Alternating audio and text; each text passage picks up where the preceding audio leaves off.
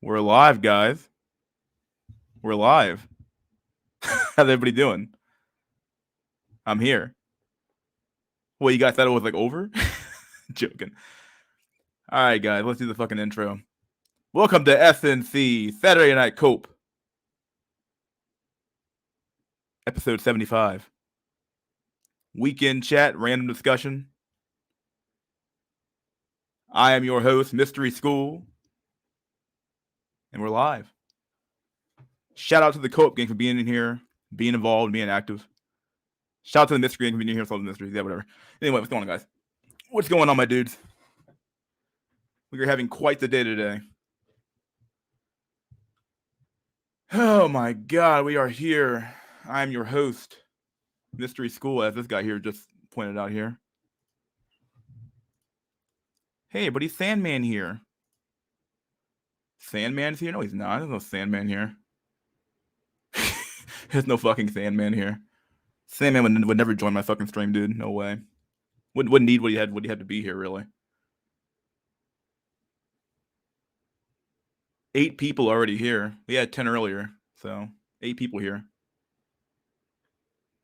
I went live, forgot to add my stream to the stream, so kind of weird. Other than that, though, yeah, we're here. Oh my god. Is the Cope gang all here? You should invite Dark Cell. I thought about it. Dark Cell or Base Pluto or something like that. It'd be nice to talk to somebody else for sure. Get some new people in here, some new blood in the system. But not really new blood, just old people from the sphere.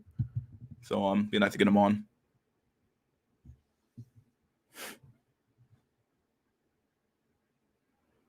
The black pill is unavoidable. Yeah, it feels unavoidable for sure. I mean, you're gonna get black pilled on something. You're gonna get black pilled on the economy, black pilled on your life, black pilled on women, black pilled on the politics. You can be black pilled in multiple spheres.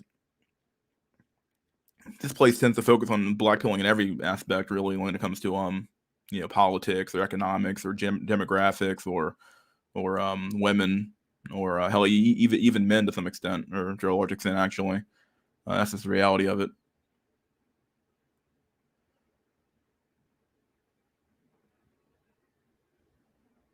Sandman is right. I don't know about that one.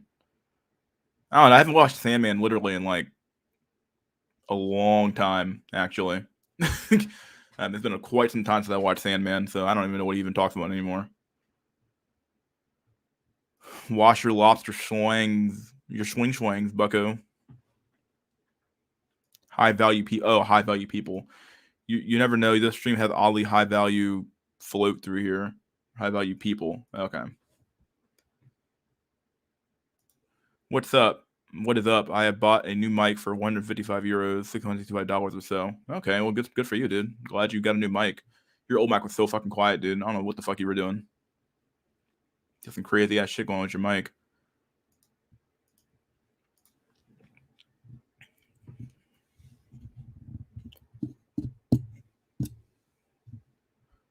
Where's Drolix? I don't know where Drolix is. He normally has stuff to do Saturdays, so he's like normally like doesn't join till like middle of the stream or something like that typically. So he did say he was taking a break though, so who knows? He might be taking a break this weekend. You never know.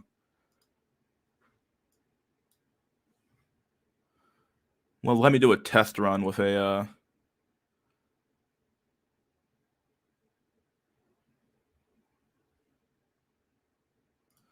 Sandman still posts, even occasionally makes a vid on the fall of MGTOW and the rise of the black pill in its place. Well, yeah, like MGTOW, I mean, like most of the MGTOW guys have to concede that the MGTOW movement of men going their own way have failed. That I think that it was bound to fail anyway, because like the reality is that you can't just expect the majority of men to somehow cut off their sex drive and be a monk and lay in their house and just avoid women altogether and no cohabitation. And I mean, I might even agree with some of those tenets in today's world, like no cohabitation and no marriage. But like the reality is that men are still men. Like men still have sex drives, men still desire women, and to act as if like you can just cut that off like a fucking robot, and you have like a little program in your head that you can just cut it off for, is like really short sighted. Really, it was bound to fail. I think it's better that more men get blackpilled and realize the fucking truth that looks matter and that demographics is destiny and that politics is a cope. Not really a cope, I mean, because it really is cope, but the reality is that politics is cucked and that they're never going to own a home and that you know there's a whole plethora of problems like social issues, social circles, and social society have fucked over the youth. And the reality is that like it's just like it's better that people come to the realization that this is the fucking truth of the matter, and not that like, oh, if you just leave society, society will miss you enough to change the world. It's like, I don't know, dude. Like it was bound to fail. I mean, I don't know. I'll stop here. I mean, not. Do you have any friends IRL that are black pill? Can you discuss BP topics with them? I have one friend I can sort of discuss BP topics with, and I have one friend who I really can't. I have one guy at work I talk to all the time. We can discuss pretty black pill topics, and he actually kind of like agrees. He's still very delusional though about what he can achieve though, which is really fucking odd. He thinks he's like exempt from the black pill, which is really fucking weird. But like he'll agree that like looks matter. He'll agree that like he's gotten like 2 hair transplants in the last like 8 years. He's gone bald like twice. He's gotten 2 hair transplants, which is fucking crazy to me. But he's done that. He's done a lot of like looks maxing, but he's still delusional and thinks that, oh well, he's like 36, 37 years old. He's the Pakistani guy I always talk about, where he has the whole arranged marriage thing. He can do, he just doesn't take it. And the reality is that like I can talk to black pill topics with him, but I can't talk about black pill topics with a lot of my friends. So they really don't. Either they don't get it, or they immediately see you as like an some misogynist who hates women, and you'll get a lot of pushback. Which the pushback is necessary because it does keep you on your toes, and it does make sure that you have the right ideas. And if you don't get these ideas challenged, and they end up stagnating and dying. But the pushback is so like blue pilled. It's like, oh well, not all women are like that. They give you the very very canned lines, which you can defeat canned lines very easily. Not nowadays, like not all women are like that. And it's like, okay, like come on now. Like I never said all women. I'm saying like on average though, the aggregate here, on average, and when you're talking about the mean or an average or the median woman is gonna a thing that looks matter, even if it's like subconscious drive. Like so, like you can fight against these very very basic arguments pretty easily, but they still is a matter of, are you really blackpilling them, or like will they immediately just go back to being blue pilled the moment you stop talking to them? And it's like that's normally what ends up happening. Like you can talk to somebody all damn day long, and then the next day they'll be doing the exact same behavior they were doing yesterday, and it's like, okay, well then that meant nothing. Like there's some people you just shouldn't like waste your breath and time on. So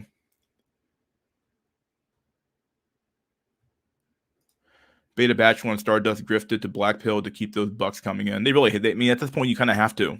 Like, if you want to keep money going, you really do have to. Especially because those guys already have established communities anyway. They're already getting paid. So, like, the reality is that the moment you switch over to the Black Pill, it's like, okay, well, we didn't really monetize, but maybe we should have. We were fucking early to this shit. Not early, but early enough. MGTOW finally see their MGTOW time for activation. Yeah, MGTOW is a natural result of things, but I get what you mean. But at some point, more men are going to go neat. I think more men will probably go neat. I mean, you're seeing it now. I think that the Great Resignation. I think that the economists are somewhat right where they say like it's the boomers retiring, but I think there's also a large demographic of young men and women who just flat out think that the juice isn't worth the squeeze at these jobs. When you have an entire generation of children who are children, not kids anymore, but of young adults and adults who literally can't even afford the very basic necessities of life. They can't afford a home. They can't afford to have kids. They can't afford their food. They can't afford to move out of their parents' homes. They're all stuck at home. You have an entire generation of kids who can't do this. Like, well, what do you expect to happen? Why the fuck would you expect these people to not go neat or to work the least amount that they possibly fucking can? This weird like thing of like, hey man, just bust your ass for fucking nothing, dude, and be a slave and a cuck. It's like, that's fucking dumb, dude. Like only an idiot would work harder than they have to, especially in a system where working harder actually fucking nets you less benefit, not more. Working harder means that you get more work thrown at you, not less work, or you don't even get a higher paycheck for that. Like you get like nothing. You might get like small little teeny ass bonus at the end of the fucking quarter, and that's really it. And and the guy who worked less than you did, he still gets paid the same amount that you do for less output. So why the fuck would you work harder than you have to? Real valuable point from the MGTOW is that divorce grape crap. Yeah, divorce grape. Yeah. Even Chad gets divorce graped. Yeah. Threw you fucking overboard 3 fucking years ago. Right through, yeah. And more like old leaders realize they aren't fit to the current phase of society's issues. Back in the day, it was far easier to hook up or get a check. Divorce grape is as old as the MRAs. Yeah, MRAs really push that stuff as well. Pakistani over. Yeah, but he has like the opportunity to fucking do like arranged marriages. He just doesn't do it because he thinks he's like, I want to marry a white woman. And it's like, dude, you're not gonna get that. Like you're Pakistani, you're overweight, you're 38, 36 years old, 37 years old, dude. You're not gonna fucking get a fucking a Becky or even a fucking Miranda or some shit like that. You're not even gonna get that. Like you're gonna end up with a fucking like nothing. Like if you don't marry who the fuck you're supposed to marry at some extent, dude. Just saying it's TOW. Oh, yeah, STOW. Time for activation. I mean, like a century old. At least as old as No Fault, if I had to guess. Push back to common sense. Brainwashing is the only reason we don't think this way naturally. Yeah, that's definitely really somebody. I forgot where I was reading this, but someone said that common sense has been changed now. It used to be common sense that that men were stronger than women naturally, and people would just accept this as common sense. Now it's not common sense anymore. Now the new common sense is that, or the new common consensus is that, oh no, women and men are interchangeable, and that there is no biological difference between the sexes. And it's like, this is like fucking stupid shit. Like I feel like I've said this before, but we've forgotten stuff that we knew yesterday, like yesterday. Like it's not like we've like nothing has changed. We've just like forgotten stuff that we knew like last week. It doesn't make any sense. Like we this common sense stuff. Like there's things that like I think whoever controls common sense and what is common sense in the minds of the masses really has the power here. If your common sense or if what people think naturally like just comes to your brain is like what's the natural thought, whatever comes natural to you is what comes at the top of your brain when somebody brings up a topic, that's who runs the world at this point. So like if the common sense of the current age is that women and men are completely interchangeable, then my God, they fucking won. Like they fucking won the minds of the youth for sure. So because that's become the new common sense. Like for them pushing back against that is like you're saying something that's like, what? That's not natural. What are you talking about, dude? Like common sense tells me that when women and men are completely are completely equal, and it's like there is no difference between the sexes. And it's like, what? Like no, like common sense tells me that they're completely different. Like men are just stronger than women. There's a whole bunch of things you can compare there, but yeah. How about everyone is like that? They want to be progressive, fine. Basically, everyone is self-centered clown. I 100% agree. Jesus. I remember talking to Black Pill Tops with my friend in public. The irony is that he was roasting incels in the BP community, but he was black pilled. I think most men are like this, but I might be wrong. Well, most men are like will like laugh at incels, but while they themselves are incels, I think that's very true. Majority of men, I don't know if it's hit a critical mass yet. I mean, probably have. 30 to 50% of men have got to be fucking incel at this point. Have got to be either incel or TFL or forever alone type men. It has to be getting worse and worse and worse at this point. There's no way it can be getting better. When the marriage rate's 26%, I don't think every man out there is like hooking up with a bunch of women every weekend. There's no way that shit's happening, dude. So, hey, Mystery Hope. Is the black pill the new red pill?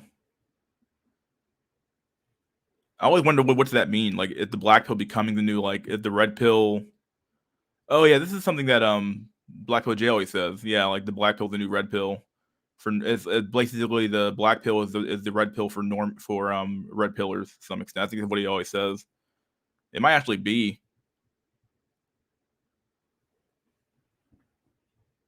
AWOL, everyone is like that. I think that's very true. Yeah. Oh, we're not like that. Everyone is like that. Yeah, I think that makes more sense. Hey, Mystery. Hope everyone's having a good week. Good week. Well, I'm having a good week right now, dude. Looking forward to catching the reply later. Hey, Harry. No. Just be a surf bro. Sandman is the great value of MGTOW. Oh my god. Yo, great value brands, right? Wheat Waffles discussion with Stardust was an interesting convo. I didn't even watch that one. When the hell did that happen?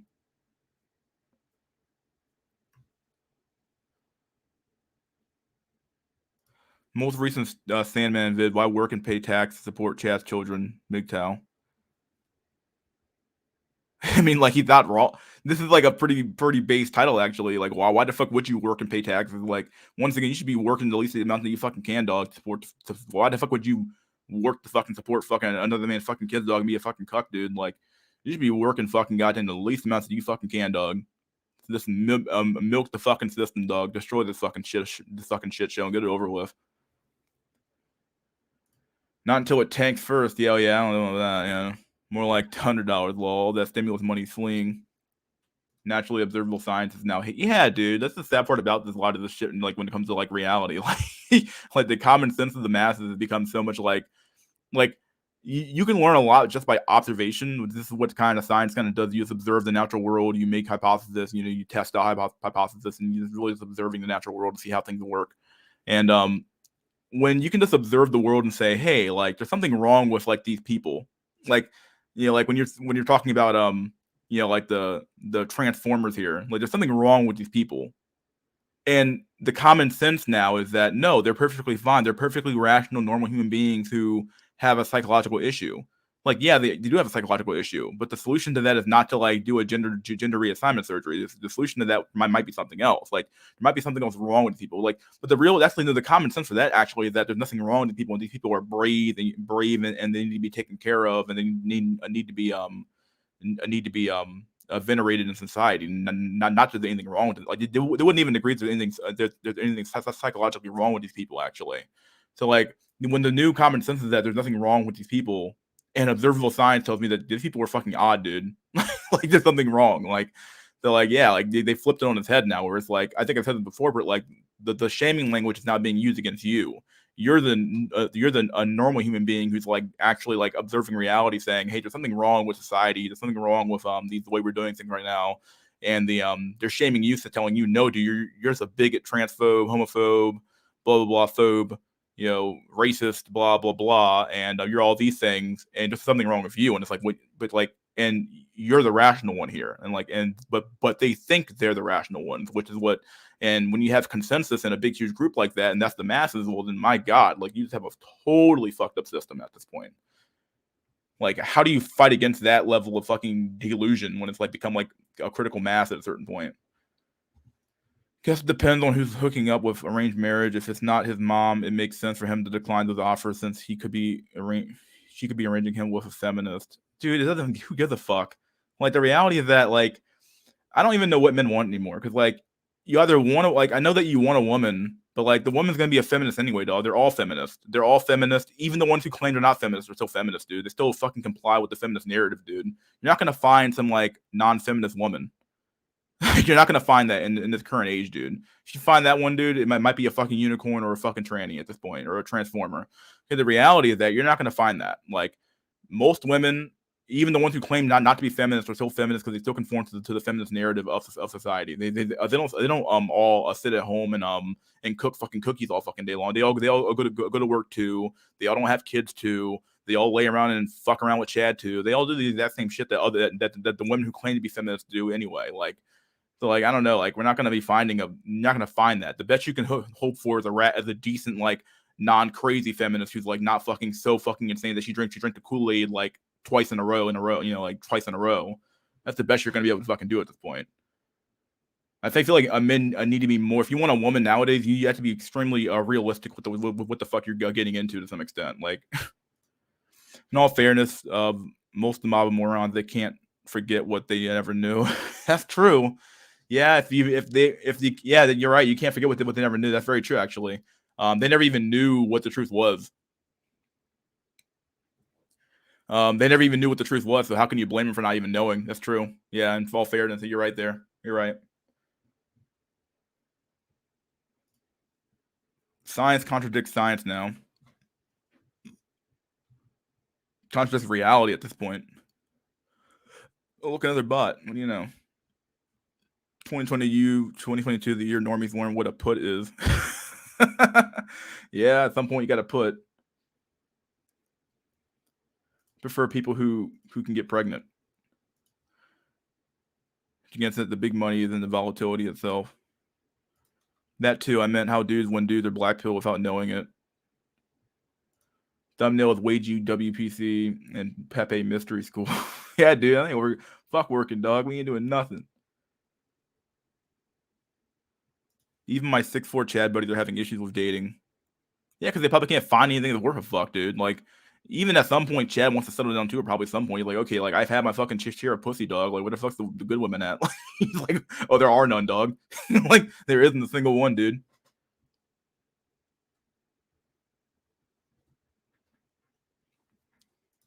The irony is that progressives are pretty regressive. They want us to go back to authoritarian collectivist societies. Yeah, they are pretty.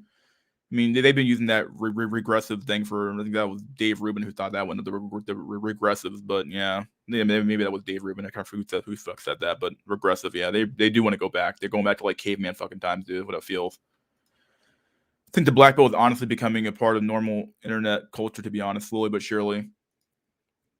Progression towards the demographic cliff. Yeah, dude, they want to like fall off that cliff, dude. It's a fucking death cult. It's what it feels like. It feels like a fucking big ass death cult. Like, oh yeah, we want to kill society. Okay, why'd you do that? Oh, because I wanted to.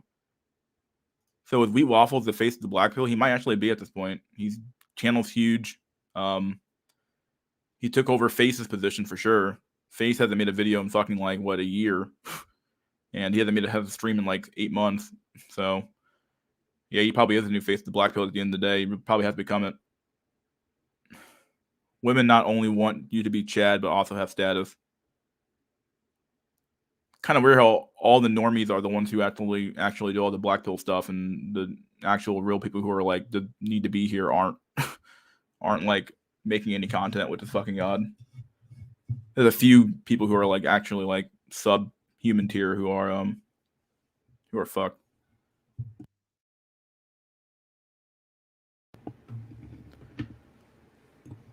Women not only want you to be Chad, but also have status. That's true, yeah. Jeremy Meeks is the face of the black pill. Yeah, most of the memes are now used by normies. Jeremy Jeeks. Maybe it had to happen. I look forward to hearing about lambs on the public access one day. The Meeks, Earth, Inherit, etc. Yep, the Meeks pill. Meeks is a breathing, walking black pill. Yeah. Should get Incel TV on this stream. Maybe. I don't know him too well. I don't even know where you can post that. I don't know how to even get a hold of that guy, actually.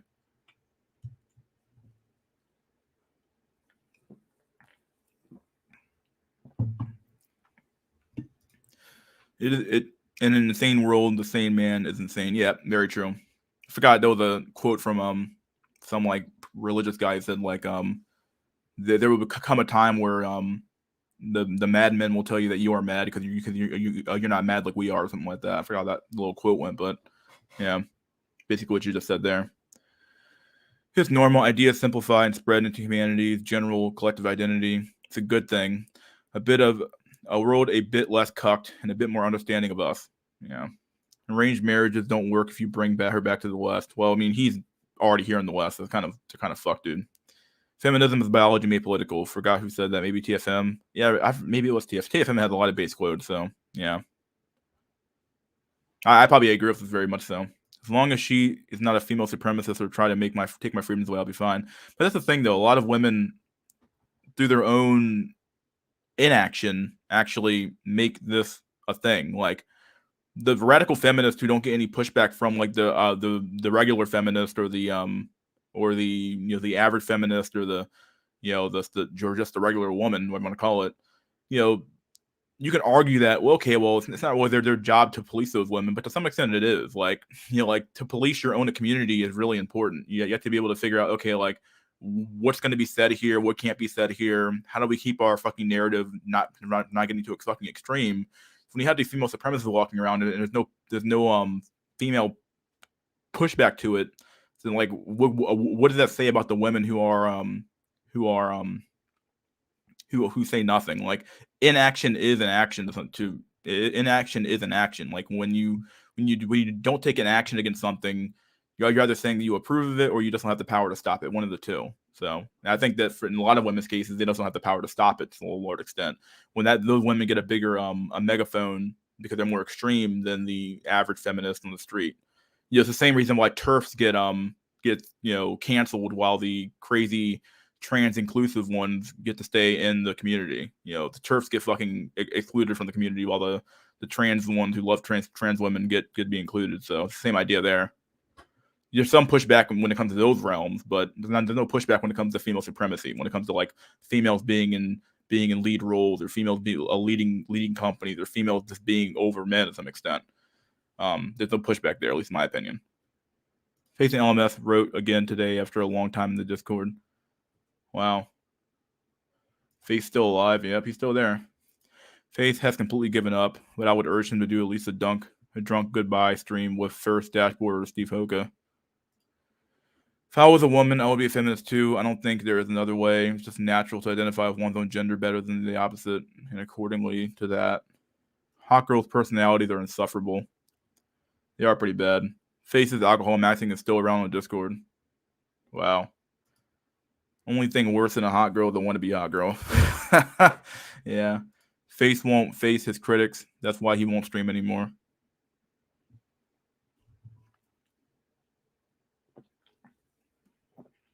Well, the funny part is that I don't know why Face's critics don't confront Wheat Waffle. So he's saying the exact same thing that Face was saying. Just looks. Have a pill in your shoe. What critics? Red pillers who deny the black pill are much more pathetic than blue pillers who deny the red pill. Red pillers like Donovan Sharp don't want to realize they are now obsolete. Yeah, that's definitely really sad. The Donovan Sharp has always been obsolete in my opinion. Like that dude makes content, and I'm wondering like why are you still making content, dude? Like who people are still absorbing fucking a red pill fucking ideology at this point? Like why? like what the fuck is there to fucking grab off of it? Like oh well, if you got to game your woman, you got to finesse your woman. It's like okay, dude. This sounds like a lot of fucking headache for to keep female supremacy around. That's what it kind of sounds like. Like you're doing all this stuff to placate a woman when in reality she should be trying to placate you. She should be on you. Like she should be trying to make you happy the other way around. If when you have a society that's so focused on how to make women happy and how to make women do this, how to make women do that, it's a female centric, it's a gynocentric society to a large extent.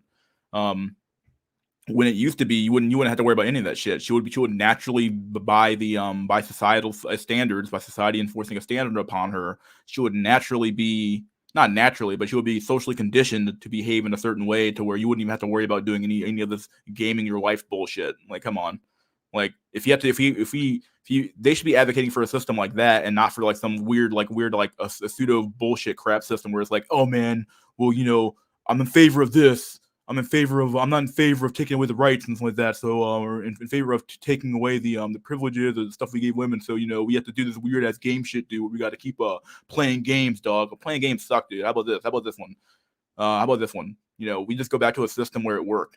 Like the system worked that we had back it wasn't perfect, but it did work.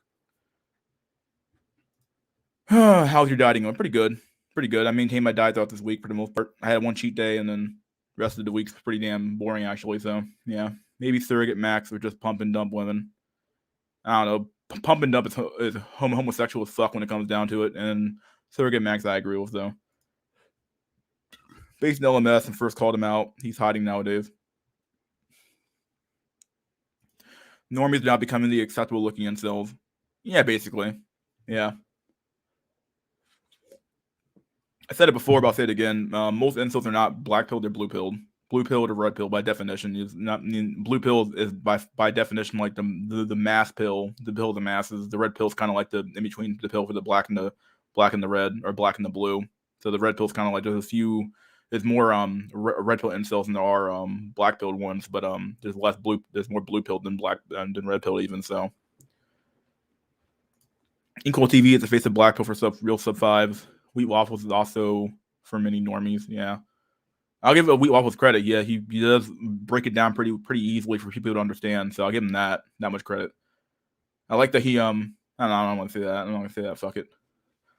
Chads don't need the dating black pill. They really don't. They don't need fuck with that shit, dude. The incels need the black pill. I will say Chad can benefit from the black pill too, because like it would give him the realization that, oh, I'm not really being lust over because like my great personality and being lust over because I'm fucking just look good. Like they don't need the dating black pill, but to know it though enough is to be like, wow, like you might even give him a new perspective on the women he's looking at now. He's like, wow, you're just fucking shallow as fuck. You're shallow as the fucking. Or maybe Chad already knows that. Like there are. Can a Chad be black pilled? Absolutely. Chad can be like, oh yeah, I know this chick's she's a vain and shallow. In fact, he's probably more likely to be black because he interacts with women more often than an incel would. You know, he actually talks to women. He actually is around women all the time. So he knows how they fucking behave. He knows how they act. He knows female nature to a T because he's always around them. Versus like the incel who has to like learn this shit via a textbook or a fucking video stream. Like, okay, well, he has zero clue. He's kind of learning it secondhand. To be honest, I never heard of the last name Meeks until Jeremy Meeks. Yeah, that's a weird last name. Where's I don't know what I expect this dude. All women hate when guys are having a good time about them. I mean, shit, if feminism is biology made political, then what is the male equivalent of that? What is the male equivalent of that? Certainly not MRA. Not meninism. Not that crap. Who knows? Is it MGTOW? I mean, at the end of the day, men are trying to protect their resources, so. Is it MISTOW? Chatky Breedkey. Yeah, I agree. Patriarchy. There you go. That's the word for it. Patriarchy. Cucks hate when men having fun. I think you're right. Cucks too. Oh yeah, you said cucks too. Okay, that's where I got that from. I tell you guys, anything is possible. Don't ever give up. Keep grinding. Keep hustling. Teehee. Oh yeah. Wheat Waffles is facing LMS for normies. To some extent, but he also breaks it down so much easier too. I mean, facing LMS broke it down pretty easily too. Actually, I mean, you couldn't really disagree with his videos at all. Pretty easy to understand what he was talking about. So, but Wheat Waffles puts in a very quick form factor, very easy video to watch. This is a PowerPoint video, very easy to watch, very easy to look at. You know, so yeah. Incels hate face because he's tall and black. I would agree that women got feminism in their DNA, but I'd rather choose a chick who isn't openly feminist because at least she knows she needs to please a man to some extent.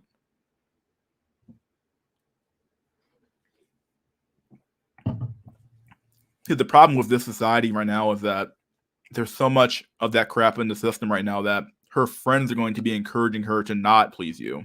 Her friends are going to be encouraging her to not be a good wife.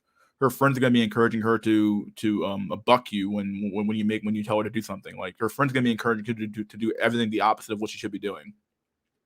So like, yeah, sure, your girlfriend or wife might not be openly feminist, but the reality is that she's going to be influenced by feminists all around her. So like, you know, like she might not be as bad as those women. She might not buck you all the time. She might not make you look bad all the time, but there are going to be times you're going to be like, what the fuck? Like you had to push way harder than you really had to.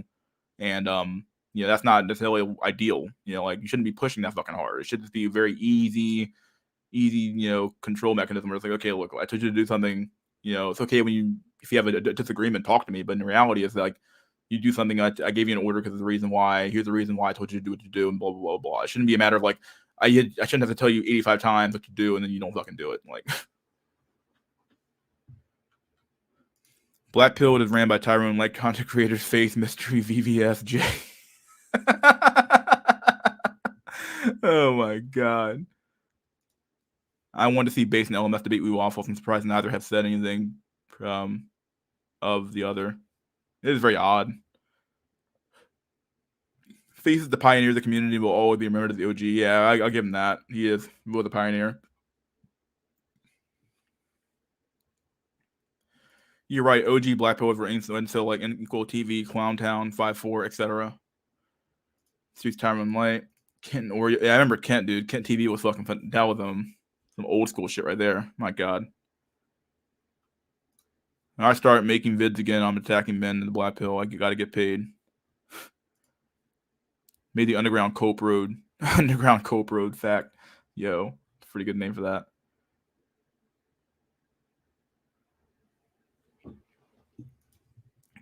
It seems like white cells think black cells and some other ethnics are fake cell because they don't want to run JBW game. Well, white cells don't want to run JBW game. I mean, you don't have a choice but to run it, dude. Like you don't have a choice. You're white. Like I'm not saying black cells don't have BBC game or I don't know what the fuck Indians got or Chindians got or what we want to call them or something like that. But yeah,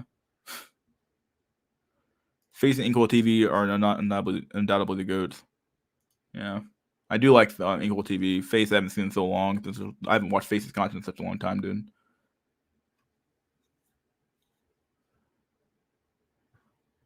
Steve Hoka. I remember Steve Hoka, yeah. The American Negro Ninja, Kent, Oreo Man, Josh Skillful, Jay MGTOW, or OG, TFLers, Steve Hoka, yeah. Hilarious thing is white cells telling black cells to just thug max. Meanwhile, they can literally just exist in another country as themselves. That's very true. That's very true. I don't understand why. Like, just thug maxing requires you to change your entire demeanor and behave in a whole different way. Yeah, sure, you don't have to take your skin off and something like that, but hey, dude, like you're still fucking goddamn have to thug max and behave in a way that's not like your natural state of being. You can just exist in another country and in Southeast Asia and figure it out. Most authoritarian societies are the ones that are built to please the women. The most free societies are the ones where men are allowed to pursue their self-interest for a reason. You see, the free man is inherently the most masculine man. I can probably agree with that to some extent. Like responsibility for men is like just natural. You're like, okay, we're forced to take responsibility. For women, it's like complete fucking like what? Responsibility? Wow, I don't want to do that. I just want the power. Okay, well that's stupid. Then I'm not gonna be fucking power, no responsibility. That's just dumb. But yeah, seems like every race in the BP thinks they have it worst. I mean, it can't end just like that without a last big bang. Just do something big, something memorable, like the stream with Dashboard. I don't know, dude. Faces. Maybe I'll have them on my stream. Who knows?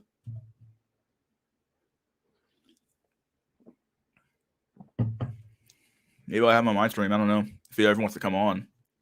I doubt he watches me, but who knows?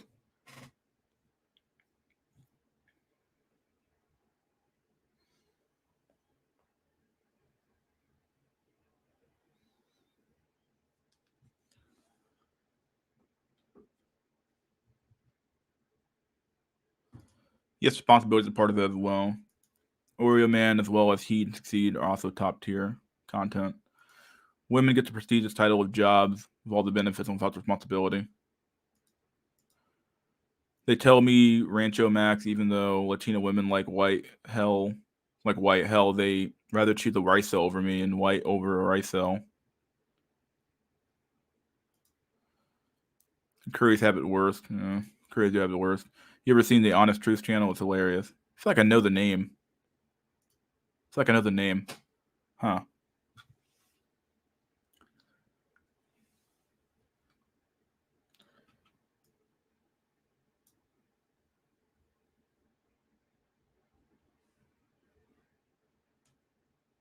I wonder if this thing I want to play will get me fucking banned off of YouTube. I want to play this later though. I'll play it at some other point when I'm done talking.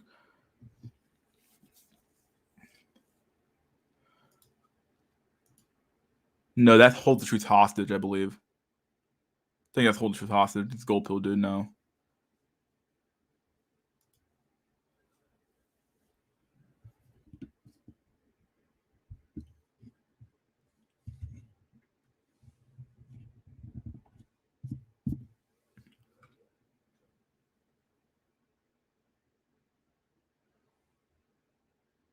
Someone said facing LMS ascended with a GF. I don't think that's true. From what I'm hearing in this, I heard earlier today. Sounds like he's just like drinking himself to death. It's not good.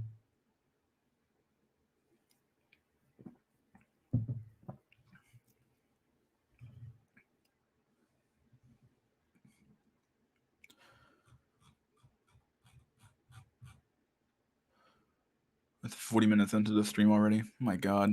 Time flies when you're fucking streaming, dude. The fuck? How is this possible? Okay, well, let's start with a Pepe meme real quick here. Pepe. We got some Pepe shit going on. See if we can. Let me know if you guys can hear this or not. Let me put the volume up real quick. Give me a sec. Volume up all the way. It says music in the background. I hope this music's not fucking. Really hope it's not taken. Or hope it's not copyrighted or anything like that. Otherwise, the stream's fucking done. Here we go, guys. You guys, let me know if you guys hear this or not. You guys hear that? That little noise.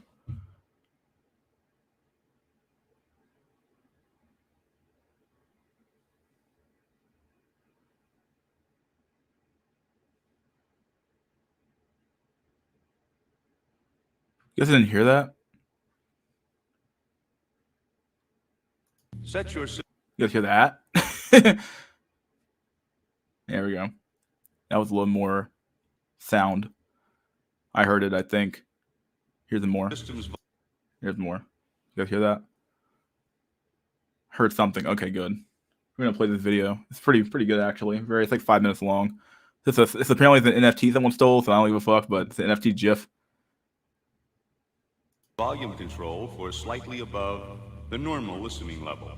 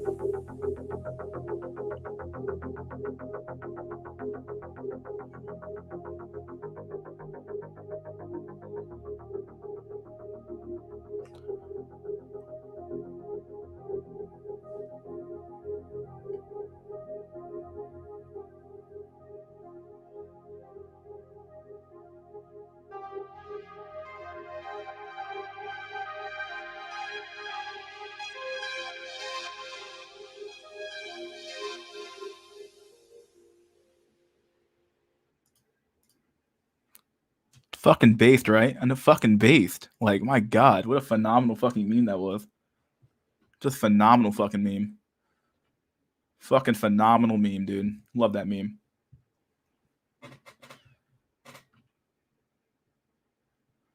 Lots of low IQ spreading low IQ rumors. Face I finally posted on Discord. He's just living the MGTOW life now. He said he doesn't care about the BP anymore. Yeah, well, I can't say I blame him. Most of the big time creators are gone now, so. Like the music, synthwave, yeah. This peppy He-Man.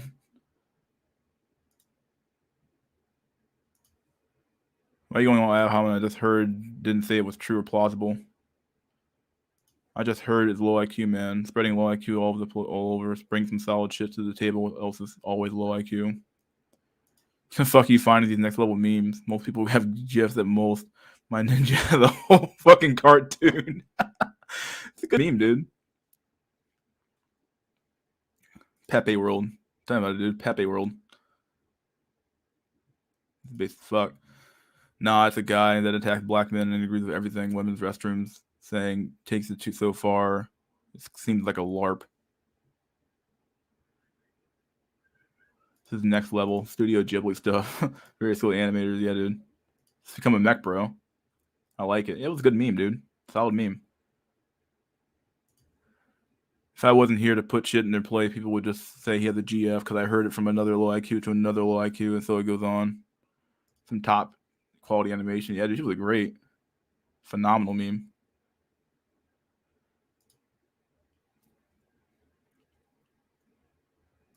When you reach a certain age, I think you should stop caring about BP stuff. I think it's in your 30s. I'm in my 30s now, dude, so who knows? Maybe my time is coming, so at some point this stream will stop, though, at some point, so I'll have to stop doing it. No reason to keep on going with that. Keep on going. What you said, what you got to say, right? It's a work of art. Most neat, regardless of race, ethnicity, etc., actually left the West, it would be gutted like a pig in the first 6 months. I'd believe it. I don't think a lot of men actually know what leaving the West really entails. I don't think they really know. Well, it's like a babe. It's like, I don't know. It's like putting a babe out in the fucking wilderness, dude. They're gonna fucking get killed. It'll die.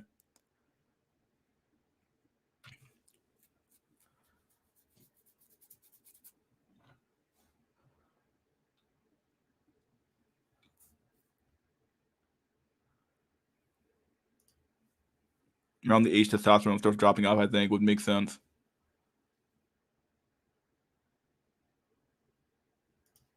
At a certain age, no, it doesn't. Stop trying to do the age superiority shit. No one's saying it's superior. We're just saying that, like, at a certain age, like, once you reach a certain point, dude, your time in the sun's kind of over with. Like, that's the reality of it. And not saying you can't always come back and make a comeback when you're fucking 50 and some shit like that, but the reality that for most men, the majority of men, their time in the sun's fucking age 18 to fucking 25, age 30, something like that, and then you're fucking kind of washed up and used up. I think for men it's like age 40, probably 40s, or I don't know, maybe I've been coping here a little bit. Maybe I think it's probably 30. You know, maybe past 30 is kind of like, okay, dude, you either gotta fucking make it happen or not. And you hit age 40, dude, it's like over at that point.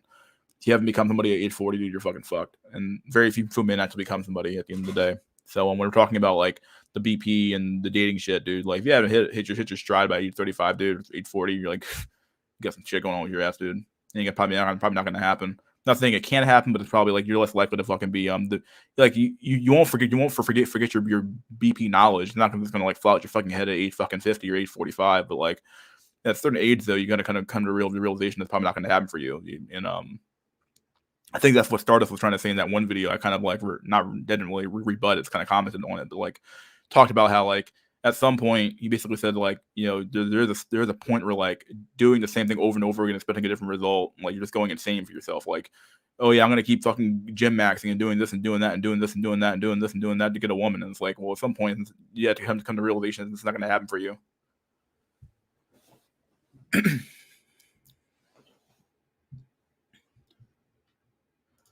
Won't stop, can't stop the streaming. Oh, what's the source of this match?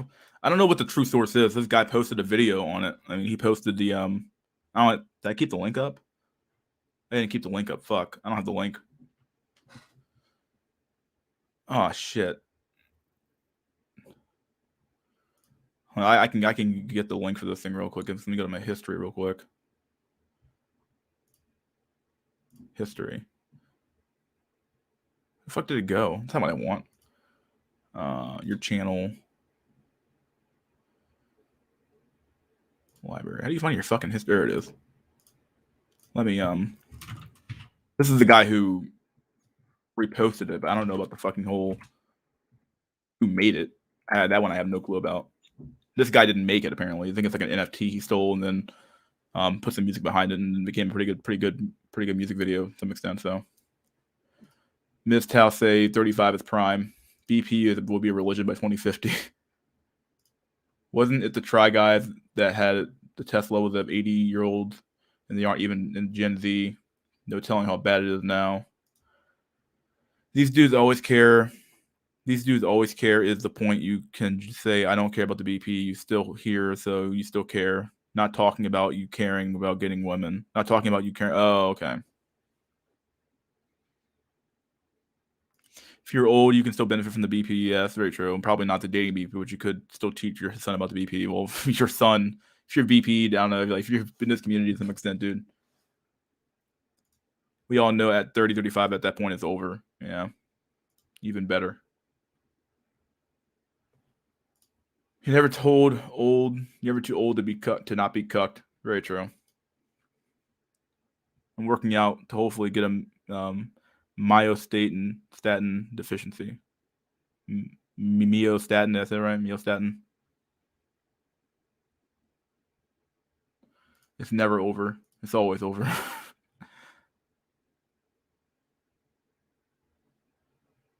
Control Shift T, reopen tabs. Ratio of life skills have. You're welcome. Thanks.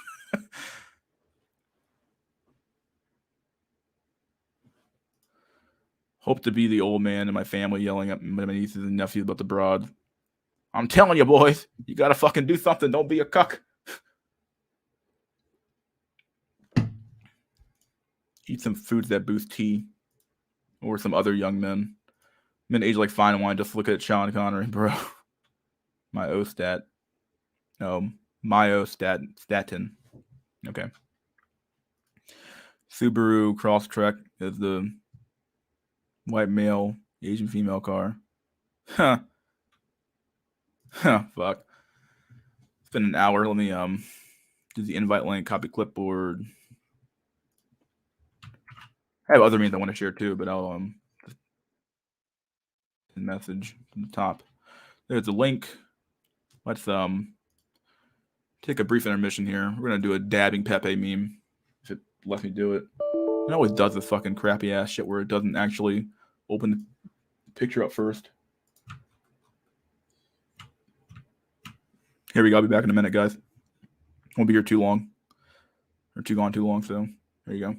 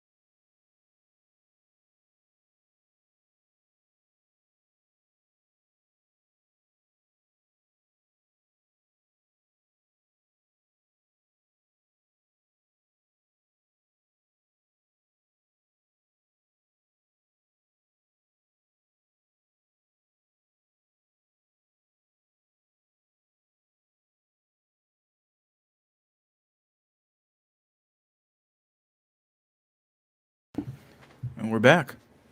If you guys enjoyed Pepe dabbing on your fucking grave. That's what you got going on here. Okay. You guys still on your resolutions? Very much so. Got this class coming up next week. Still working on my weight loss, going pretty well with that. Lost some pretty good weight, so far, so good. When I mentioned the self-improvement treadmill, normies say, well, you should always be self-improving. Nobody said you shouldn't, but at some point, enough is enough. Yeah, I mean, like, you're always kind of like doing this, like at some point, like you stop self-improving though. At some point you just start declining, and whether it's by your own power or not, like at some point your body's going to break down. You can't go as hard as the gym as you used to. You can't you won't make as much money, or at some point your income just stops and you have to live off your savings. So you might have to retire, or you might be too old to work. So the reality is that you're always going to, like, yeah, you can self-improve up to a point, but the reality is that there are genetic and environmental factors that affect your self-improvement, and those are the real factors that really determine how much you can truly self-improve, and if it's really worth it to even bother to try anymore. The end is nigh. Not yet. I like saying it's over, but in all honesty, if you can still will change from your mind. It's not over, but maybe that's just what occultism and psychedelics had done to my way of thinking. It'll be normalized for Zoomers to inject tea and take aromatase inhibitors. Aromatase. Yeah, aromatase inhibitors. Yeah, there we go. Aromatase. Would that really be that normal? You think if a dude looked like Pepe, he would... Yeah, he'd be dabbing all over our dating lives. He's like, hey, look at me, dude. Look at me. Just be fucking doing back and forth, fucking dabbing on your ass, dude, saying, look how fucking phenomenal I look compared to you guys.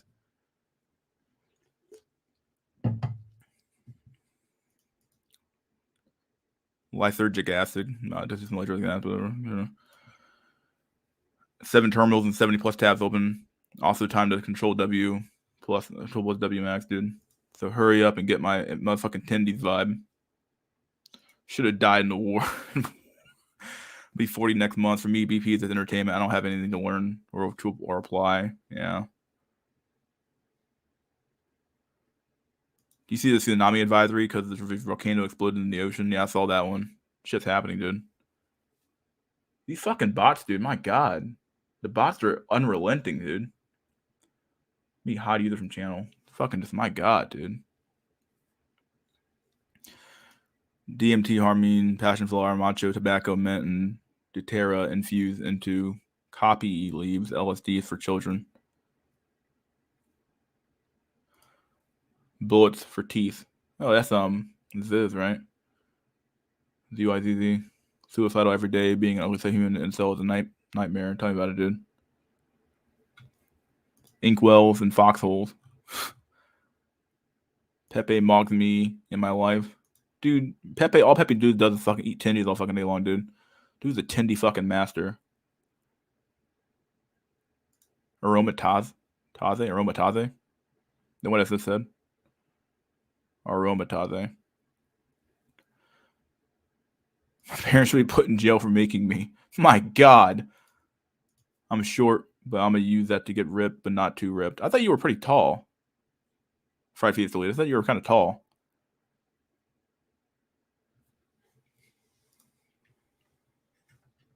I don't know why I thought your ass was tall, dude.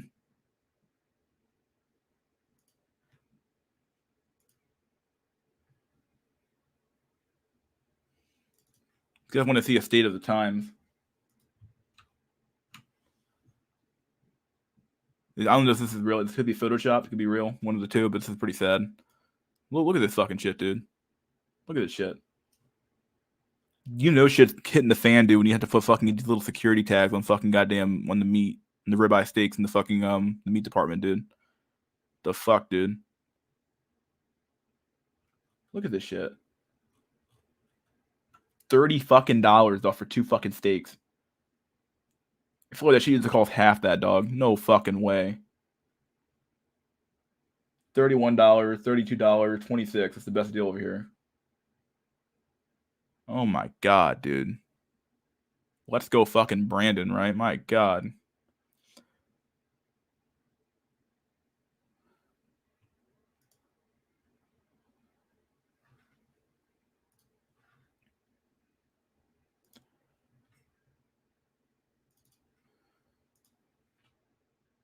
This is the real great reset we all fucking need right now, dude. This is the real great reset we all need. We need a god to come down here and push a button. He's like, look, dude. He's like, okay, shit's about to hit the fan, dog. This is getting real bad. All right. Push the reset button and start over again. Fuck this shit, dude. Come on, God. Hurry up, dude. Push that button, dude. You're right on the fucking... You're right there. Just all you do is push it.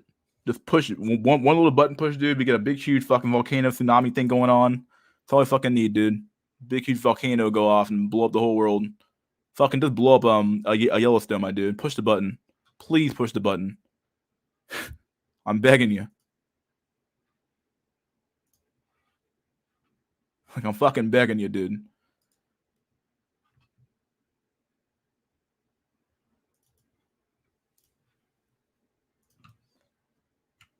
This one's funny, if only because of how bad the English is and how funny the second line is and the way he says, the way he ends the post. Here we go. Zhang Yong one. Young American poor work ethic. American elder hoard wealth. All waste purchase, useless trash.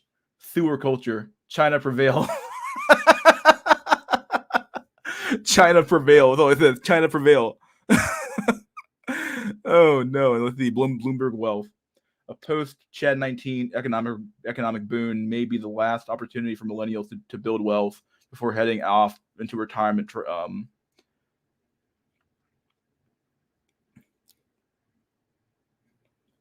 Young American poor work ethic. America elder. He didn't say America elder hoard wealth.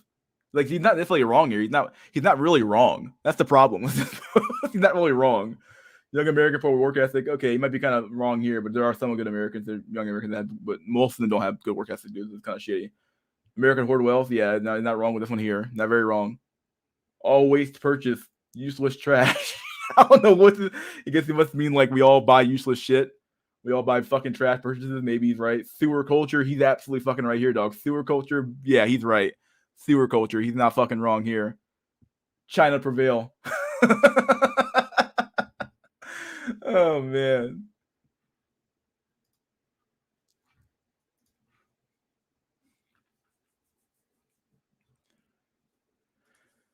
What do you think of antinatalism? Not really a big fan of it. Never been a big fan of antinatalism, really. But I understand the philosophy. It's like, okay, well, if the world's getting shittier and shittier and shittier, why the fuck would you make a kid in a shitty society? If anything, like, society's inherently becoming more and more antinatalist anyway. You have the whole idea that the world will probably overpopulated. You have the whole idea that women shouldn't have kids at all, or women should wait to have kids. Like, this is all anti-natalist policy anyway. So like, even if you didn't have the ideology of an antinatalist, you're being forced to be antinatalist anyway. So all prices are back to normal near me, huh? It's because eating meat is unbelievably base. They'd rather have you eat the bugs. You eat the bugs, you will live in the pod. You own nothing and be happy, dude. Stacy Volcano's rejecting all our sacrifice over. Steaks are one of the best copes. It really is, dude. $30 still cheap for two. Almost 50 in my neighborhood. Dang. 50. Fuck that, dude. You can have that. You can keep $50 for steaks, dude. Holy shit.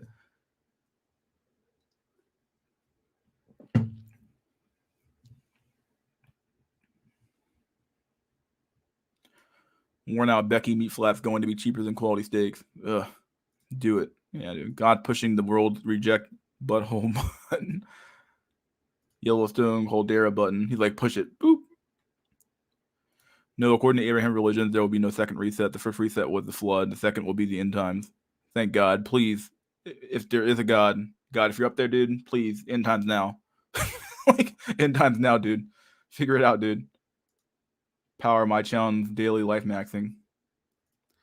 An asteroid should do as good of a job as God built on us. Yeah, dude. Some asteroid, some fucking big ass rock at the sky, dude. Fucking just kill our ass, not kill us, but like reset the Earth, dude. Get it over with. Based rice cell. He's like China number one. China number one. Make sure the eruption destroys the underground bunkers too, so the elites can't get away with it. Yeah, basically. I want them above ground with us. China prevail, more like China fail. China prevail. Very base pose. China number one, USA Zoomers number two. What he says is facts.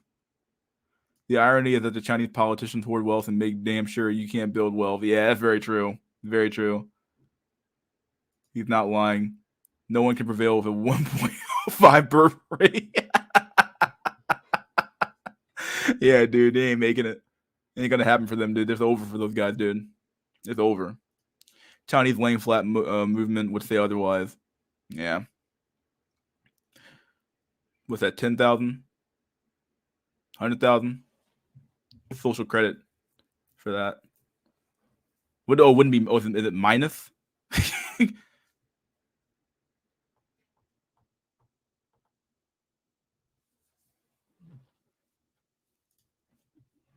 Ironic, because the useless trash are probably from.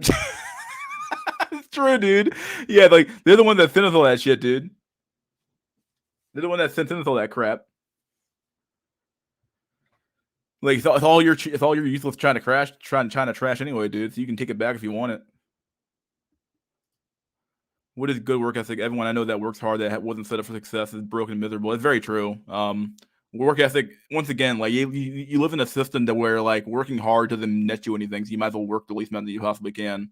Working hard for suckers at this point, dude. If you can be a sucker all you fucking want. You can be a sucker. That you're a sucker for working that fucking hard, dude. Should be doing the least amount that you fucking can, dude. I'm not saying like don't money max, but damn, dude, at some point, like once you make enough money, dude, you're like, okay, I'm gonna coast here. I have no reason to move up higher. I am pro-nationalist for average to good-looking people, not me.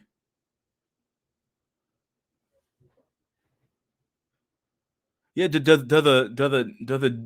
a detached person from society even have a reason to fucking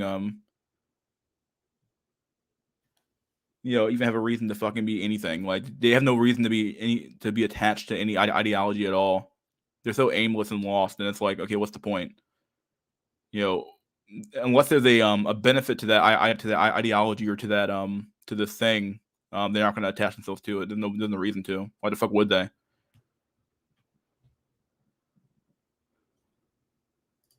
Oh shit, maybe I can get John Gina to lend me some social credit before I get executed.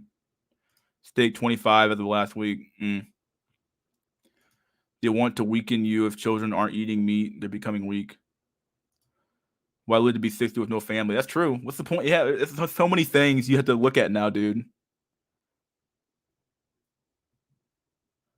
So many things you have to look at, like when it comes down to it, dude. Where it's like, yeah, what's the point, dude? Like the suicide pod might actually be a good fucking deal at this point, dude. You pay the money and go in there and get fucking destroyed.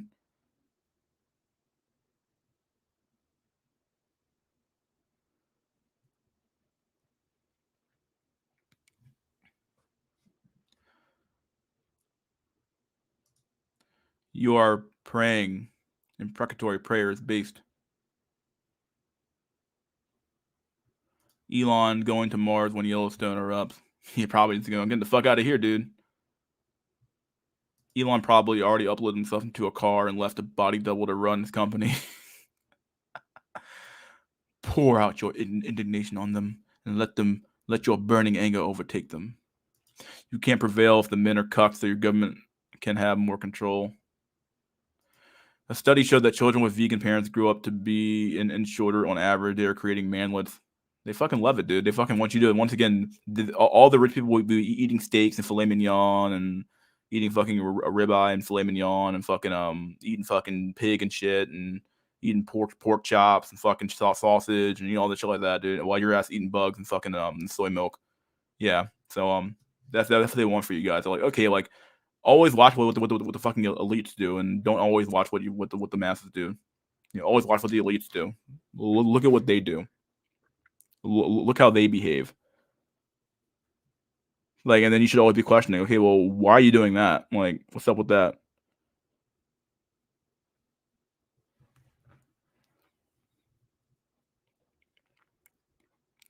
Yeah, if they're not living the same way that you're living, there's something wrong. Did he train his double to run a company on hype and zero fundamentals? If so, it will be fine. Work smarter, not harder. That's what the way it's been throughout history. Very true. Yeah. We are living in the work smarter, not harder era. Most rich people that say they bust their ass just say that to seem better than you and pretend nothing was handed to them. I worked hard. Yes, you did, but nobody's saying you didn't. But your dad is an exec at Facebook. Yeah, dude. It's so funny. Like, there's so many kids who their parents either like are high up in the fucking company, or they're high up in like they're the VP of fucking marketing at some fucking big company, or their parents own the company, or their dad's a manager at some fucking big company, or they like I'm seeing it now at my current job, where like everybody who works there currently is either a kid of somebody else who worked there, or a is either a kid of someone else who worked there, or a relative of somebody who works there. And it's like, okay, like this is all just nepotism. That's the reality of it. It's who you know. It's not what you know. It's who you know. You can be the dumbest mother. I mean, that's how I got my current job. It's because somebody I knew at the company, dude. It wasn't a matter of like what I knew. It was a matter of who I knew. Now they did look at my resume a little more closely than they would look at somebody else, because I wasn't a relative or a family member or someone they knew. But still, like, yeah, dude, like, yeah, your dad's in fucking exec at Facebook, and it's like, well, yeah, like, of course you're gonna end up in a comfy ass fucking 6-figure job, dude. Duh. Too long I roam in the night. I'm coming back to his side to put it right. I'm coming home to Wuthering Heights. Natalist. Oh, you're natalist. Oh, I'm a Japanese nationalist. The serf who works hard ain't gonna be shit, but the feudal lord gets rich. I'd go in the pod right now. Damn. Give me family or give me death. The incel battle cry, or the traditionalist battle cry. The mercenary who just raids villages to get rich. As long as they recognize they simultaneously exist because of and are isolated from the same welfare state is based. Elon is the Matrix. Sad part is that the elites probably want you to die. Yeah, they probably do. The plant diet is horrible for children, but if you are a grown adult, that's when you want to eat plants because you will look more useful.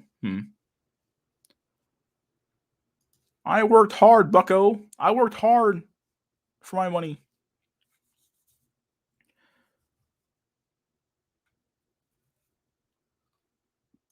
At work right now. What's up, Black Ronin? How you doing, buddy?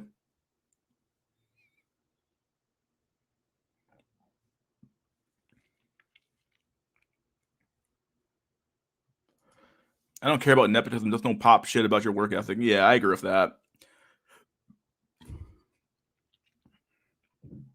Probably the biggest reason why people are so mad at people who make it is because, like, okay, dude, like, don't act like this, like you got the job via like your fucking your resume was impeccable and you were the best guy for the job. The reality is that you got the job because you knew somebody. Like, let's not pretend like you don't fucking, like that's like you were like some high tier performer here. You weren't. The sad black pill truth is that there will always be slaves because people will always offer themselves and their children to be slaves. Zoomer should put down the mystery school stream as a job reference. My God. Told that coworker I don't have to explain myself for being vaxxed. No, not being vaxxed. He doesn't seem to think well of the unvaxxed. Damn. How are they gonna die in 4 years anyway? Fuck him. Makes sense. Less people, more real estate. The thing is, we benefit from this to gain our wealth. Oh, how can we? Thing is, we can benefit from this to gain our wealth. Okay. Yeah, yellow boyo. What's up? What's up, melon seed? What's up, dude? Good for you, Lone Hiker. Don't take shit of nobody. Jesus died as a vol fell on the cross for the salvation of Inkwells. You mean Saint is it Saint ER, or who else was there? Saint Black Ops 2 cell, that guy wearing the Black Ops 2 shirt. Yeah. They asked what I'd do if they terminate me, and everyone requires the vax, and I said I don't give a shit. Terminate me. No, if you don't like me. If you don't like it. No, if you don't like it. Oh, terminate me now if you don't like it. Many other workplaces reject the vax, though. My job is pure white boys and Zoomer cucks. This white boy had LGBT face mask and smacked his lips when he talked. Oh, man. He was like, well, you know. Well, uh,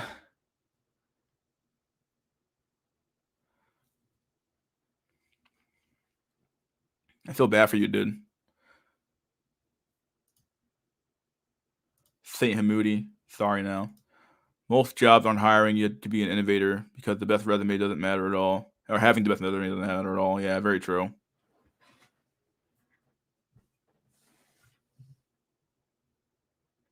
That sound makes me see red. Well,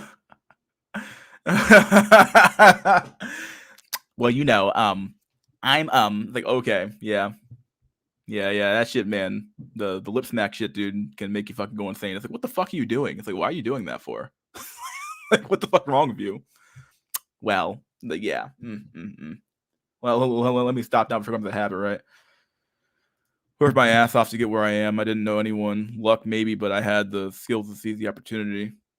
Hey, some people do make it that way, but I'm saying like there's so many people who like they start off fucking executive VP and they're like, okay, dude, you're not like you didn't make it there on your own, dude. You definitely fucking had a leg up.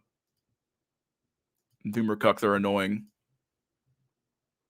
The elites are right. They're right to fucking throw you in the pod, make you eat the bugs, and hit some weird chimpanzee spot in my midbrain. Told them I can be neat for 10 years. Worst part is when it's not even intentional for them to smack their lips, but I get why it's annoying.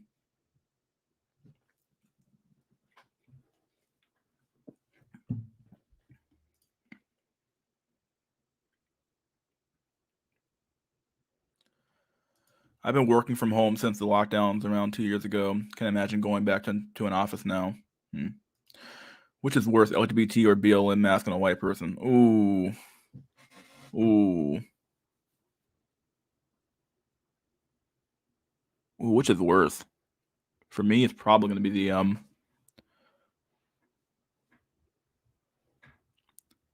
I guess for me, it's like what's the matter? Like, what's more insufferable to be around, LGBT or BLM? Someone said Jack Nicklaus said the same thing. I do find the BLM crowd to be a little bit more insufferable to me. Like the white people who like were out there fucking going crazy and shit like that, the ones wearing the mask and shit. Like, what are you doing, dude? Oh, looking like this big old fat chick here with the black power fist on her face. What the fuck's that picture at, dude? That chick was huge. Oh fuck it, we're here. I didn't even show the fucking a thumbnail meme today. Here's the thumbnail meme for the day. Here's the thumbnail meme. We got our friend Pepe here. He's monk maxing. He's a monk at a monastery, so he actually did the legit shit, not the fucking fake ass shit we do nowadays. And we had to surf over here, getting the wheat for the master. He's like, I gotta work at all, dude. I just gotta fucking read a book. Meanwhile, you're over here fucking getting your ass fucking destroyed, dude, because you gotta get to fucking chafe the wheat, dude. Sorry, fucking getting that fucking breaking your fucking back over here. He's like, why do I gotta work right over here? Oh my god, my back hurts so much. The wheat is so heavy. He's like, I don't gotta do shit. He's like, I went totally missed out, dude. I don't give a fuck. At least I get to read a book. I don't gotta fucking work. Fucking based. Based Pepe, dude. Pepe always wins, dude, somehow.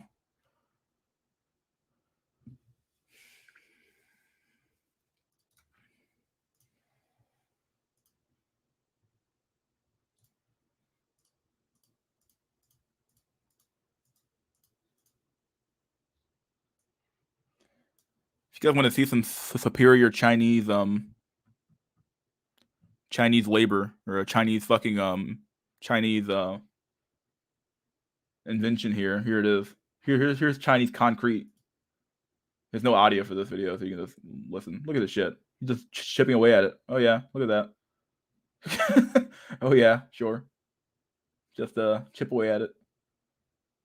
Yep, just stick your hand in there. Yep, and just stick a little thing in there, and it's yep.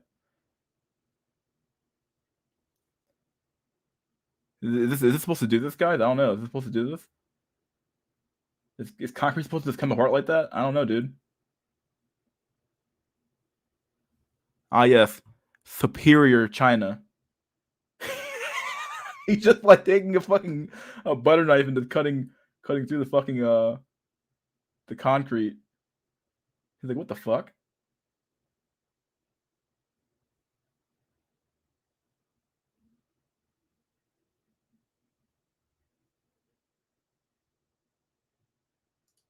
I mean, my God, dude.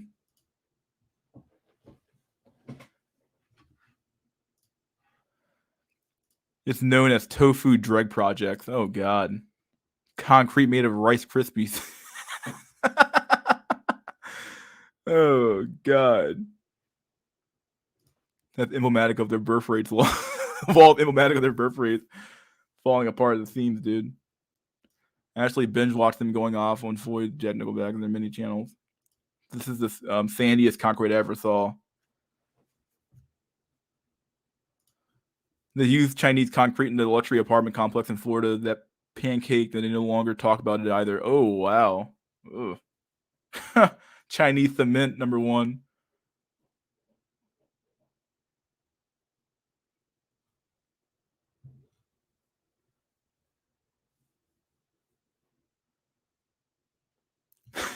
Fucking butter knife, dude. Hey, their skyscrapers don't fall from fires. They are better than us. I don't know, dude. I mean, like that shit would just fall apart when you blew on it. Fucking just like fucking fall over.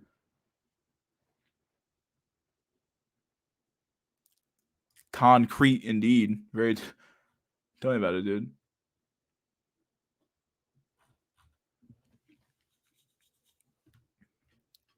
I don't trust new builds anymore.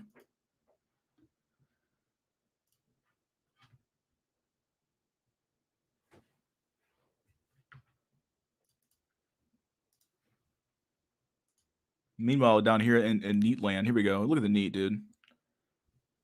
I have to go to work every day. I don't. Fair enough, but you don't don't have any money. Oh yes, I do. Neat Finance. Look at this guy, dude. Fucking based. Sorry, Neat X Finance. I'm sorry, I messed up his name here for this company, but yeah, look at this guy. Fucking based.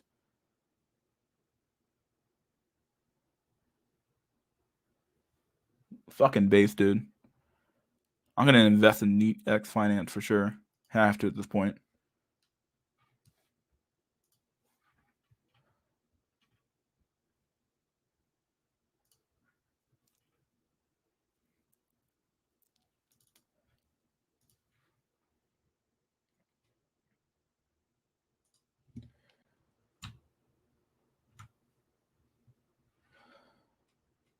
Here we go again.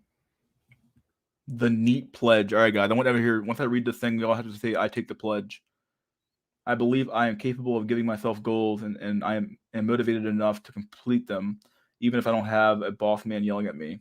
Number two, I believe labor is not inherently valuable. The only inherently valuable thing is my own enjoyment and fun.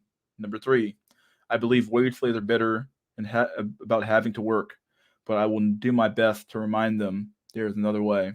Number four, I believe the term leech is akin to calling a slave who has escaped ungrateful.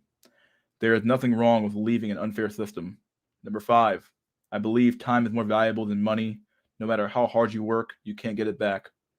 And number six, dude, I believe I am morally in the right since taxation only goes to illegal wars and Chad's children.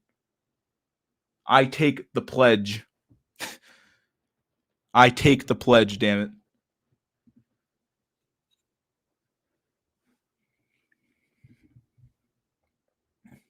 I take the fucking pledge, dude. Take the pledge. Take the fucking neat pledge. Fucking full on neat max, dude. Oh, there's Drolix here? Let me see. Yeah, this is Drolix. What's up, Drolix? What's going on, buddy boyo? Not a lot, dude. Yeah, I just woke up like probably 30 minutes ago. You sleep in again, or what? You sleep in, or was it like you're thinking from a different time zone anyway? So Yeah, not much going on this weekend. Got work stuff to do, so staying home. it's supposed to snow in my area, so I wasn't gonna head home, but I was like, yeah, fuck it. Yeah, I woke up to that tsunami alert on my phone. Oh shit. I guess everyone on the West Coast gets it. It was like stay away from the coast. Tsunami alert. Yeah, cause that volcano going off some shit in the ocean or some shit. Yeah, it's just crazy. Yeah, I watched that Netflix show Don't Look Up. Yeah, we honestly need something like that to fucking reset the world. Oh, is that the one with the meteor coming or something like that, and everyone's like denying it or something like that? Yeah. That movie was such great satire. Like, if that shit were to happen in today's world, I think that's how it would literally play it out. Like, people are so polarized and stupid. Like, don't look up. Like, literally, there's a media coming for Earth.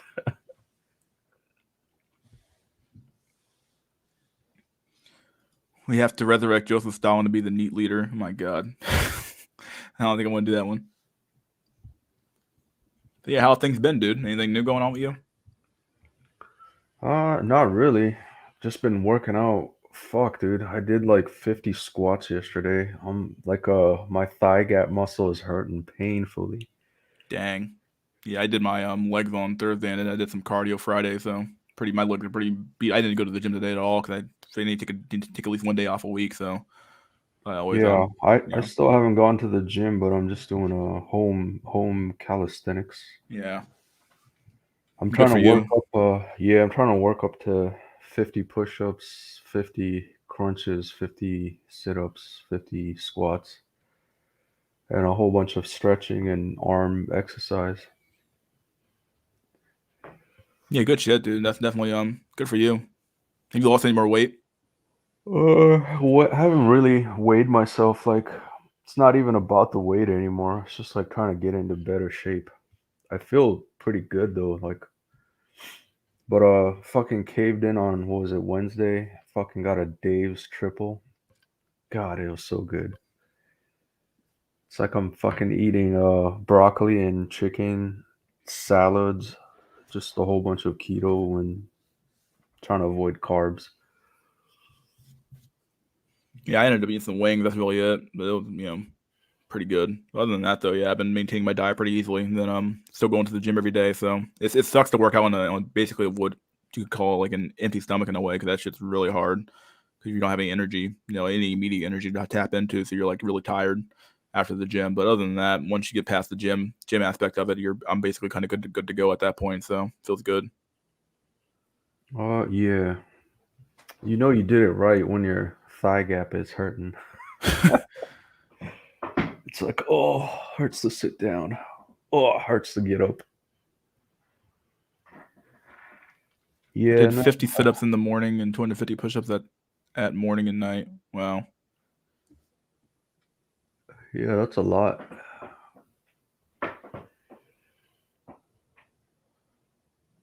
My arms are sore as fuck.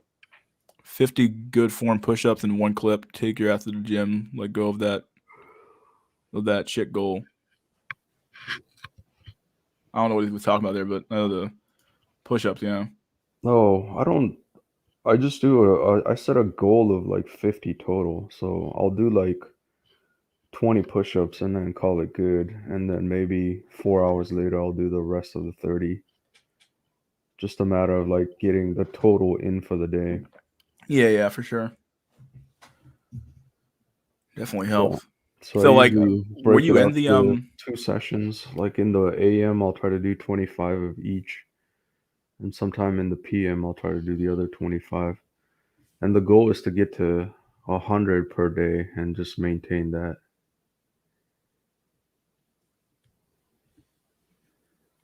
The One Punch Man workout, minus the running right now. Yeah, I do a lot of cardio, so it's like my big thing. Cardio. I do like weightlifting and then do cardio immediately after, which Heard it's not very good for gains, but my goal is not to be like Incredible Hulk anyway. So Yeah, I'm already like a endomorph, so I need just to get rid of the fat and just get to closer to ectomorph. Like the muscle will really show. I find it hard to do anything other than work and sleep anymore. Yeah, I can kind of relate to that. If I didn't have the gym, I would probably just go to work, go home, and play Xbox, go to sleep. So wouldn't have a lot going on, or do some research, I guess. I do like researching stuff on the internet, so pretty fun. Yeah. I need to get back on the $1 million app idea. Oh yeah, you got to get back on that, dude, for sure. Yeah, work's busy, so I'm like coding all day, and it's like it's just hard to motivate yourself to do that as a hobby when you just did it for like all day every day. Yeah, my work's getting kind of ramping up too. We have like a few audits coming up. Um, yeah, we're end of the year stuff. That's all already basically done at this point. But yeah, so just a lot of like small things to do at this point. A lot of annoying small things that pop up out of nowhere, and it's like, my god, shit is annoying. Yeah, and then man, what's going on? Yeah, just work's busy as fuck, so there's just plenty of shit to do. It's always fucking dumb. Like I spent probably 3 hours yesterday implementing this feature. I got it all working, and then you find a bug later, and that makes your shit doesn't work. And then it's like, fuck, now I gotta figure out why it doesn't work, even though my shit works. How long would that normally take to go through all that code? I guess it depends, like it depends on the task at hand, but then it's like, uh, you know, part of the tricky stuff about like web development is like, you only want to fetch the data that you want to show only, because it doesn't make sense to, let's say you're trying to display 100 things on the page, and you only have room for like 20 or something, so you would normally only fetch 20. On page load you would see everything and everything looks fine, but then like when you want to try and make an update, say something like on your account, but you have 80 other things that technically is in your account but it's not loaded in the page, it's like how do you do that? And so it's like a lot of covert shit going on behind to make it work seamlessly. I'll just say that much. And then, yeah, I figured out a way how to do stuff. And then the component that I send it to display it isn't handling it correctly. And I was just like, what the fuck? So then it's the bug with the other component. And so now I got to figure out why it's not working on the other side, if that makes any sense.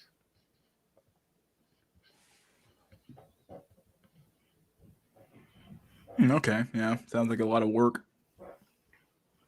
Yeah, but coming up with the logic sometimes it's also hard. Like, how do I do this? And then it's like typically Stack Overflow, talk to your teammates, bounce ideas off and shit, and then it's like, oh, okay, I think I know what I'm doing now. So it's literally like 5 hours of trying to figure shit out, and then it could be as short as 10 minutes of actually writing code, and then 90% testing.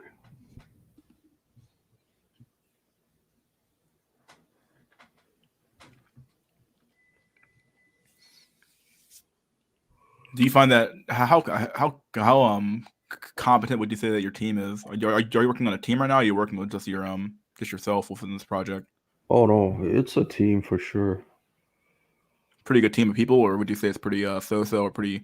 Who's like your weakest performer, and how, I guess, compared to how bad they could be? Are there any like weak links in the team you have to worry about? So let me see. I'm trying to think of team dynamic. I would say like in the org that I'm in, there's probably like 25 people, and then you would split it into half. And then the half of it's like managing the back end side of things, and then the other half is on the front end side of things. I probably dabble more in the front end side, and then those teams split up into two as well. So then you can say I'm on like team B and there's team A. It used to be just one team, but then we split off to different projects.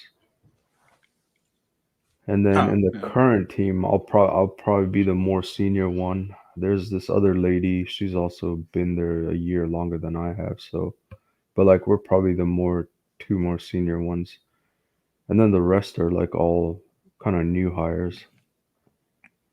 And yeah, that's the problem, man. It's hard to find good talent, right? So like one of the guys that got hired recently, he's like fresh out of college and this is his first programming job. And I'm just like, I mean, we all got to start somewhere, but it's really hard for like say a newcomer to join an experienced team. So I'm not faulting the dude, It's like, but to me, it's like he doesn't belong. But Yeah. no, he does good work, like Yeah. no doubt. So like I would say you get hired on potential as well. And so as long as you're like, putting out work, being a new hire or, a noob doesn't really matter. When I got hired at my current job, I basically went through the entire department because I basically became a senior manager at that point. So I had the ability to go through the entire company, no, go through my department and figure out, okay, where are the weak links at, and where are the problems at with this company when it comes to processing the accounting books, the books basically at the end of the day, the AP, the accounts payable, accounts receivable, billings department, who's doing what and who's not doing their job right. I basically went through my entire department, and I got like literally the majority of people there fired, and then like we hired on like two people to because we had like one person not really doing a lot of work to begin with, and it was a woman obviously, and she was doing payroll, and payroll really isn't that big of a job, so I took that over myself, and I figured okay, like what's the point of her doing payroll when I can do it myself, and you can pay me pay me a little bit more money, and I'll do the job, and she's like okay, and then I got the other person fired, who was our Damn, old accounts mystery, payable. Yeah, the freaking cutthroat, man. yeah, I'm not even lying, dude. I went through that entire department, dude. I swept through the entire department, figured out who was weak, who was strong. Okay, who can I keep around here who can make my fucking job good, and who can I keep around here who can I totally just remove from the fucking company and still keep the same amount of productivity going on. And I'm like, well, what's the point of having payroll when all the payroll person does is one day a week or once every 2 weeks they process payroll and that's all they really do, and the rest of it's just updating accounts. I'm like, that's fucking fucking that's useless, dog. Like this is bullshit. So like, okay, I'm not gonna pay you that much money for you to fucking process payroll. This is stupid. So I took over that job, and then the other person with our accounts payable person, we got rid of her pretty fast because she was just horrible at her job. We got rid of her, and then we hired somebody new, somebody at a much lower pay rate to replace her job. So save a lot of money there. It's because that's my job. My job is to save the company money. So I was like, well, fuck it, dude. Like, so I went through that entire company. I got like 2 women fired. So I didn't. Not the matter of them being women, them just being bad at their job. But it was pretty funny. I was like, oh wow, because it was basically it was an entire department of women, and I think the accounts receivable person got really afraid because she was afraid I was going to fire her too. And I was like, no, I'm not going to fire you because you're too good at your job. Like, I'm not going to fire you. You know too much. But the other ones, dude, they were completely fucking useless, dude. I could have gotten they were like useless to all hell and back. So it took me a lot longer to get rid of the payroll person though than it did to get rid of the AP person though. Oh, and then they had this really useless position for the person was a recruiter, and I'm like, what's this person doing? Like this person's doing nothing. Like they weren't doing any real recruiting.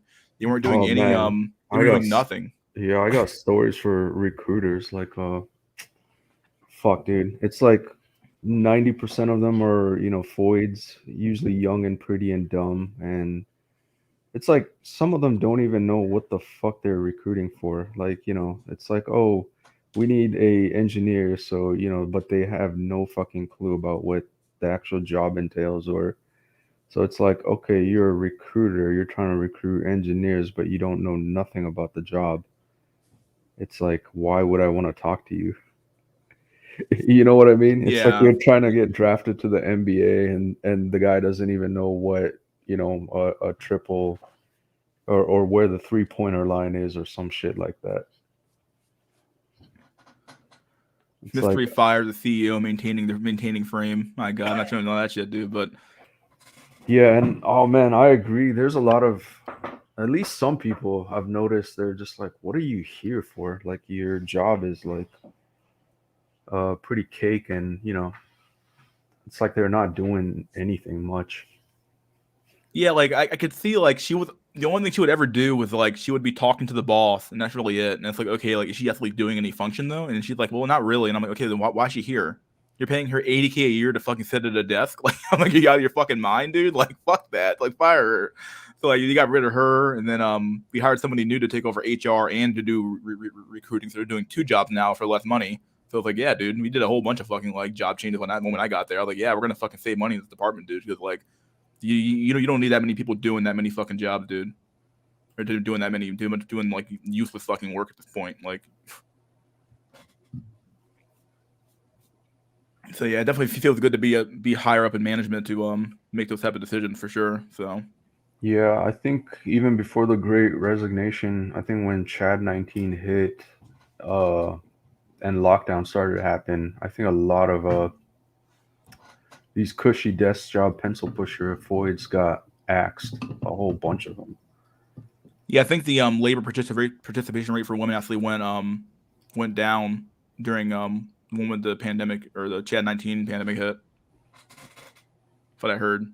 Or I think it's what I saw. I believe. I think I saw that stat because it went down for the first time in a long time because for years it's been going up and up and up, obviously, because women have been entering the workforce more often, but then it went down for the first time in a long time. So I believe that, where it's like these paper pushing jobs got like totally got axed. So Yeah, I think while the economy was still good pre 2019 ish, like I think there was a lot of voids getting hired with there's a these lot of fat in pencil the companies. pushing. Yeah, a lot of these companies have a lot of fat. There's a lot of fat Yeah, because there's a lot of when there's a lot of fat in the company. Okay, you can afford to hire a few office legs to walk around the office and look pretty. But the moment it's like, okay, like we gotta make fucking profits this year, guys. We're fucked. Like, okay, well, we gotta ask Stacy and Becky. Fuck it, you're out of here. Bye. Like, profits, dude. You gotta make profits. What it comes down to. I've done so much shit in the name of making profits, dude. My God. But yeah, hey, but that's my job. So I kind of got a taste of why engineers are paid overpaid, I should say. I mean, I think we're overvalued for our shit, but then the reality kind of hit the other day, right? So it's like I'll just say this, like if you're working for a tech company, imagine I don't know, like a really popular site. There he goes. I think I said tech company, and here we go. yeah, it's weird. Fucking bots. Yeah, dude. Yeah, I think Jack will get it. Yeah, well, or I can get it too real quick. I mean, grab it. Because usually, Someone already got it. Actually, never mind. yeah, because by the time I try to get it, it's already someone Yeah, already. I don't want to like unban them. But yeah, where was I? It was Oh yeah, yeah, because it's like the year end, so we have to fucking do peer reviews and self reflection, and then set up goals for the next year. Bullshit, and then what is it? The MBO and salary kind of crap. Yeah. Yeah, and hopefully I'll get my bonus. I think it was February or April.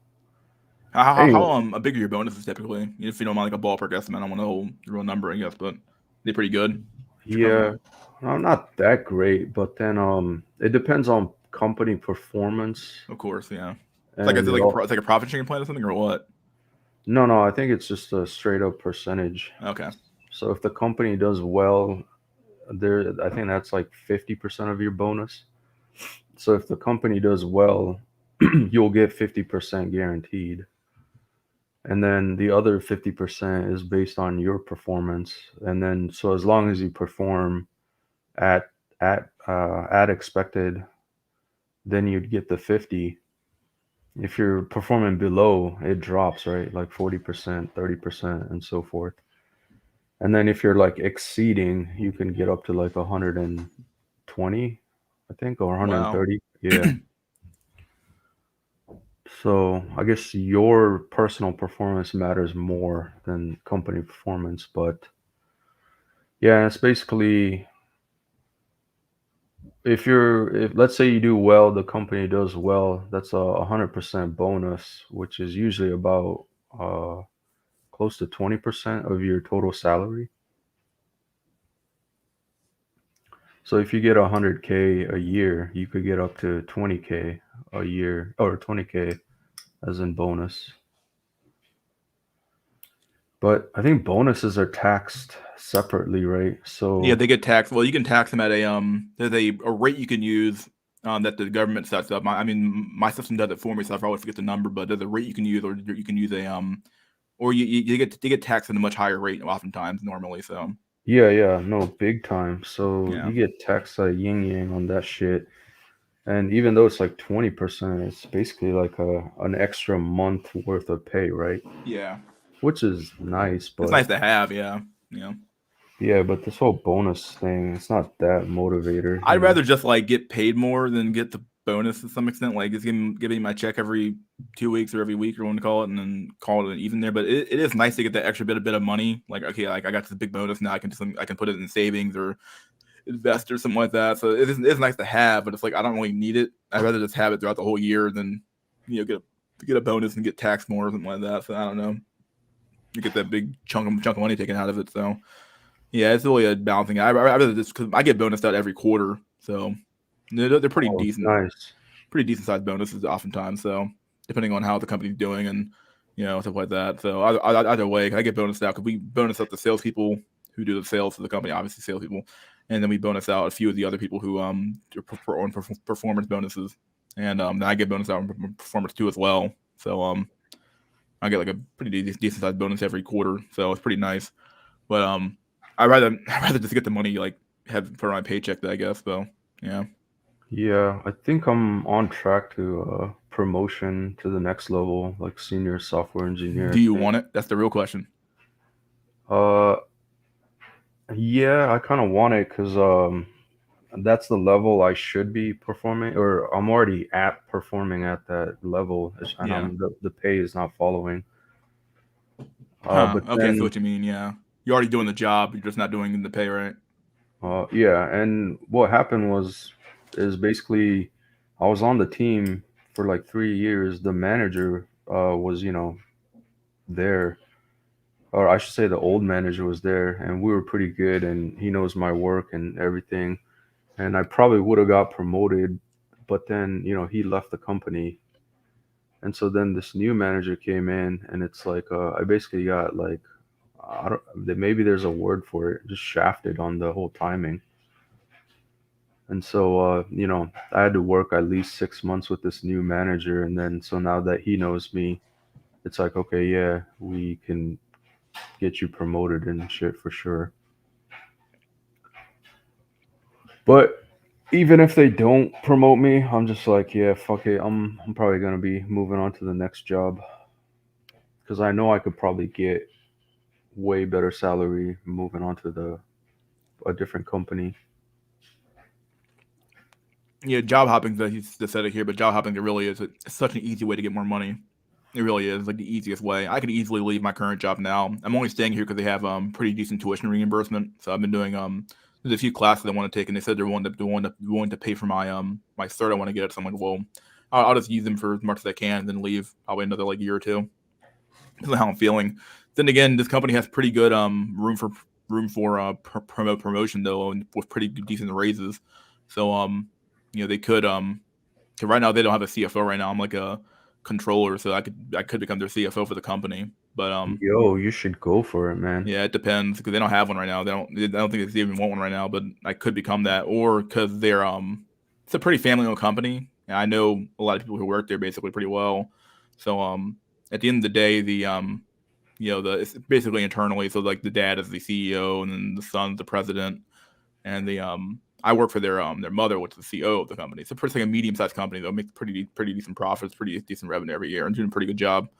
And at the end of the day, like she's getting older, everybody's getting older basically at the end of the day, and there really isn't a lot of there's nobody else really in line to take those jobs. So it's like, okay, well, so either I become the COO of the company or I become the CFO of the company, one of the two. So if I stay long enough, I could easily get like I could get a an officer position effectively. So Yeah, no, I think it's good. You should definitely like work towards like that, I would say. yeah. But yeah, some of my friends are, at Amazon and they're like, "Yo, you should come work." I got the inside 411, so it's like uh one of my other friends is in Texas, Austin. Mhm. So I would have to move there for sure. And technically speaking, I'll probably be earning 15 to 20% less than, let's say, West Coast pay. But then it's actually even higher considering, shifting the living cost in Texas compared to West Coast. So I'd actually still be making more, but it's like 180K. And then I got another Amazon friend here on the West Coast, and he's a manager, so he sees like all the salary offers and all that shit, and he's like, "I could, you could come work for my team, and I could probably get you an offer for like 250K comp per year." I'm just like, damn, it's fucking tempting. Yeah. But to me, the money isn't so important because when you make like 167K a year, it's like, man, what's another 10K, 20K? It really isn't that fucking much. Yeah, it's not like a life changing money for you anymore at this point. It's like, okay, like, do I really need that money? You're like, okay, like, or do I want the hassle of having to switch jobs again and relearn an office space again and do stuff like that? And yeah. Yeah. So that's exactly the thing. The team that I'm in is pretty cush. The job is cush. Like, everything's all cush. It's like, why do I want to risk it all for something completely new for, maybe 30, 40K more a year? Is it worth Yeah. it? I don't Yeah. know. Like there's a few. I got a lot of job offers on LinkedIn to switch companies. There's one in Georgia that actually offered me to move to pay moving expenses. I'm like, dude, I don't want to go to Georgia. Like I really have no desire to go to Georgia. But like, but I had a few in my area. Just people just like, oh yeah, you will pay you this, and it's like, ooh, that's tempting. I don't know, dude. But like, my current job's so cushy and it's so like. I have a good relationship with my boss and I have a good relationship with everybody in the company where it's like, okay, do I want to switch jobs now or do I want to just wait it out? Um, from watching the Geopop videos that Peter Zahan, he always talks about the boomers retiring. There's going to be so many openings in C suites where like you might actually get into a much higher position than what you really think, dude. Like it could be like that, where it's like those because Gen X isn't there aren't enough of them to fill the positions up. So who knows? You might actually be way more positions up there than what you really think. There could be shortages of C-suite workers people who can't make it up to officer status, or a senior level position where you could easily pop into that position and make more money for sure. Hmm. Yeah, I think it's crazy because what is it? This is January. I've gotten an email from Google, and they're like, "Yo, what are you up to? Come work for us." Yo, And then I got another one from Facebook.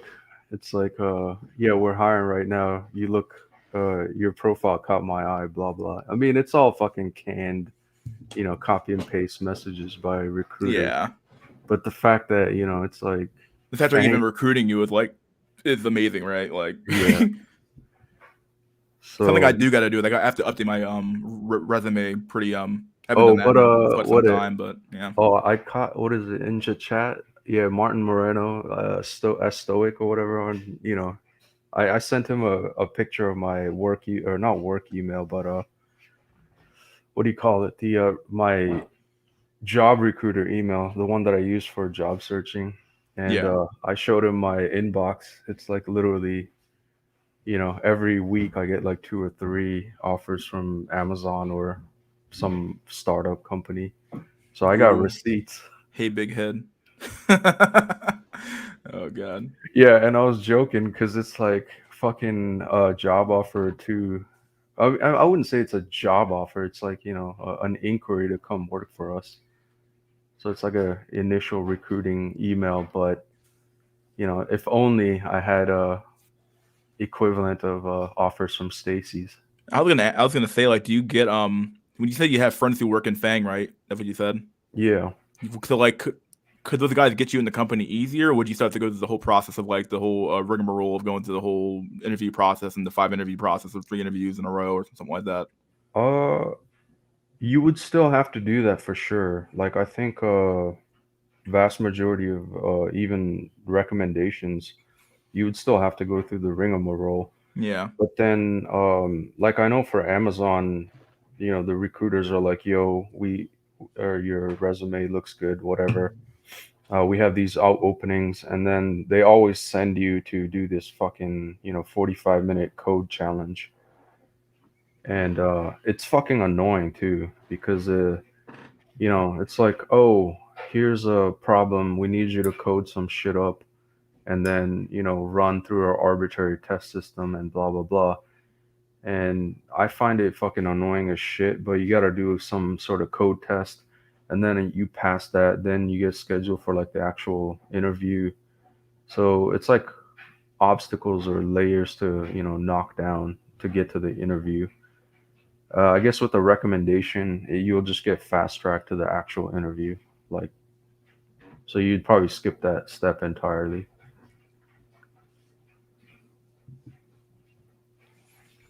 Okay, yeah. I guess that makes sense. You probably get fast tracked to the interview because some people they get the email, but really they don't get past the first like phase of the even the part of that because like yeah, there's probably sending out mass emails to anybody who fits the criteria on it, and then they're going from there. We'll see if you have a recommendation from and we're in with the company, you can easily make it in there pretty easily though. So not easily, but at least easier than someone else who doesn't have a recommendation or somebody who works with the company for sure. Yeah, it's literally you skip all the bullshit. Like I could take, let's say if I wanted to get my friend in, it's like, yo, give me your resume, your contact info. I guess it would be on the resume anyways. But then I could literally email it to, the manager directly, and then the manager would just be like, okay, this looks good. He'll probably forward that shit to the recruiter, and then the recruiter will like get in touch with them and set up an actual interview like ASAP. So like it literally just skips the bullshit. And oh yeah, I don't know if I talked about this long ago, but um are we familiar with the ATS? Like how modern companies recruit? ATF. I don't think we did. Yeah, this would be good for all the young cells. Like the system is so stacked against you. So ATS is basically applicant tracking system. So just imagine applying for a job at Amazon. They got like thousands and thousands of fucking applications coming in. So you need a system to manage that kind of shit. And one of my friends is or has worked on the ATS. So he kind of knows. It's fucking brutal, dude. So they have the job posting online. You would upload your resume, you would fill out all the questionnaires and all that shit. And basically, it'll scan your resume, looks for keywords and shit. And, do you actually have some of the skills required for the job or whatever? And then you'll get a rating, and it's either, I think it's like red, orange, or green. Literally three bands. Oh yeah, you did tell us this, but yeah, you can keep going. Yeah, I remember you did tell us this though a while ago. Oh yeah, yeah, maybe I did. Sounds I remember explaining it at one point. So then if you score in the red, your application just goes to the fucking ether. Like it won't be looked at by a human. It's in the system fucking to die. Like no one's going to look at it. And then orange means that you got qualifying skills, but you might be a good potential for other jobs, not necessarily the current job you're applying to. And so you're basically in the maybe category. And if there are other job openings that can't find people, or other recruiters are having a hard time finding position or people for that position, I think if you're in the orange, you might get matched up that way. And then green is basically like, yep, you fit the criteria, you fit the bill, you got the skills, and an actual recruiter human will take a look at your resume and they will get in touch with you. So that's how it is, like literally. So when you apply, click, upload resume, answer the questions, hit submit. It's literally, are you gonna be in the red, orange, or green? And yeah, if you get a response, lucky for you, I guess you are most likely in the green or in the orange category. And so then when you're in the green, then you'd go through the standard, either do a code test or any other preliminary interview bullshit, and then they will schedule you for an actual in-person, or in these days online interview. One thing I am noticing is that at least on LinkedIn, there's so many more remote jobs now. It's like insane how much more open people are to that remote work now, which is pretty phenomenal actually for me, because I can like, okay, well, I can quit this job and like make more money and make more work remote if I wanted to. Pretty easy now. Yeah, actually, I've been looking into this as well too, and I guess for the major companies, like already established, like even for Amazon or Fang or any other closely related companies, like it's all online, remote now, and uh, yeah, there's a huge issue right now in terms of pay, right? Like because it's remote, companies are saving so much money on top of they can hire basically a whole bunch of people from anywhere from the world essentially. So my company claims that they're having a hard time finding US developers, which kind of does make sense because given the market, if you're like a skilled and experienced engineer, like you're in the golden times right now. So, or most sought after, I should say. So in that regards, yeah, then I can kind of see companies having a hard time. Like fucking Facebook is offering 200K easy, 300K for a lot of seniors. And if you're like, 7+ years, it's like 350 isn't unheard of. Is there any any job you wouldn't work, like, or any job, any like company you wouldn't want to work for, like any like particular company you think like this is too brutal or this is too much work or something like that in your industry? Hmm. I've heard Amazon is like pretty brutal, as in turnover rate's pretty high. I think the attrition rate for devs in Amazon's like 13 months. So most devs last like a year, and some of their pay structure is also, kind of sus to me because it's like so when you get to that level, like your actual pay doesn't really matter. It's like you're guaranteed 150,000, base pay as they call it, and then you get sign-on bonus and RSUs or restricted stock units, and that's where you kind of make up more of the actual pay. So like when quote unquote, like let's say Facebook offers you 300,000, it's like, yeah, you'll probably get a $180,000 salary plus an additional, like 150,000 in stocks. But then there are RSUs and sign-on bonus with stipulation, so you have to work there for X amount of years in order to collect the rest of the bonuses, or the stocks, I should say, and bonuses. Yeah.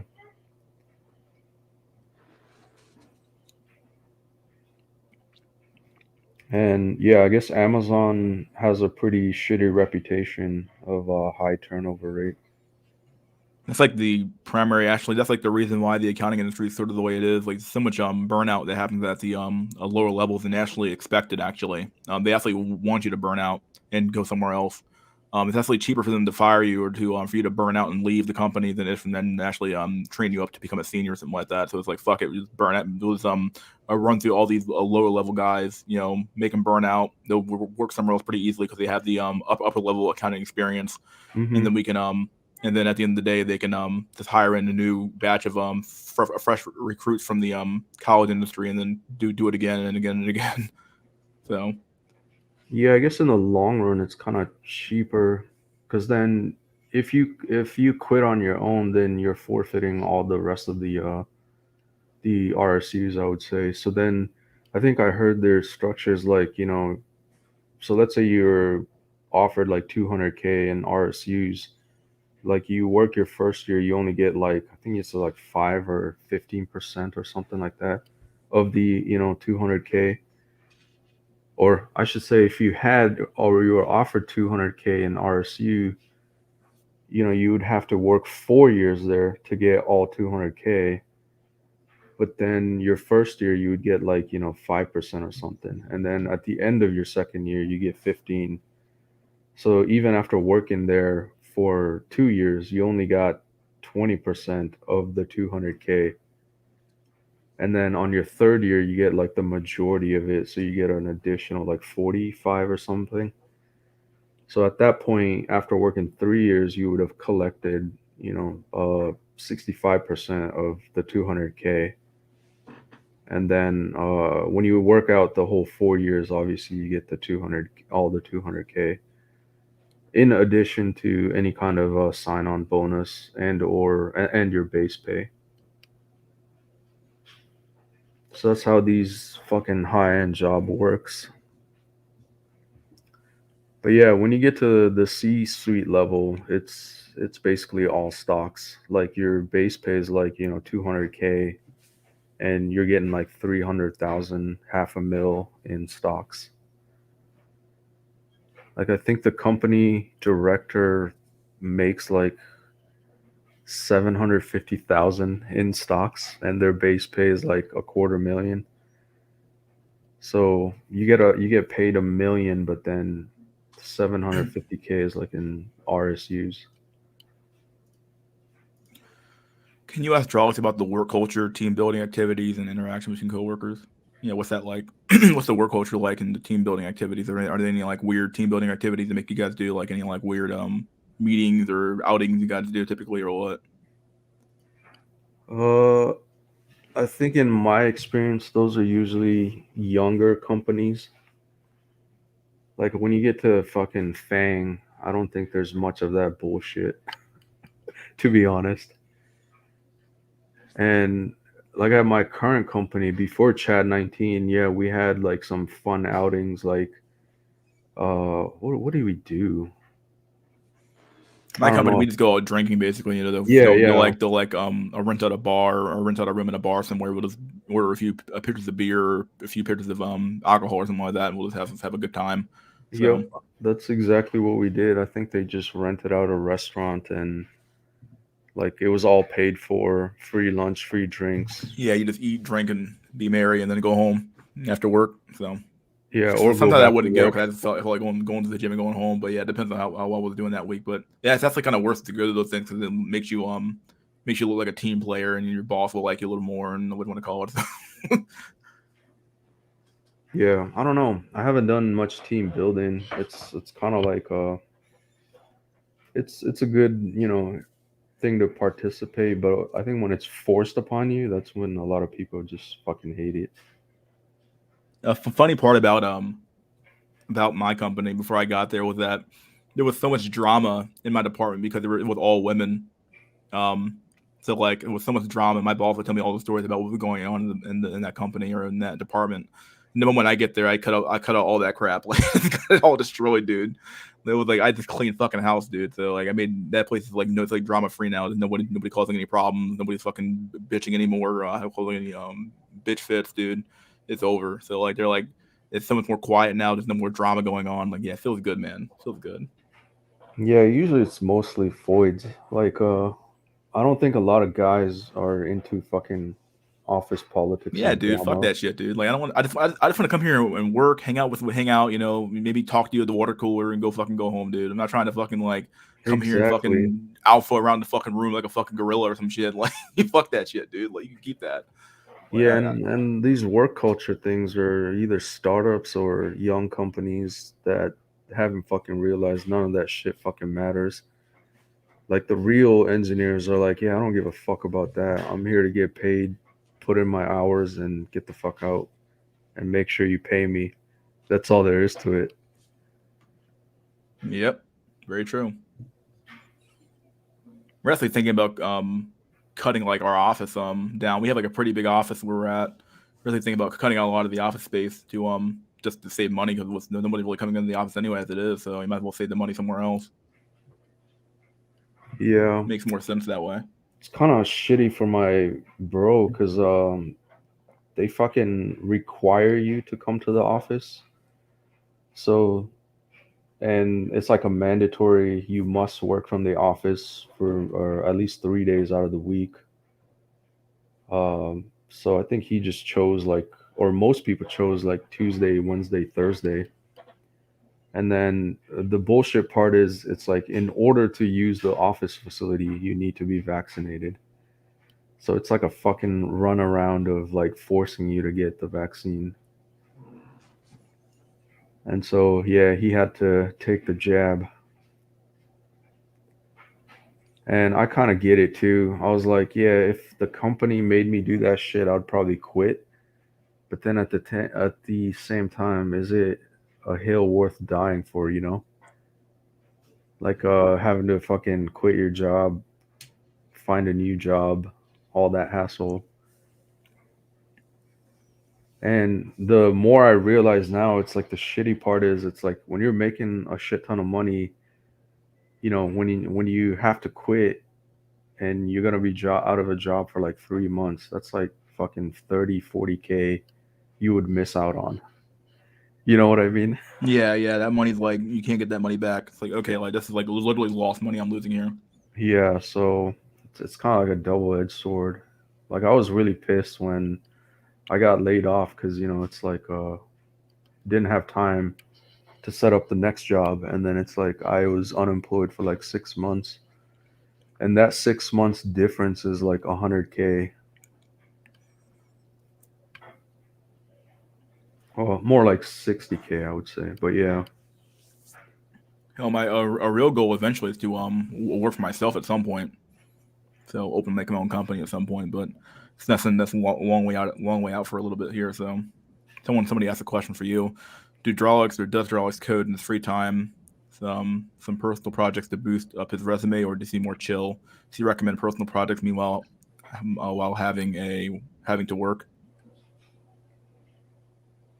So basically, do you do personal projects for to like kind of like buttress up your resume, or do you just chill at home and kind of like chill after work because you're too like your brain's too fried after work? Obviously, you don't like go to work; you work from home, but still, obviously, same idea though. yeah, I don't know. I guess it depends. Like if you have like a real passionate project, then you probably should work on it. But then to me, it's like, oh, I'm already doing it at work. I don't really have a passion to code outside of work nowadays. It's kind of like you just burn out. So not to stop you from doing it, but yeah, I don't know. I guess when you get more senior, it's like fuck this. Why am I coding when I'm not getting paid? You know what I mean? Yeah, yeah, I get it can kind of I get that way too. Yeah, Yeah, and no, there's a $1 million app idea I have, and I might spend time on working for that because if it leads to money, then it's definitely worth it. But then at the same time, how much money am I gonna make? Is it worth the effort? Who knows? And I might code outside of work if I'm trying to learn like a new skill. And I might actually do some of that if the new skill is gonna relate to work and help me do my job better as well. Yeah, that's another fucking black pill, dude, that most fucking coder cells don't understand. Like just because you become like say a engineer or a coder cell and you did your learning to get to where you at, it's not over, dude. It's like 24/7. Like you have to some degree continuously learning, continuously improving because there's also always new tech stacks, like new modules, packages or whatever, new frameworks.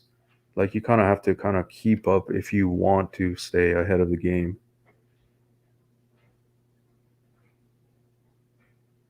So yeah, it's essentially being an engineer is like nonstop learning. Yeah, when you get your CPA as an accountant, you have to do you have like you're required to maintain a certain level of educational hours every year. So to maintain your cert, so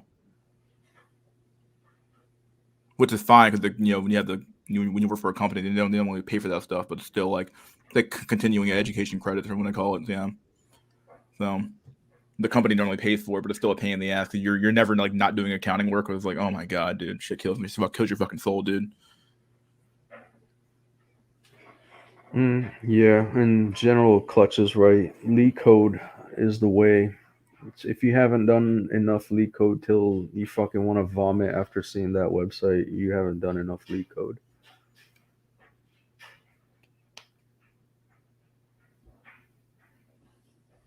Oh, and have a poo on your shoe. Fucking good name. Flood of new curry cells competing for your job. That's so true. I got laid off because they could hire 10 more curries in India than, keep a Hey, US dev around.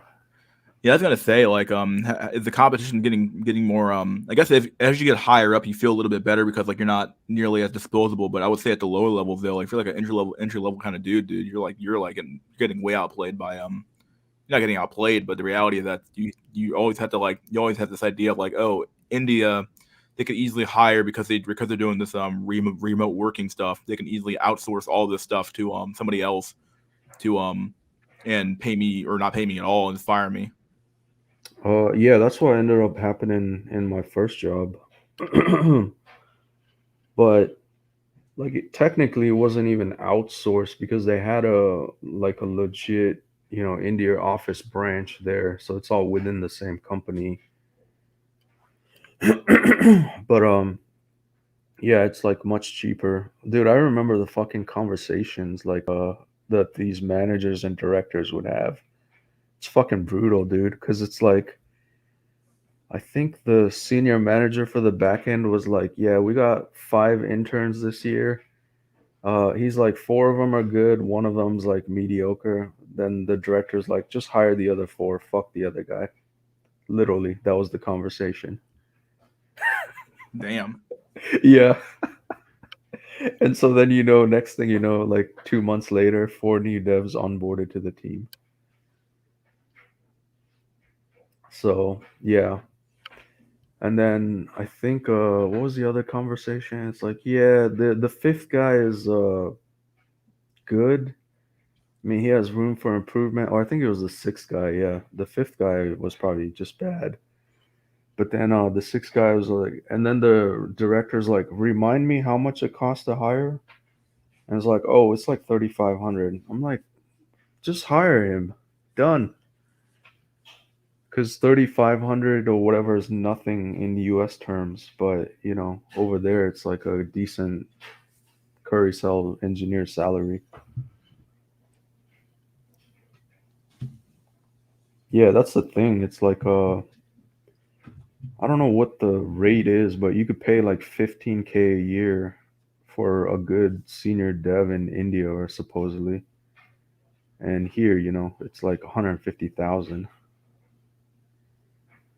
But I would say for the young cells and the newcomers, it's fucking brutal. Cause yeah, if you are inexperienced or just noobs, like the competition's fucking stiff, no doubt.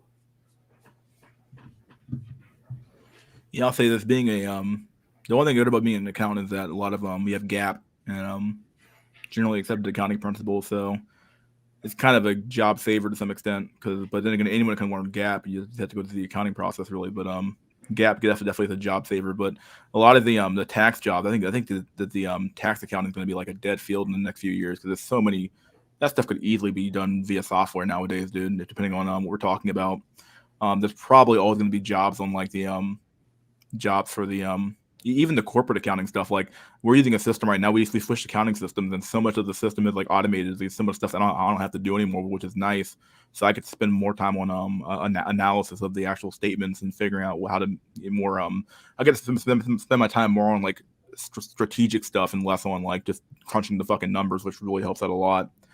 But but yeah, I think Yeah, a lot of like if you're working a lower level accounting jobs, dude, where you're just like doing like taxes or doing the tax run every year, I mean that stuff could probably be automated if enough to the point where you might not have a job next the next few years.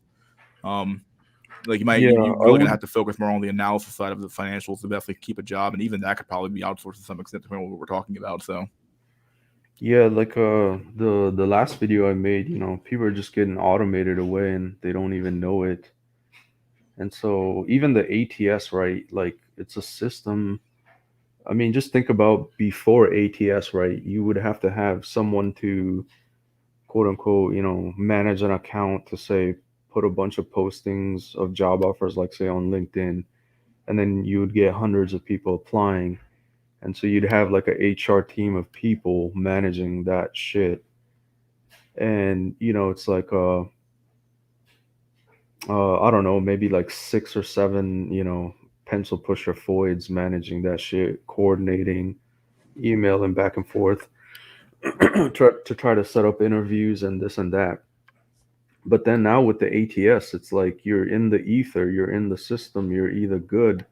And so you just need to hire like one or two recruiters and they can literally do everything. It's all like, yeah, like my buddy that worked on the ATS told me, like from the user standpoint, it's literally just a bunch of push buttons. Oh, this candidate is good, check and fast forward to next step.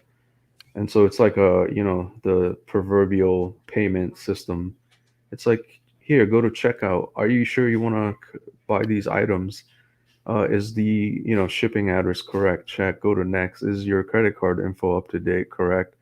Confirm the purchase, and it's like just step by step. Six people eliminated. Just two people can do the job.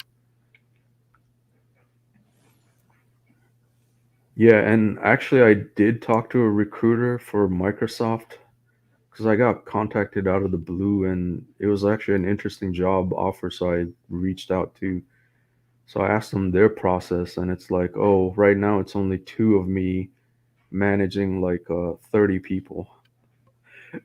She's trying to coordinate 30 people, 30 people's interview and there's only two dang, people. Yeah. only two positions, only two people doing the job that she's doing. Only two people. Oh wow. And the rest is all handled through ATS. Like, I mean, you just go to Microsoft.com/careers, it's literally upload your resume, set up your profile or whatever. It's all handled online. So you don't need like 10 people doing all that shit. It's like literally two people working on trying to hire 30 people. That's how it works.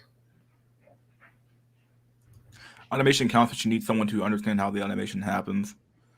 Yeah, that's been a lot of my job is sort of explaining like, okay, where does this number come from? Why does the system do this? And I had to explain like basic gap accounting to like the management, like what's going on here? Why did that happen? It's like, okay, well, come on, like depreciation is like a regular expense, dude. You have to have that, like something like that.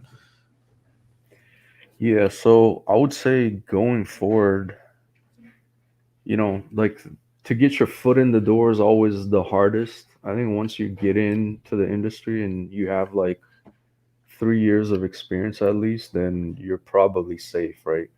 Because no one can take that away from you, and you'll always kind of have a leg up above the entry level noobs trying to get in.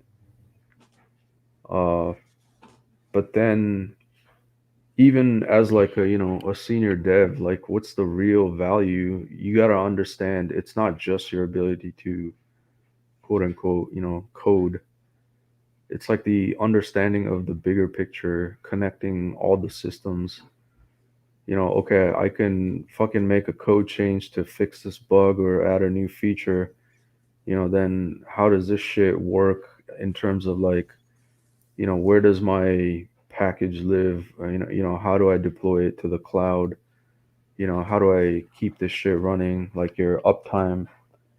How do I distribute this to, the entire world? Like how do I keep it if like say US West went down, is my shit gonna be, still up? Like there's a whole bunch of like build pipeline DevOps stuff.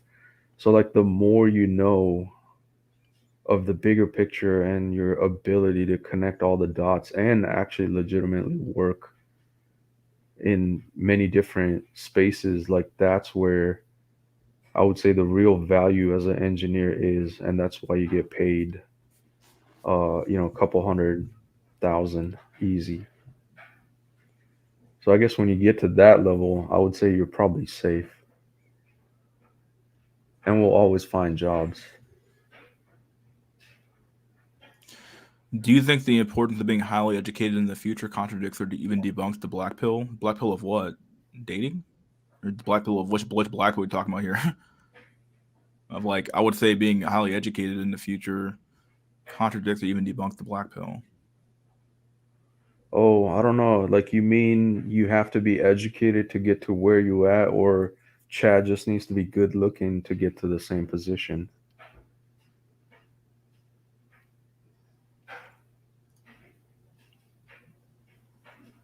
I might have to explain that one to us a little bit. I'm not quite sure what he's. Yeah, Maybe but I'm trying then to follow that. Yeah, I don't think it contradicts. If anything, it probably is gonna get it's only going to get actually, harder. Like yeah. really, the job market's only going to get tighter. Not, I mean, I wouldn't say tighter, but like it's. I mean, like right now, it's they're running out of. I mean, they're either going to have to automate some of these positions when they're not being filled, or it's only going to get worse from here. In my honest opinion, if you're not educated by now, if you don't have a job right now, if you don't have a job that's automation proof, you're going to be in a real fucking a rude awakening in the next few years, where they're going to start fucking chopping up jobs and figuring out, okay, what's going to be, what can we automate away, what jobs can we replace workers with, and find a way to cut cost here and cut costs there and stuff like that. Yeah, sure, it costs money to immobilize that software and that hardware, but once it's there, the cost savings are enormous, and it's like you're gonna see it almost immediately. Oh, so he's saying in general to have a fulfilling life and in the dating life.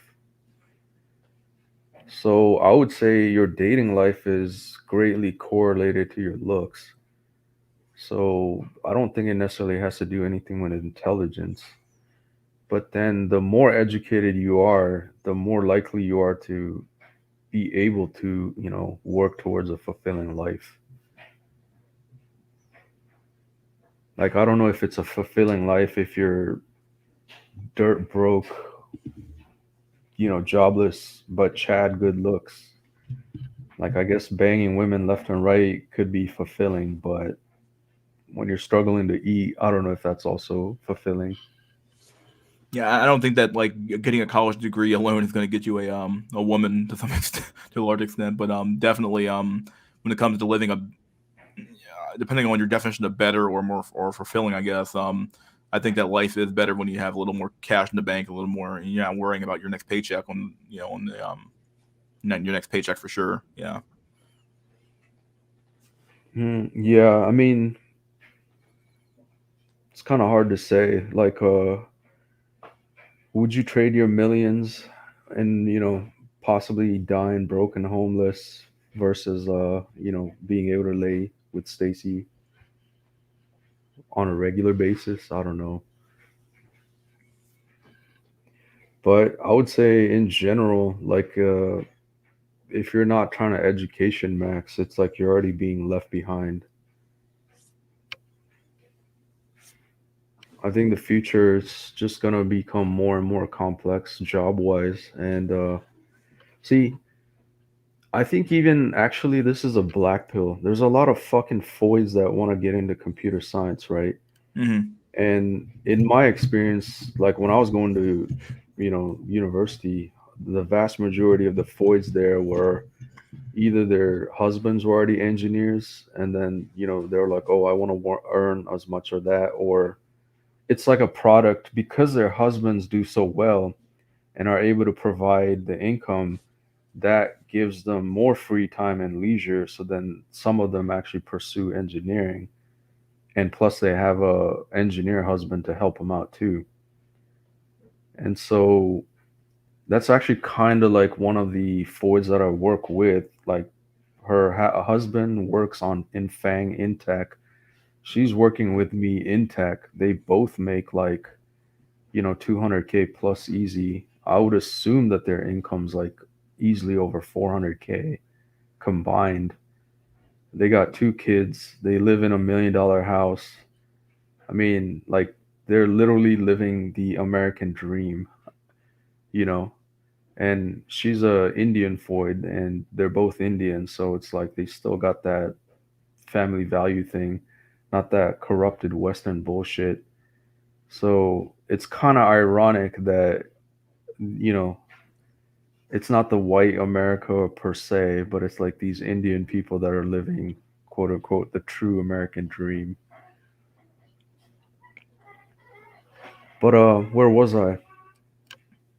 Yeah, back to the Floyds that are trying to get tech engineer. My point is that even if you don't make it in tech, just having an actual CS degree opens up every door to every other job, essentially, because having a tech degree or STEM degree is one of the hardest things.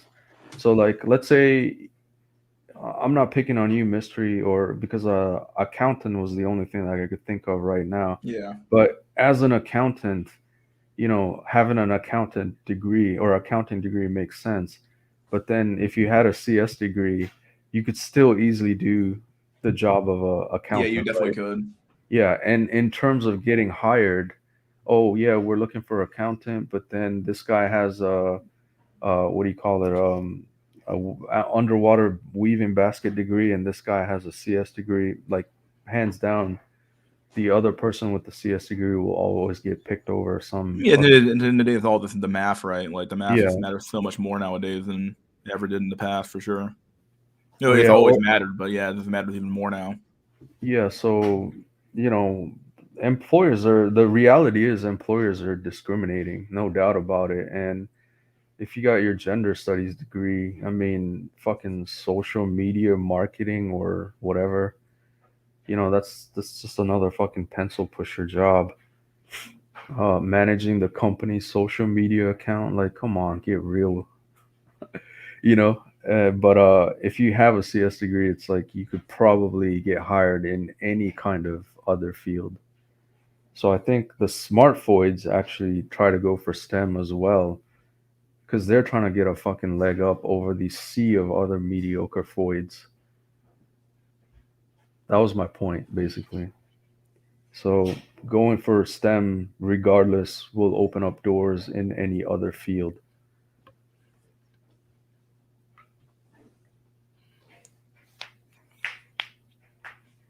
Just count shit all day like a loser. That's what all I do. Dude. Just count nothing all day.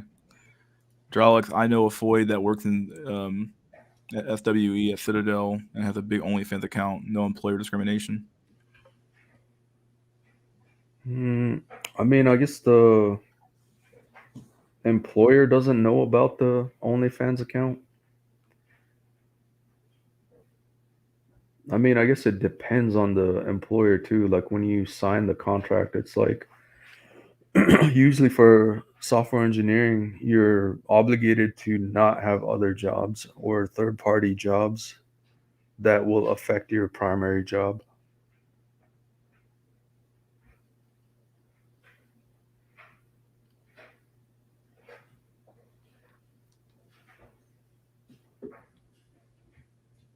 Females get their leg up in all aspects of their life. Get their legs up in all aspects of their life. Huh.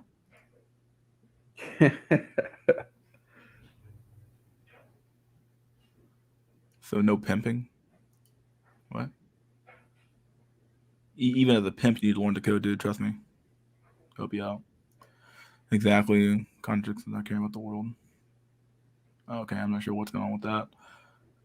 Let's see. Too much competition with Floyd entering the workplace. Yeah, there really is a lot more. I mean, you doubled the labor force at the end of the day, so the fundamental meaning of life is to breed, not to code. Yo, but isn't Count of Woodlands? Aren't you coding right now to make your game? and you're hoping that will be your one hit wonder $1 million app on Steam. I'm not criticizing. I'm just saying. I disagree. Computer science degree is easy to get. The real engineering degrees are hard to get. I'm not sure how true that is. Actually, no, there's some truth to it. Cause like having gone through, it really depends on the school and the classes. But maybe I did talk about this last time. At least from my school, there's like 8 core classes that you need to pass to get your degree, plus the required number of credits of electives. But you could literally pick non-coding elective classes, which are usually fucking worthless and bullshit anyways. But like I think it's data structures and algorithm, operating systems. What was the other one? Fuck, I can't remember the other two now. It's been a while. But anyway, there's like 4 major classes that destroy people, and if you get through those those 4 classes, the other 4 are non-coding, and so it's like just getting past those 4, you can essentially have the potential to earn your CS degree. And then getting the degree is half the battle. But then I get it now in the sense that a lot of employers complain that fucking CS graduates can't fucking code for shit. It's because there's not enough coding classes. Like you literally have to practice on your own for many hours to like legitimately get it. And if you want to be an engineer, it's like coding is not necessarily the most important part, but at the end of the day it is, because that's what's gonna make your shit work. And so if you can't code for shit, then you're also worthless. So there's that argument, but to get the degree, and I don't think it's necessarily as hard as people make it out to be. Workforce is artificially inflated at the expense of men. It's all astroturfed at this point.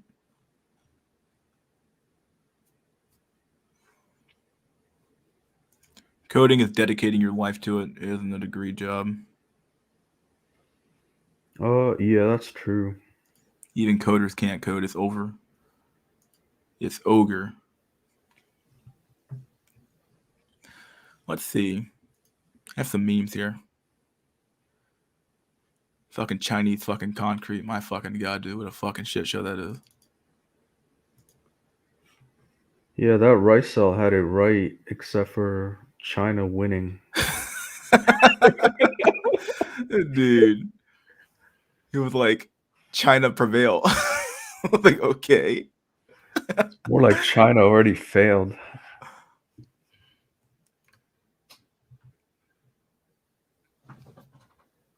Here we go. All right, well, this is how much females would go crazy for fucking Chad. Let me add the stream. Here we go. So we have online here. Actually, I'll try to find this place. Located it. I didn't realize it was like right there. Dude, when are you showing up? Question marks. Nah, I left. Wait, what? As in you just left your house? Dude, what the fuck? Nah, you look different from your pic, so I left. Oh, Sorry, what? When did you even show up? Missed voice call. Oh no. Do you like ask to go out on dates with trans girls just to ditch them? Like what the actual fuck? And then she like sent them a long voice message or 11-second voice message. What the fuck, dude? My god. wait. So was this a transformer meeting up Transformer, with yeah. Chuck? Transformer.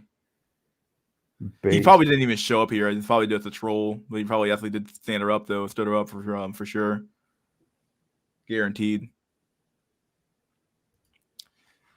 I got more where that came from. So let's keep going. Let's see. I got like 2 or 3 of these. That's how crazy chicks feel for fucking Chad, dude. And if you Chad fish pretty hard. Here we go. It was the third bar we were visiting. One of the guys was absolutely fucked. I think it was more a one of a safety thing. You still good for 3? I'll have to leave now. If so, question mark. Yes, okay. I'll see you there. Sorry, was a bit distracted. Leaving now. Cool. Bus departed early. I'll maybe be 10 minutes late. Eek. Actually, like 15 went past the stop. Don't you drive? And then of course the voice app, the message, phone call. He didn't necessarily pick up. There's nothing crazy going on here, right? Yeah, these are all just pictures of her. And now I want to check out the rocks around a bit, land over the bridge. Parking just now, thumbs up. Where are you? Rocks coming. You? Bout at Rotunda. Miss voice call at dude. I left ages ago. What the fuck? Why would you treat someone that way? You look different from your pics. Here's the picture. This is exactly me. There's even a photo of with no makeup. Another picture. I literally took this the second I sent it. Another picture of her. Another picture of her. Me waiting for you exactly the same. Dang. That hurt, actually. I've never been stood up before. Ha ha ha ha. Like, oh my god, dude. Well, didn't look I that don't know. bad in these pictures, but Her body looks good. yeah, I don't know can't the tell the face though. but Yeah, fucking Chad, ditching Stacy's. Chad fishing, dude. Oh, that's legit Chad fishing? I think this is legit Chad fishing. I think he actually gets these girls to go on dates with him, and he claims to be there, but then he leaves. Like he claims to leave, but he was never actually there to begin with. Dang. That's Got to be sure brutal. none of these pictures are. Yeah, these pictures aren't risque at all, so I can just post them up here. Got one more of these. They're pretty bad. Yeah. Here we go. All right, gotta get it set up. About me. Yeah, my god, dude. ADHD. I have ADHD. That's all she puts in her profile. Okay, well, she's more than that, but 20 years old. Fucking Stacy for You're sure. adorable. It's cute. Haha, thank you. I like your art. Yeah, I built a portfolio at uni. Anyway, what's your Snapchat? Her Snapchat. That was look how easy it is, dude. Look how easy it is for Chad, dude. They get the Snapchat instantly, dude. Immediately. Like, what's your Snapchat? Done. Added. Okay, they're on Snapchat now. Anyway, I wanted to grab a drink or something this weekend, see if there's a vibe. Yeah, I'd love to. What? The first thing he sends is this, maybe. I don't know, dude. It's crazy. Yeah, I'd love to. I honestly don't really enjoy the beach, but I love stimulating things like museums, art galleries, and stuff. Ooh, there's the art museum exhibit in city. Let me Google. Interested. I can get tickets. Oh, hell yes. I finished work at 1 on Saturday and think at 2 on Sunday. Something slot Saturday good. It runs for 1 hour. Somebody. Oh yeah, I can do the time slot here. Sounds good to me. That was something PM slot. I don't know what time it was. Sounds good to me. Sorry, I was just in the movies. I'll order tickets when I get home. I send a few fake snaps as usual. Snapchat deleted them after opening. Oh damn. But the mask mandate doesn't start until tomorrow. I think it's really forced on public transport. That's so shit and honestly not right. There's I sign up to Ticket Tech, and then I inspect Element and edit the fake fake ticket purchase with any exhibit at X time for 2 adults at X address. My God, just order the ticket. See you at blank tomorrow. Blank picture or blank comments here. I'm so excited. Thought trying to keep the conversation going, but Chad just opens the messages and ignores her. I'm keen for tonight. Man, he ain't saying shit. Me too. I was just talking to a Tinder match earlier who had already been testing her reaction to Chad's interaction with other women. She said it's only 3 rooms and takes about 40 minutes. That's cool as shit. You all right there? I'm just going to get the ferry in an Uber. Get the ferry in an Uber. I was going to catch the train in, just save having to pay for parking. Gotcha. Are you there yet? I'm here. Are you still coming? A phone call. Tried to call you. So our date was meant to be a half hour ago, and I'm not sure if you really got a really good excuse for being late, or I've been stood up. Oh my God, look at all these pictures. So our date was, dang, dude. Look at the amount of messages. Based on the messages, she was waiting for 6 to 6:57. At 6:57 is the last video snap she sent me. She said threatened to leave if Chad didn't explain why the fuck was happening. To preserve my account, I took my screenshots and blocked her. Bust the nut guy strikes. Oh yeah, this is that guy. Bust the nut guy. Oh dude. I was in a hurry to get my screenshots and then fucked up this one, getting it just as it fades out at this last second. Snapchat gives an 8 second or so opportunity to view those videos and then disappear. So you got a picture of her face. Can't really see her, obviously, but yeah. Dang, dude. Yeah, this is that one guy, a busted nut guy. He's like always doing the chat fishing accounts. Oh, so he's like the new catfish man. I think so. Busted nut guy's been doing this. I remember not watching it. So I think he has a YouTube channel or something like that. I can't quite remember if he had a YouTube channel or maybe it's on another website. But yeah, Damn, I gotta check him out if he has a channel. yeah, busted nut guy. Yeah, he's funny as fuck, dude. He used to Dude, post a lot on an R9K back in the day, but it's been a while. that's some next level Chad fishing right there. Yeah, dude. He like literally gets them to fucking show up and just stood them up, basically stand them up. Like, dang. Yeah, the last one was legit Stacy. Yeah, But damn, dude. she had a fucking hot bod. But like, I mean, like when you're getting, I mean, like I don't know. I guess there's no way to really tell until the date starts. But like, you would think, like, if you're gonna get stood up, dude, like, I don't even know, dude. Like, I don't know. Like at some point, like when he doesn't respond or something like that, and they're still into the guy, dude, it's crazy. Dude, just kill me, please. I know I can't kill you, that Daniel. I'm not doing that. All women are Stacy's for me. It's like 15 minutes is my max. I don't have a fucking tolerance. Like if they're Catfishing. running late and they message me, fine, I'll stay. But fuck yeah, 15 minutes is my max. Chat fishing is needed, brings down their ego. Should be room full of curries doing this. Oh god. Those are Becky's, not Stacy's. Waste his time, girl. Yeah, we'll waste her time now. Waste his time, girl.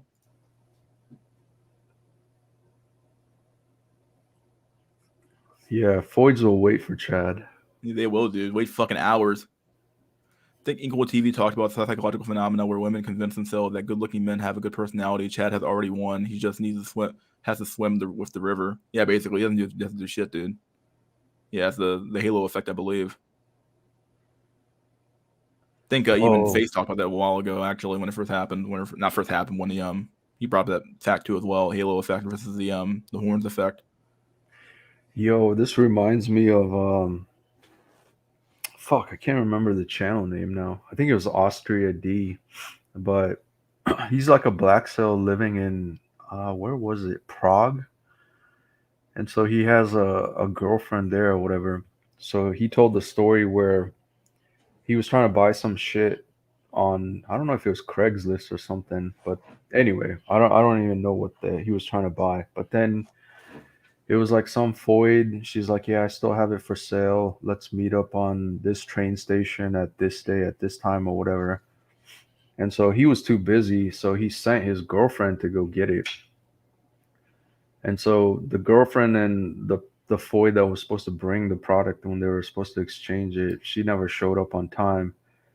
And so he was like telling his girlfriend, just leave, like leave right now. And his girl was like, well, I just spent like 20 minutes trying to get here. And he was like, dude, leave now. You're going to waste more time. And sure enough, like by the time his girl got home, which was like an hour and a half later, she's getting a text message from the seller, be like, where you at? And so he was just trying to make the point that like Foids have no agency when it comes to like, meeting people, and it's like they don't understand getting stood up or wasting people's time. So it's like a good dose of their own medicine.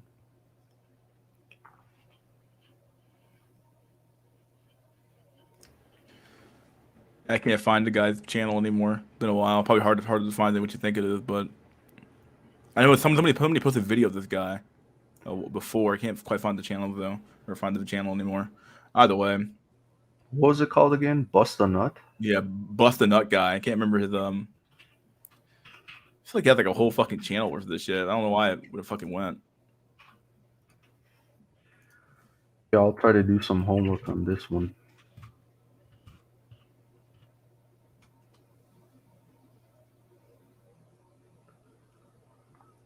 Oh, there he is. Yeah. Okay, I found it. Yeah, post the link.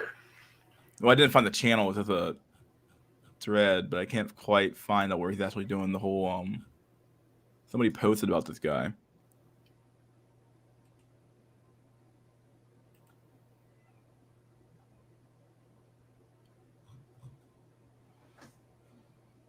I can't find it. Fuck, it's not no way to find this guy.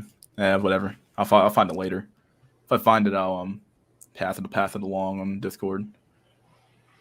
Okay, the dude on pole that makes these chatfishes is a deranged schizo Aussie that beats his chmeat to gore on Foy's being eaten, and Larps is an ISIS supporter. What the fuck? Okay, well, he's crazy. You get points based on their looks and how long you make them wait. That's true. Foy's will wait. I hate myself. Yo, you know what's the crazy part? He could probably message her again the next day and be like, "Yo, some emergency bullshit came up," and You they keep it would going for a while, dude. still come back for more.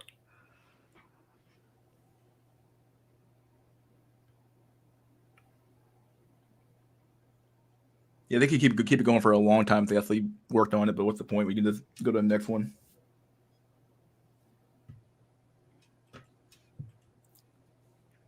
Someone said, what should I do when a Floyd asks me what I do for a living? I've been in some parties and I say I'm a software engineer and this is a libido killer. What should I do? I don't know what to tell you, dude.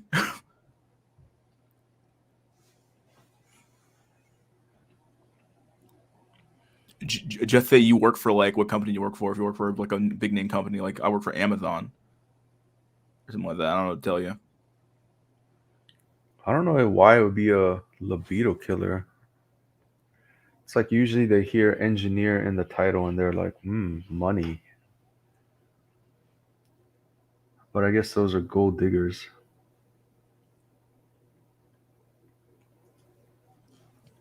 Chatfish account versus version simp account. Yep, very true. Women just message and ask, and I respond, but they already made their mind up in their beginning. They make it Chad so easy because they want it to work out, but convince themselves it was his personality. Yeah, very, very much so, very much. Better chances at being rejected automatically, though. It's agreeable and that desirable fuck you up until your actual death. I know that shit firsthand. I'm not sure what the context is for that. All I'm saying is that you can say some cool project you do on the side instead of your actual job. Act like some jerk. It's gonna probably quit soon, in my opinion. It's probably gonna quit soon, in my opinion. Okay, can I quit life? You can. There are ways out, dude. Plenty of ways out of here. Plenty of ways out of here, dude. Your face is a libido killer, Martin, or killed Martin. No, it's she's not playing hard to get. You're hard to want. Yeah.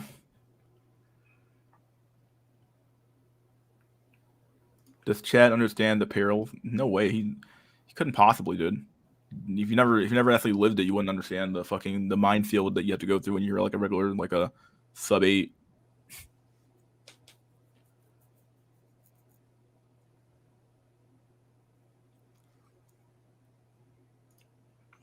Well, he should say he provides highly skilled services for international conglomerate out of the job. Oh wow, what do you know?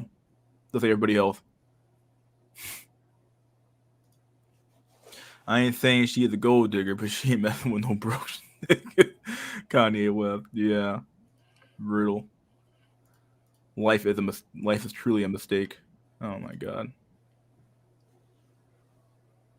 Got any more of these tasty memes ready to go? We all took the fucking neat pledge. The fucking meat prices, the meat price meme. My god. Can't believe you're paying $50 for fucking steaks, dude. The fuck. Yeah, it's fucking insane. Like I'll only buy steaks when it's on sale. It's hard to come by.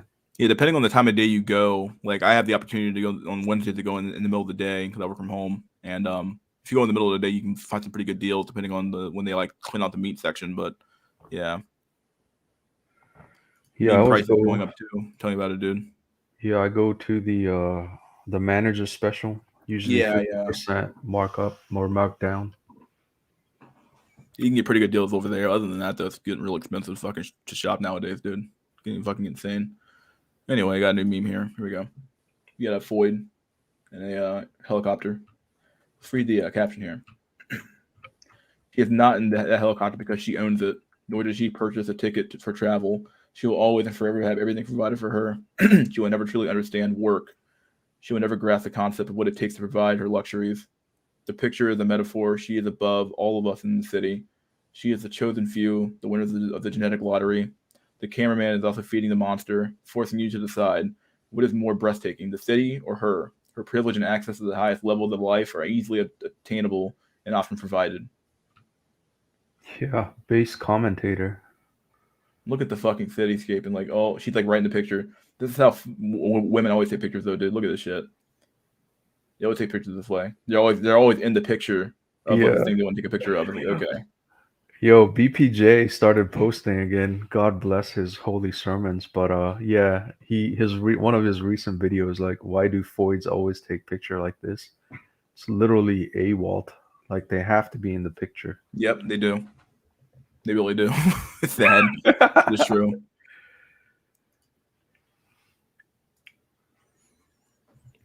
My God, BPJ is so based.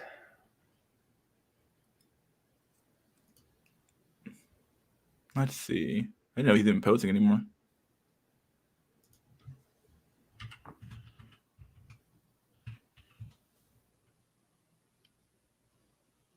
You can't find his channel anymore. Oh, not Black Pill J. It's Black Pill Jesus.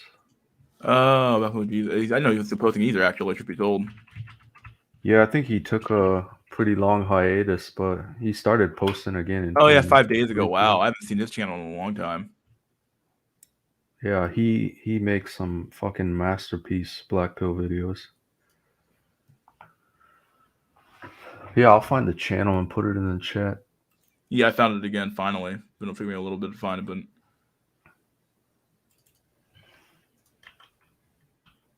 this classy ass fucking Pepe, dude. This is the top tier Pepe right here. Look at this shit. Phenomenal Pepe.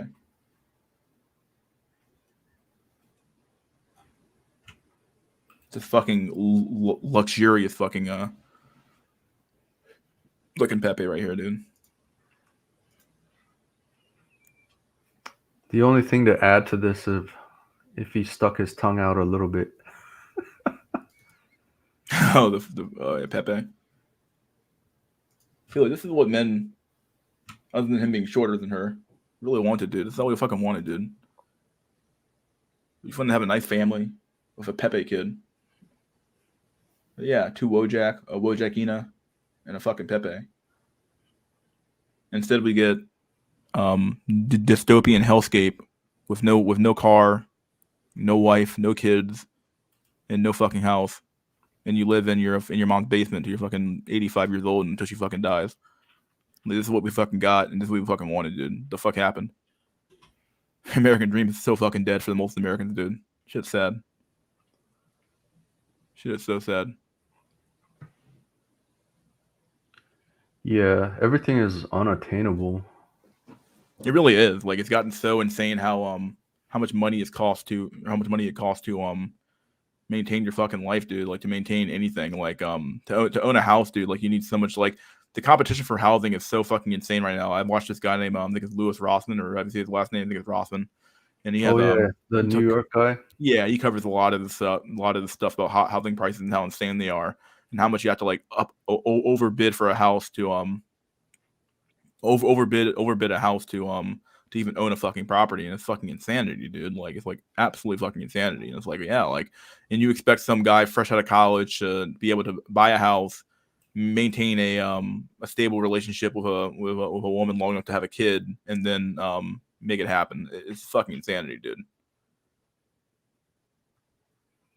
Yeah, this Wojak picture reminded me of another based one I saw. This was Wojak in Japanese anime opening. No, really?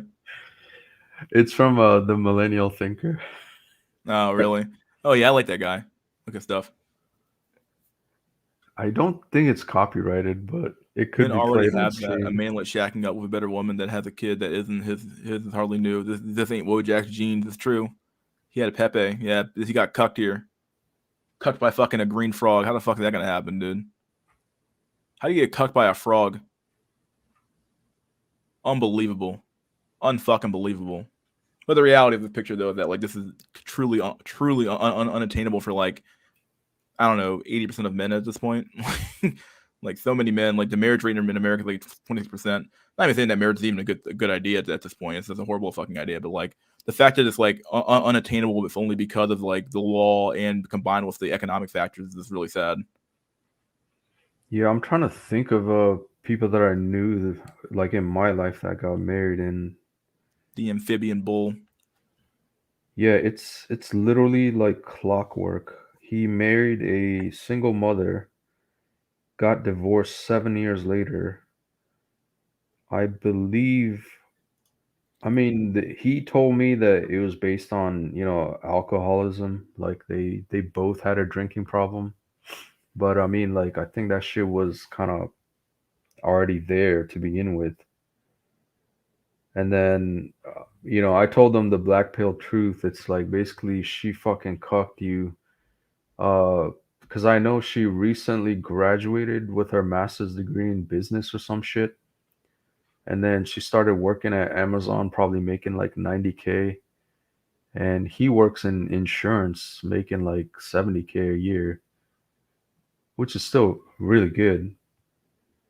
But then yeah, she was gonna be making more money, and the divorce happened before she started her new job, but she already got the job.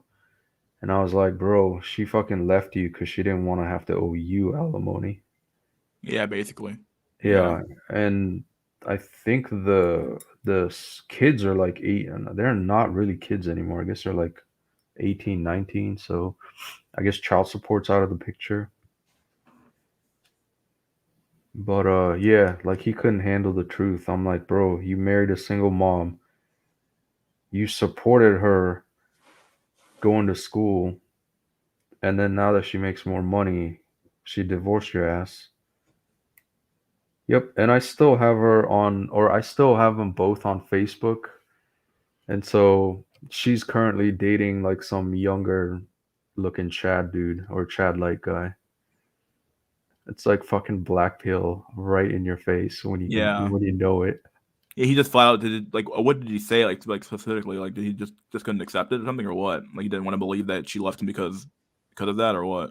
Uh no, he unfriended me. He couldn't handle it. Like cuz I was actually literally talking to him on the phone. Yeah. I explained it step by step, like everything. Like this is how you fucked up your life. Like number one mistake, you married a single mom. That's like Uh real fucking like negative fucking one dude at this point. Like my Yeah, God. and I remember because it was a 20-minute conversation, and then after we had our chat, he was just like fuck, like all he did was just scream in the phone fuck, and then like hanged up. Dang. And he never, or I messaged him a couple times afterwards, and it's just like never return your calls or whatever. It's just like whatever. I don't really care, but black pill and blue pill normie. See, It's that he really it's got that that fucking upset then, right? Yeah, like well, he knew I was a person that would fucking, tell him because I'm a cutthroat. I don't fucking joke around shit. I'm like, bro, this is exactly what happened. Here's where you fucked up. You were too stupid to see it. Maybe the signs were there. I warned you. You probably didn't listen. Well, it's your fucking life to live or whatever and deal with it. But I just laid it out, and I don't know like the day to day personal life bullshit, but from an outsider just looking in with the black pill lens, I'm like, yeah, there's telltale signs. Cause also I watched that fucking brutal video from Inkwell TV. The Phantom Cell is I think it was the title. Same exact story. Like supported a his girlfriend through college or whatever, paid off her student loans and all that shit, and then She got a better job and divorced him. Yo, what the? Are you serious? Yeah, yeah. Paid off her student fucking loans? Oh my god.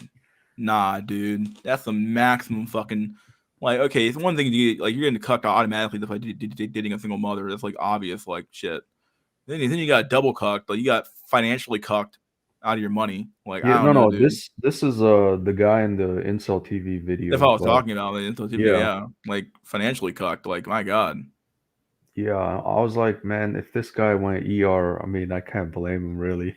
Yeah, like I don't know. Like there was a case of, I'm gonna kind of quote somebody else here. Like, it was Sergeant Willie Pete. I like this guy's content a lot, and whenever he posts a lot, he posts this video about this I think it was an anesthesiologist, or maybe it was or he was some sort of assistant, and it was actually happened in my area actually, happened in Maryland actually, and he ended up shooting his baby mama and his girlfriend, and like apparently I guess the baby mama threatened to take the kids away from her or something like that, so he couldn't see his kids anymore. And he said like he live streamed the second killing. He didn't watch the first one, I believe. And basically like, like at this point, Oh, is this the one that he was a black guy, right? yeah, And the black guy, yeah. he was like live streaming on Facebook or Yeah, something. Facebook live stream. Let me see if I can find it. We never actually covered that here. Yeah, I think I watched it, and it cuts off right when he's like, "Oh, there's my ex," and he just starts running after her, trying to get into the house. Was that where it ended, or? Yeah, that's where it ends for killing girlfriend. I didn't find out. Yeah, that's like a man that has nothing to lose. Like, it's fucking terrifying. Let me Like, see if I can read this on stream. Fuck it, we got time. We got plenty of time. It's only 3 to 4 minutes long anyway. Make sure there's nothing here going on. Some People magazine. Anything going on here? Let me read the whole thing. All right, good. I'm posting it on the screen. Maryland man admits to murdering ex-girlfriend on Facebook live stream before killing ex-wife and self. Yeah, ex-wife was baby. It's with ex-wife was the baby mama, I believe, in self. Today's the day, Rajay Black said in the live stream from outside his wife's home. The footage is haunting. Staring vacantly into the camera lens of his smartphone, the man confesses to murdering his pregnant ex-girlfriend. Yeah. Anyway, I just did something crazy, explains the man, identified by Maryland authorities, the 44-year-old nurse and anesthetist, Rajay Black. I just shot my ex-girlfriend in the head. Felt like a dream. I never thought I would be that guy. I can't go to prison. So the person that really started my depression and all of this is my ex-wife. So she next. Then I'm going to do myself too. dang. Seconds later, there's the sound of the door opening. Oh, there's my ex-wife right now. He says, turning the camera towards her as he starts charging for the door. Today's the day, he says, as the video cuts. Yeah, I watched that one. Yeah. According to the Baltimore police, Black showed up at his ex-girlfriend's residence in the city's Federal Hill section Saturday afternoon. Police responded to an alarm call received at 1:30 p.m. arrived to find Tara LeBang, 41, deceased inside. Investigators in Howard County alleged that Black then drove 30 minutes to Columbia, Maryland, and the apartment of his ex-wife, Wendy Natalie, where he streamed himself for over 90 seconds before hunting down his ex-wife. In the video, Black claims he was accused of molesting his children and amid a 3-year custody battle. Dang. Oh, shit, Yeah, dude. that's where she fucked up.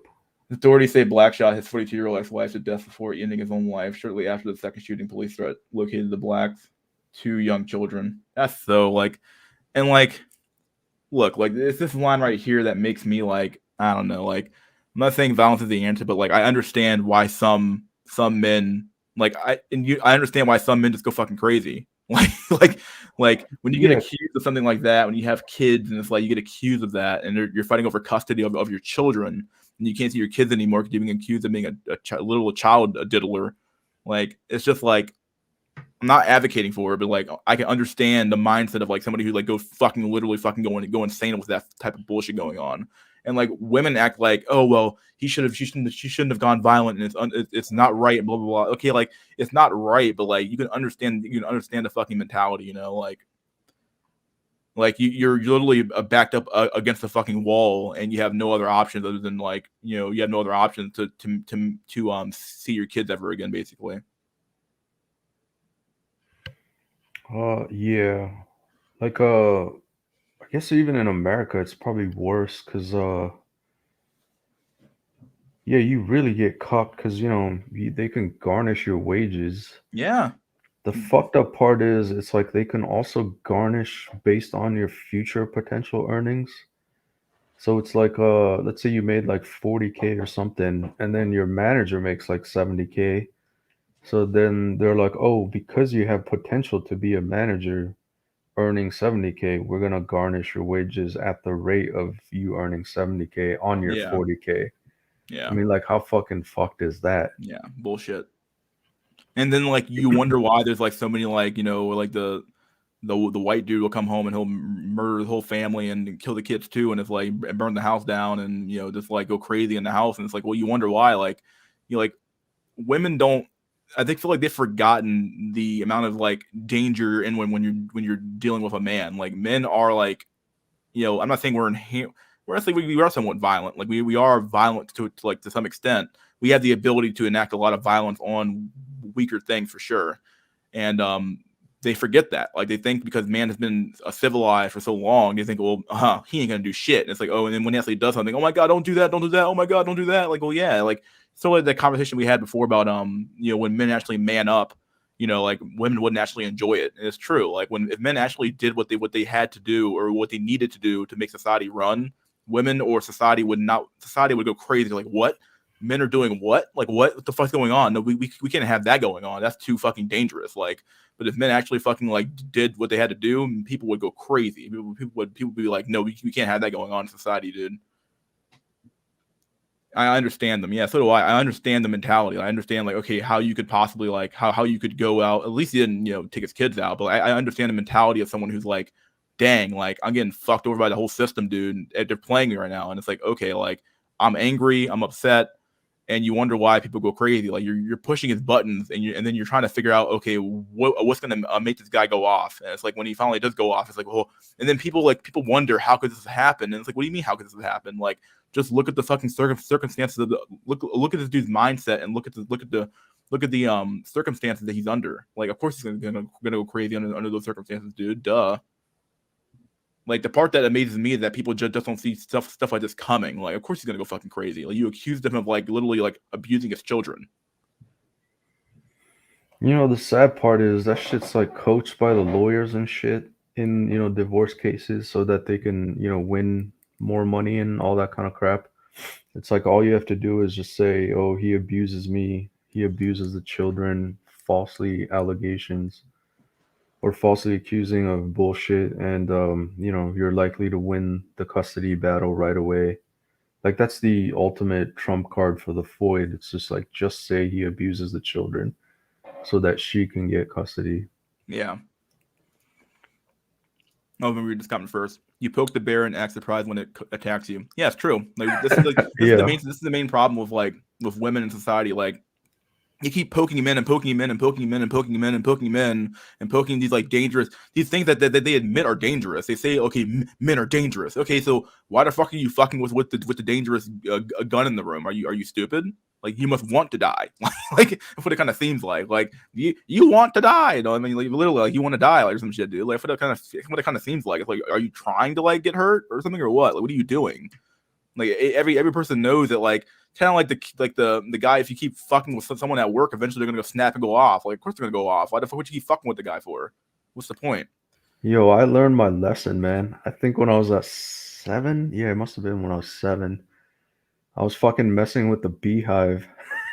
Yeah, dude. There's certain things you just don't mess with, dude. And you Yeah. do like yeah, shit happens I to your ass, dude. I remember poking that shit and bees coming out, and I was just laughing, poking it, and fucking got stung like 7 times. And you're a fucking 7-year-old kid because you have no fucking sense of danger in the world.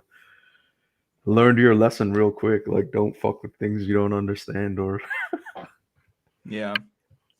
There's a reason why laws exist, fam. We are violent chimps with cerebral cortex. Yeah, yeah. And I kind of had to concede that we are violent at the end of the day. But yeah, it's true. Like we need laws and we need regulations to keep people in check. But at the end of the day, like people keep acting as if like we're something other than what we really are. And it's like, dude, no, dude. Like you can't keep like fucking with a with something like they like women. At least the feminist movement openly admits that men are dangerous, men are inherently violent. Okay, if that's true, why the fuck you keep fucking with us? You know how dumb that sounds? Like, if I know a bear is inherently dangerous, I'm not going to keep walking up to it and be like, yeah, I'm going to fuck it with the bear. Like, you're stupid. You're just dumb at that point. Like, you get what's coming to you at that point. Like those chicks who kept messing with that tall white boy on the train and he knocked them out. Yeah, I remember that one. Yeah, I remember that. What do you think of Saint Shower, BP short video, YouTuber style tales, but he posts his face but eyes hidden in the community tab, trying to advertise the gray pill and possibly grifting? What even is the gray pill?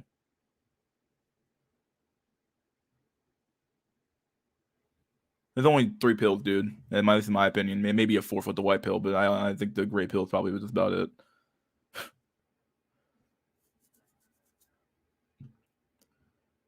My uncle took a baseball bat to a hornet's nest when he was 5, got stung like 10 times, never did it again. Yeah, dude. Like, the reality is that these things will teach your ass real fucking quick. Oh shit, I got hurt. Better not do it again. Kind of like the guy who keeps putting him on the hot stove and wondering, why am I getting burnt? What's going on? Why am I getting burnt? Like, you're dumb. Yeah, that was legit. Probably the first time in my life you understand there's legit danger in the world that could potentially kill you. Yeah, this is definitely true. Women want a violent dog that is nice to them. Yeah, you can see this in all the dating novels that women read, where it's like a pirate who's like really dangerous to all these men, or dangerous to all these. He's mean to everybody else, but he's really nice to her, and it's like that's all that really matters. That's all she really wants to do. She wants to feel special. This is what Baz FZ always says. They want to feel special. You know, and that's really what all the those romance novels are all about. The woman is the special one that he's nice that he's nice to, and she's the special princess that she that he cares about and stuff like that. So, help him stream today. I don't know. Oh, he said he'll join. He's eating a sandwich, of course. The problem is the dude was probably too docile before the ex screwed him. That's why the wife thought she could get away with accusing him of the abuse. Yeah, probably really true. You think that's why the majority of laws exist? What, the law? To keep people in check? What is the law meant to do then? To do nothing? What are a regulation for then? To do nothing? Yo, I'll tell you this, the law keeps me in check because I don't want to end up in jail with Big Bubba as my cellmate. You know what I mean? Yeah, the fear of like losing your life, liberty, and property will definitely fucking put the fear of God in your ass. Okay, I don't want to fucking lose, especially if you have something to lose. You're like, shit, dude. Now, if you're like this somebody who's like literally out there, it doesn't prevent crime, but it's definitely a deterrent for some people. I beat an older guy ass, a Kevin Samuels type guy, for talking down to me like I'm older than you, Boomer Logic. I beat his ass on the work camera. Damn, dog.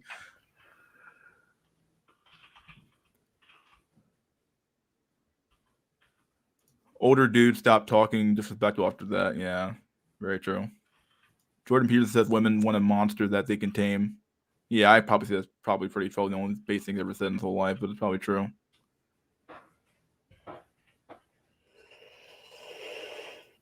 You can keep poking that bear, it'll eventually kill you. Yeah, dude. You keep going with it. Like, keep poking. Eventually, someone will rise up and say, fuck it, dude. Like, it doesn't matter anymore.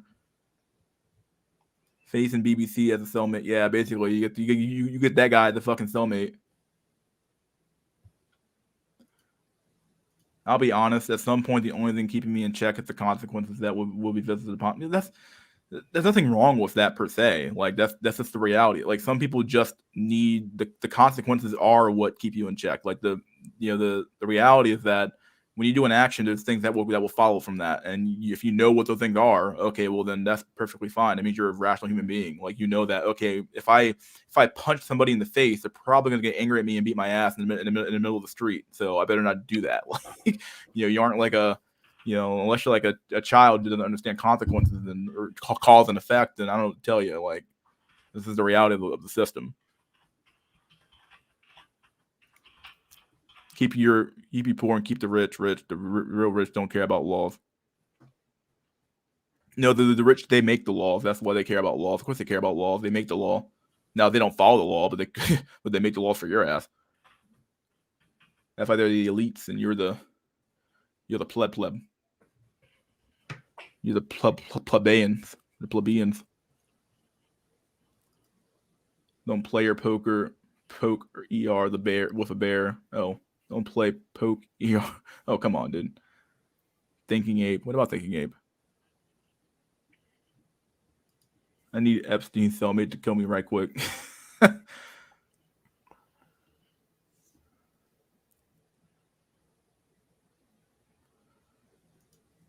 We've all got the powers to kill in our hands. Most of us are afraid to use it.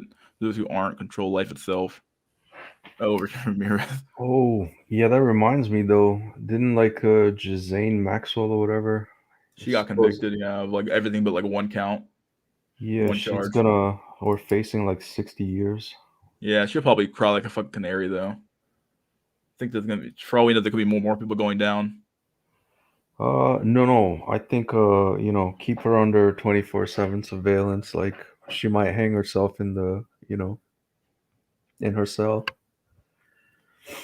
I think there's probably too many powerful people that might have got involved with the Epstein Island, so it's gonna be kept hush hush.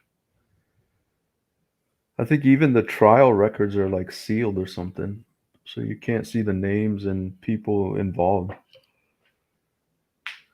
Let's see. Take a healthier. Let me save this. Save image. For stream. Okay, so we're gonna X out of here. We're gonna go to our trusty folder here.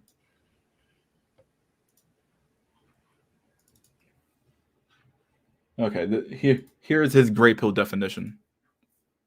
Here's his gray pill. And take a healthier alternative, the gray pill. Genes, resources, attitude, you. So that's the gray for genes, resources, attitude, you. Recognizes looks without the autism. Recognizes money without the misogyny. Like the red pill doesn't just advocate for money, but they advocate for games. This is already wrong. Recognizes love without the delusion. Depends on what you mean by love. That's the problem here. Like, is there love between a man and a woman really? And at the end of the day, probably not. I think it's just a transaction that we've forgotten. We thought that we've all been a Disney fucking inundated with love at the end of the day. It's a Disney fantasy, in my opinion. Can you have like commitment? Yeah. Can you have like true loyalty? Sure.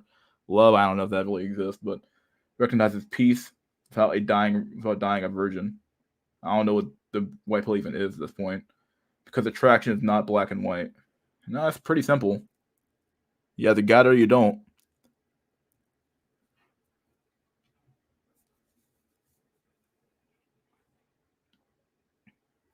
Because like the red pill does not advocate for money maxing. Money maxing could go under any one of these, places, the black or the red maybe, but it advocates more for the game shit. Like we're gonna have this game without something. So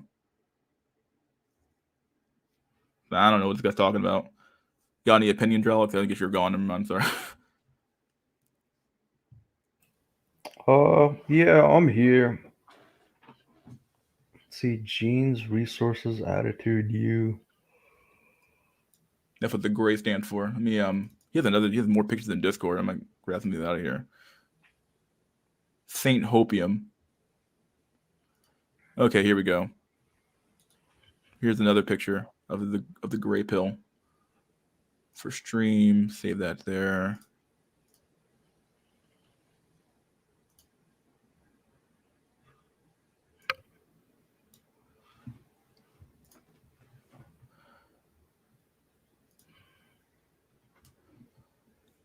We'll do another one of these. Here we go. It's from Saint Shower. Here we go. Red pill, black pill. Hates women, believes at exaggerated articles and videos. Obsessed with game, money, and looks. Despite all effort, will die angry, bitterless, and sexless. Gray pill. Accepts female nature. Grounded to reality. Knows one thing is not all. Can get relationships and know it's not always rainbows and sunshine.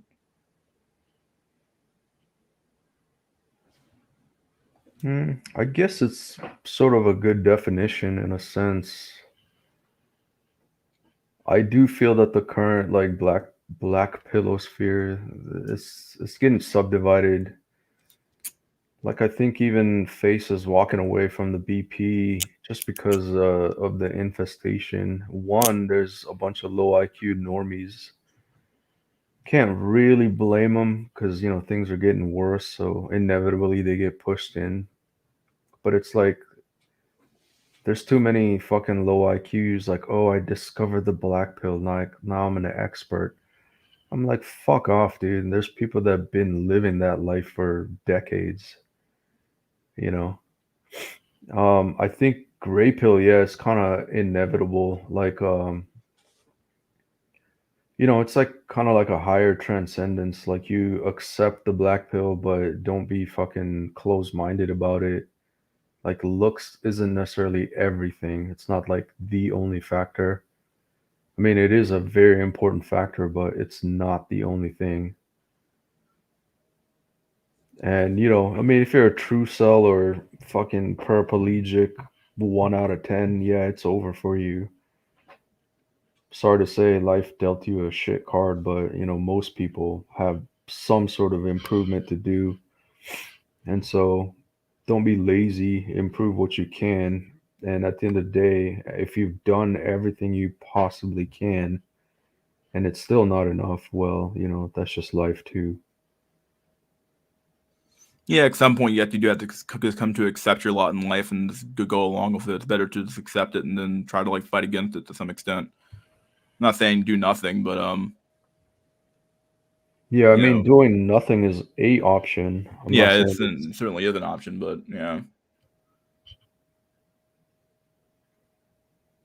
because accept feeling nature, I guess. I don't know. I guess knowing it and accepting it are two different things, I suppose. But let me let Jack on real quick. Hey, I finished eating. There you go, buddy. what's Eat a up, sandwich. Chuck? Jack shit. I don't know. What do you Corned think of beef our is great pill menu? based. I don't know. I just got back on the computer. I was trying not to miss things, and I was fucking with my microphone for about 2 minutes. Yeah. Anyway, there seems to be too many damn colors now. Yeah, the white and the gray pill. Oh, and the gold pill and the rainbow pill and all that shit. Rainbow pill. What's the rainbow pill? Is it I don't, going get the game axing? Is that what it is? I don't know, but maybe we should call it that. Like shit. I just threw that out there, but it's probably gonna be a real thing in like a month. No, it's so there's in what's that, guys? In First's Discord, there's been a couple of pretty base discussions going on recently. I think when you refer to the what do you call it, rainbow pill, there's legitimately has been with verifiable proof, I guess. I don't know how verifiable it is, but I guess from the people that know the dude, he basically turned into a fairy and then used that niche market to, gain clout and then ascend, like legitimately get a girlfriend that way. And I remember that story. Only issue is I don't think that shit will scale. Yeah, no. I mean, I'm not putting the guy down, it's like you got to do what you got to do any way you can. But I'm just saying that shit doesn't work for, Most people, most, shit. yeah, vast majority of people. My only problem with the gray pill so far seems to be that he just misunderstands the red pill. It's weird. He kind of does misunderstand it. He seems to think it's all about money max, but it's not. Isn't it all about like game? Wasn't that the main claim to fame with the red pill was game? I don't mean to get off topic here, but that's what it was. Yeah, I think He red he, pill he was keep putting mostly down game. money as for the red pill, and I'm like, that doesn't make any sense. Like, that's the big thing game.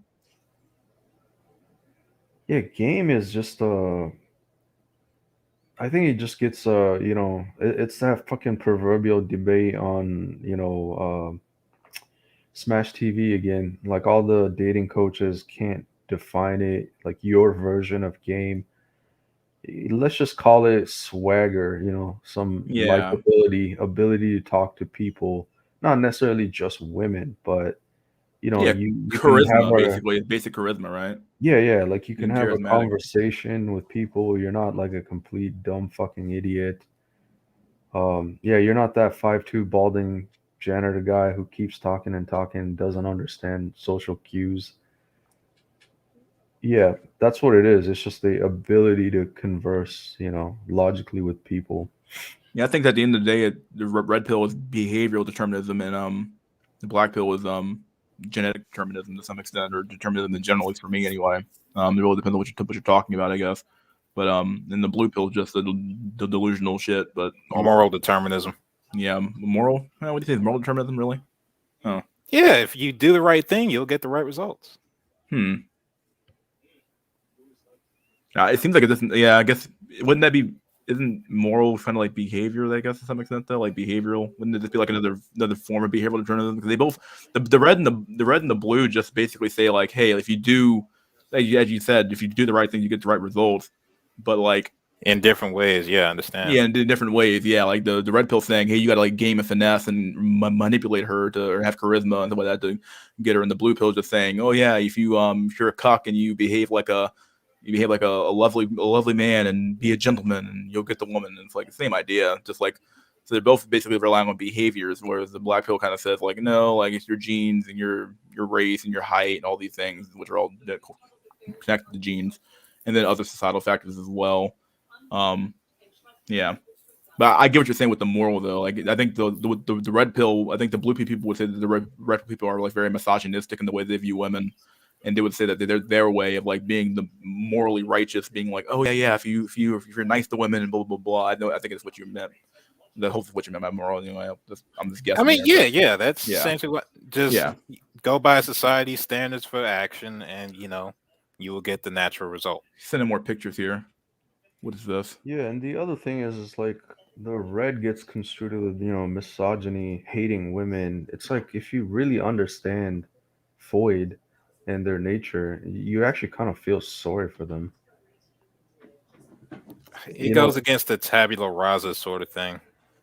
It's almost like it's like in programming, right? You have your algorithm, you do this and you get this output. It's like, oh, she's gonna chase Chad and get fucked by Chad and get dumped by Chad. It's like, like clockwork, 30 years old complaining about where are all the good men. It's almost kind of sad, like when you see the whole picture and kind of understand. It's like I say don't hate them, like when you understand them, it's just like sometimes you just almost feel pity for them. Yeah, my pity ran out, so it's like. Well, I mean, pity in the sense that I get it, but they're destined. They're destined to be that way, and yeah, bro, I can't even pity them in that sense. Like it's like your ass been warned multiple times, and you keep fucking up. Yeah, I mean, I have no sympathy. I may have a little bit of pity, but not sympathy. Yeah. Yeah, I understand what you mean. Like, oh, you're built in such a way where you can't help but do this, that sort of thing. Yeah, even that sort of pity like ran out for me. Like, it's like, nah, I do not feel sorry for you. I'm probably just gonna low key laugh at your ass, even if I'm related to you. Like, is at that point. Yeah, and quote unquote, hate is such a strong word. It's like if you understand them, you don't hate them. It's just laughable. I can understand the hate to a point because it's like it's not even it might not even be anything personal. It's just like hatred that you're at the whims of such a thing. Oh yeah, women are like people somebody say women are harassing whatever, but that means a lot more. That would probably fuck with you a lot more if you thought, yeah, all that's true, but I'm ultimately still beholden in some way. It's like if you say, yeah, your boss is an idiot, yeah, but he still controls your life and he can still fire you. You'd probably low-key hate that motherfucker too. Well, yeah, I would almost say that it's almost more like it's sort of like if somebody has, it's almost like we'll take like a degenerate act, like if somebody's constantly out there abusing children, we'll use that one. This is very, very cut and dry, and that person has no control over their ability to stop abusing children. Whether it's like genetically determined or some sort of environmental factor, maybe they were abused too. So I might have sympathy on that, but I can't have sympathy because like if you're just naturally going to be inclined to abuse children, then like I just can't I can't feel sympathy for you because like I can't fix you to some extent. Like there's no fixing you. Like I understand what you are. I understand how you operate, and therefore I have to act accordingly. The same thing goes for somebody who's like, but if it's like somebody who's like, like if somebody where it's actually like fixable, then I feel like a little bit more sympathy, I guess, because like okay, like maybe it's just like a case where like for example, if it's like genetically determined, I feel way less sympathy actually, believe it or not, because like it's literally inherent to your being to be evil at this point. Like it's inherent to you. You're literally inherently evil. I can't stop you. There's somebody who was abused as a kid and they abuse somebody else. I have some sympathy for you, if only because like okay, it happened to you and you're doing it because you learned this behavior. This behavior can possibly be unlearned, but I still don't like the action. The action I still abhorrent, but at least for you, there could be more sympathy given to you to some extent. If that makes, I'm hopefully making sense there, but I'm saying like what I'm talking about. It's more like okay, that example you talked about. Let's say all right, relative to like how men or women, I would say to that it would be maybe, let's say a dude's father who's like a dude's father of some pedophile or something, and he has to keep on paying the fucking legal bills every fucking time. mm-hmm. Like every time this person fucks up in some way, you have to on some level pay for it. Hate would naturally develop. Probably just as a it's survival completely instinct. natural for that to happen. Yeah, it's completely natural. Like Yeah, hatred even is if it completely might natural. be unreasonable, it would just still happen as a matter of course. That's it's gonna happen. Yeah. Yeah, no, I get it. I think trying to remember. Yeah, Alexander Grace did a video on it's like with verifiable studies. Like even if women get burned by Chad, like they don't change their behavior from their past mistakes. Like they will just keep doing the same shit over and over and over again. It's like the definition of insanity. well, that probably used to work back in the fucking Paleolithic era. So Yeah, as you said here, can't teach a vampire not to suck. If it's like literally inherent to your being, I don't know. Is it appropriate to hate you? Is it appropriate like at some point it's just like I'm fucked up. So I'm gonna say yeah, because men had to change all their inherent shit for the society bullshit to function. sure. Now you want women on the equal playing field, but they could just be the same fucking savages they've always been. Right? No, you have to adapt yourself to society too, or you just gotta give the power back, or else this literally isn't gonna work. And the thing about hatred, especially, that it can be used as it's a very, very strong emotion. Obviously, it's also a very, very good cognitive tool as well. Where it's like, okay, like you can explore why you hate the damn thing, and at that point, you can once again you act accordingly. If you have a hatred for something, you probably need to explore why you have that hatred, and then beyond exploring about it, figure out how you can resolve the fucking issue to some extent too as well. Although to some extent there might not be a solution, in which case you might have to go with the final solution. Or maybe the more precise term for this might be resentment that people hold. I don't know. Sure, resentment might be a better word. I mean, hatred is a little bit strong, but resentment, yeah, it's like it's almost like you keep having to pay for some of those mistakes over and over and over and over and over again. Eventually, you might not hate the person, but you be like, I resent you for just fucking existing because you make my life so much fucking harder than it has to be. Shouldn't have to be this hard. Yeah, like I keep on like me paying a constant price almost has no correlation with my personal actions, and that fucks with me on certain like that sort of thing. I can understand. Justified hate is 100% based. I agree with that. Yeah, I agree. Let's do this grape hill. Well, this is Saint Shower here. It amazes me how some of my subscribers are self-described subhuman, yet will not even consider dating a looks match.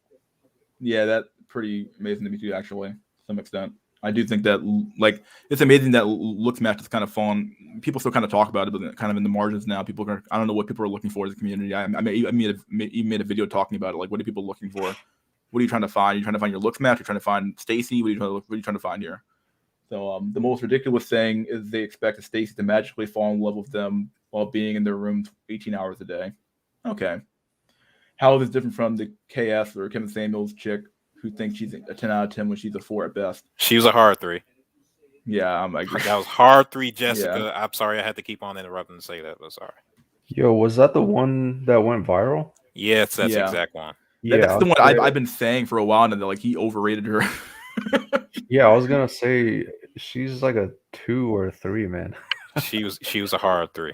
She He has that overrated the fuck out horse. of her. That was an adamantium 3. Like she was made of Wolverine's bones 3, dog. That's where she's at. She had a freaking horse face, man. A hard one too. Yeah. No. The fucked up thing about it was that video was the best she ever looked. Like if you look on the Facebook pics, like it ain't. It ain't pretty. Put it Hell like no. that. No. Literally ain't pretty.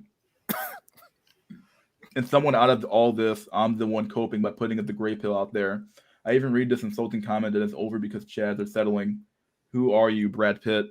I should have made this sooner. I don't want anyone with that mentality associated with me one bit. Can't say I disagree with him up here with his top point here. Yeah, Yo, where's it? Which Discord is this from? This is Saint. Well, this is Saint. I don't know his actual Discord name, but it's Saint Shower apparently, or something like that. Or I should say, which server? I don't know the server, unfortunately. He's been sending me screen caps from the server, but I actually kind of agree with him up here. Like, if you're not looking for your looks match to the subhuman, but then again, she's unattainable for you anyway at this point. But at least like be reasonable with what you're looking for at the end of the day. Yeah, I'm not reasonable. I'll definitely like shack up with my looks match or even below. Like, I'm not delusional saying that I'm gonna get a 10 out of 10 white Stacy. The most ridiculous thing is they expect a Stacy to magically fall in love with them while being in the room. Yeah, especially the people who don't go outside at all. Just like if you're in your fucking basement looking around doing nothing, and then like you're also expecting a Stacy to show up in your room. Yeah, it's really fucking weird. So yeah, he posted another screen cap in here, but I gotta make sure it's legit. Yeah, I'd be fucking ecstatic with the looks match. Like, who cares? There we go. We'll save image. First stream, save here. Okay. X out of that. We'll do one more. It's only gonna post one more anyway. Then we can continue with the conversation. For stream. There we go. Yo, looks apparently Thinking Ape and Wheat Waffles did a stream together. Yeah, somebody posted that in my not posted it, but they posted. They said it happened. I didn't know what happened already though. So who did the interview? Was it which channel was it on? I got Thinking Ape videos, or was it? Yeah, I got a notification from Thinking Ape not long ago, and then looking back, there was one from Wheat Waffles. So I guess they probably just did a collab or something. Yeah, he's the face of the black pill now at the end of the day. So somebody said that earlier. Actually, I think it's good that Ape is representing the black pill because he's very based and high IQ to begin with. Yeah, like I mean, plus that's where all the views are now. True shit. You basically have to go black pill at this point. Merry Christmas and Happy New Year's, boys. Tough year for everyone, but we made it. I lost my old channel for uploading too brutal content, but managed to have a new one and get it back on track. I'll be spending 2022 on a project that I've been working on for the past 14 months and involves ancestry and genetics with a dazzle of blockchain and metaverse. Stuff that repel pussy law. There's a few photo gigs here and there. Another side project that I've started working on since then is really over. If it's really over. One reason I started the channel is debunk red pill bullshit, but then some black pill creators started spitting the same bullshit. Someone has to call it out, and I made it. Puzzle pieces are already there. I'm just figuring out how to make it free. Can't disclose more details, just so you know it's in progress. I'll keep the channel set up with my content, blah, blah, blah. So this is what he looks like. Guess he hit his face, but here's a photo of me smiling at my present. And he posted his face. So yeah, definitely what Chad Light. Chad. Yo, can you zoom in? No, sure. Yeah, I would say probably Chad Light. Oh yeah. Maybe that's facing LMS. I don't know. Shit. Turned white. He's like, what happened, dude? You'll never get a white girl. Just go Sammy Sosa. Like, I don't know. If y'all ever seen his pics, but that's a whole different thing. No, never Yeah, mind. actually, this is a good predictor. It's like 2022 right now. Yeah, I'd say by 2023, the red pill's gonna die out. Like if it's already hasn't. It's like fucking old fucks like Hammerhand that keep that shit around, but even then, that fucker's gonna croak soon. Like the closest you have to the red pill that really living is like the Black Manosphere, but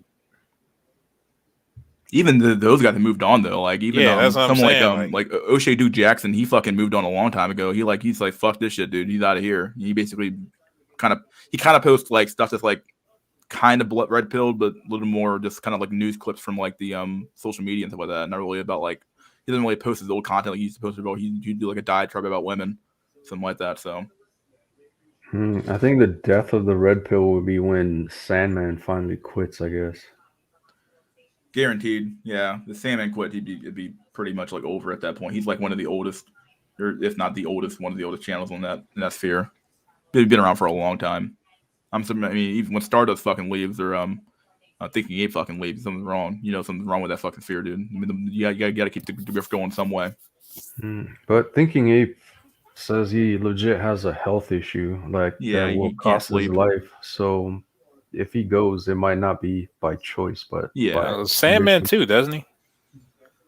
I don't know about Sandman, but Sandman too greedy to quit. I believe it. Isn't Rolo Tomasi the biggest red pillar? It might actually be the biggest channel. I don't know who the biggest channel is anymore at this point. Being hitched. Rollo got hitched his wagon to what's those two? Bert and Ernie. So that kind of damaged him a bit. Oh, what's the go? Yeah, Fresh and Fit. Or Yeah. Fresh and Fraud, or the name is now. Yeah. Those guys they're getting fucking destroyed. Every fucking like week they get fucking new. No, they out. destroyed themselves. Not getting destroyed. They get destroyed themselves. Yeah, that's true. I mean, like they really are kind of like lame. Like, I don't know. Like I don't believe a word that comes out of their mouths when it comes to like women. Like, oh yeah, I get this, dude. Like, and then you see the evidence of like they've been on fucking seeking arrangements, and then you see like the CEO, Frog CEO guy, fucking literally fucking like, there's no way I don't believe a fucking word he fucking says about women, dude. I can't. There's no fucking way I can. He looks like a fucking frog, dude. Even Myron Gaines, I can barely believe anything he fucking says either. At this point, I believe him more than fucking Frogman, but way less than I used to. Those two are pretty much what outsiders assume red pillars like acting look like. That's yeah. And they're actually kind of right at this point, dude. Frog and Fraud can't be stopped. Also, you're kind of breaking up Mystery, but I'm talking with my mic a little bit. Sorry. Frog and Fraud. Hello? You hear me? yeah, I hear you both fine. Maybe it's your mic, or maybe it's your headset. Jack, are you there? Oh snap! I can hear some radio coming from Mike. Yeah, I can hear it too. I just can't hear. I can't hear him, and I can't see. I think he can hear us either. Actually, I'm not sure what's going on. Jordan Peterson is Kermit the Frog. He definitely is. I think he cut his mic off or something. Frog and Fraud can't be stopped, or that one already. Sandman has a skin condition. Oh, I don't think it's gonna kill him. Well, like a cancer skin condition?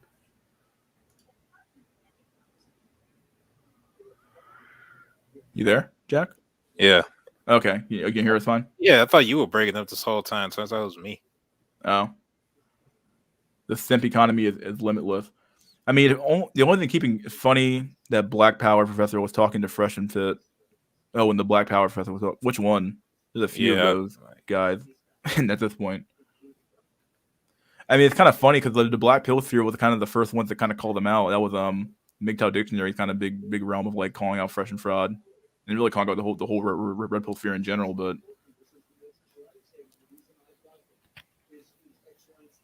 Yeah, like what's that guy's name? Hammerhand. It's like a fucking fat, balding white dude bitching. You know what I mean? Yeah, you. It's like fucking get real, motherfucker. Who the fuck wants you? Like, can you even get your D up if the occasion came? Nope. I don't know if that's true or not, but yeah, that dude fucking I haven't even watched Hammerhand's content in what? Probably like ever? I don't think I ever watched his content once actually. Yeah, I mean, I haven't watched this shit, but occasionally it comes up, like as in, look at this fool talking. Yeah, and I don't know, maybe oh, that's right. I remember he either got banned off TikTok or something and got reinstated or some shit. And it's like, who cares, man?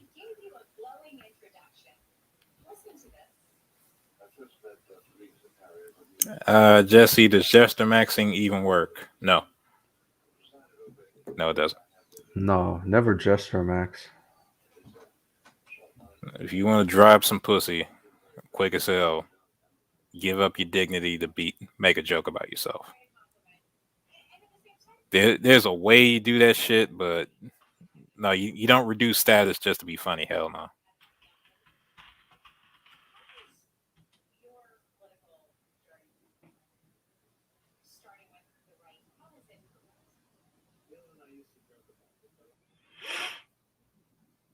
Yeah, I think Face gave up, man. Face gave up. I had hopes for WoW 7 or WoW or WAW 7 1.7 for the Surgery Max video, but it's probably not gonna happen. Yep. After he sold out the big wall, that everything dried up. Terrible.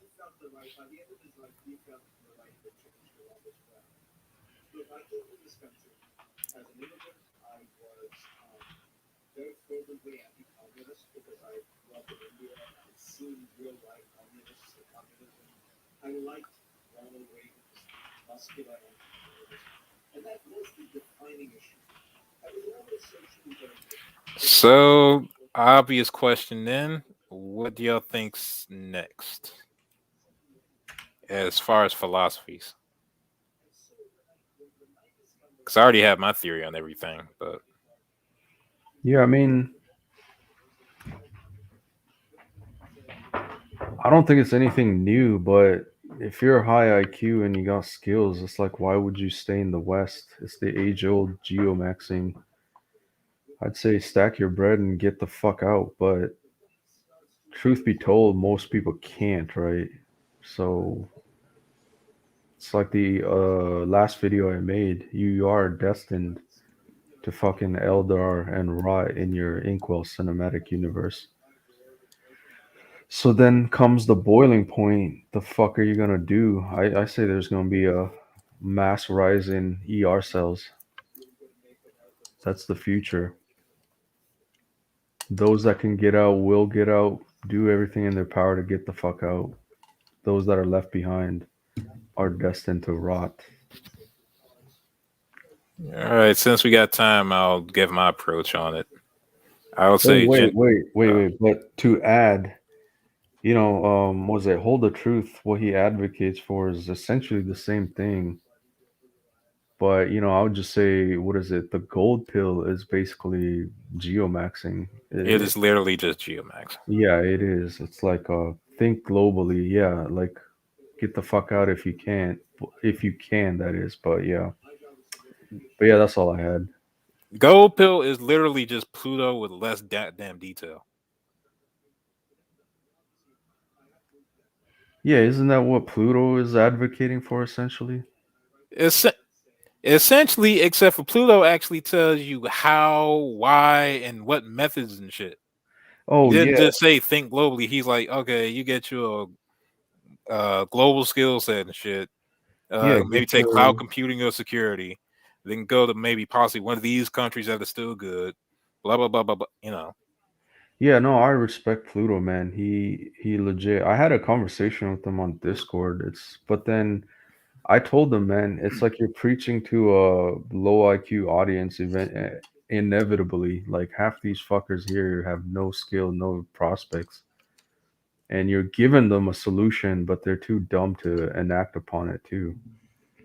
The reality of a lot of info is that they're going to end up either, dying alone, Eldar, like typical shit like that, will end up dying alone, dying in their house with like a stroke out or some of that in their own house and have a heart attack or some shit and die. if they make it that long, or they're going to commit suicide to some extent. So one of those three. Most of the people don't have the ability, or most people don't have the ability to actually and work a decent job. And I'm make the not money. bragging or Yeah. anything, but like when I went to school or back to school or became a back to school cell, there was a underlying fear factor, right? Like I got to make this shit work. I have to do this. Like there was a fucking burning desire in me because I know for a fact if I didn't make it, I'd be exactly where I'm at 10 years from now. And is that the life you want to live? That's up to you, right? But I had a fucking desire to succeed. Like that fear factor, something drive you that, I wouldn't say it's passion, but it's like it has to come from within. And yeah, most people lack that. I think that's like the differentiating factor that leads to success in life or not. Yeah, but I'm gonna kind of bounce off of what Ice Cactus said. Eldar, and this goes back to what I said like a while ago. Eldar is really just the slowest way to rope. Like it's like I don't want to commit, I don't want to live, but I'm scared to die at the same time. So I'm just kind of hope nature takes its way. So at that point, you're not trying to tell people a way out. At that point, for people at that level, you're just trying to give them a reason to live again. You have to start all the way there. Like you can't even start with how to win the game. You have to, for somebody at that level, you would have to tell them, okay, why it's still worth playing the game in the first place.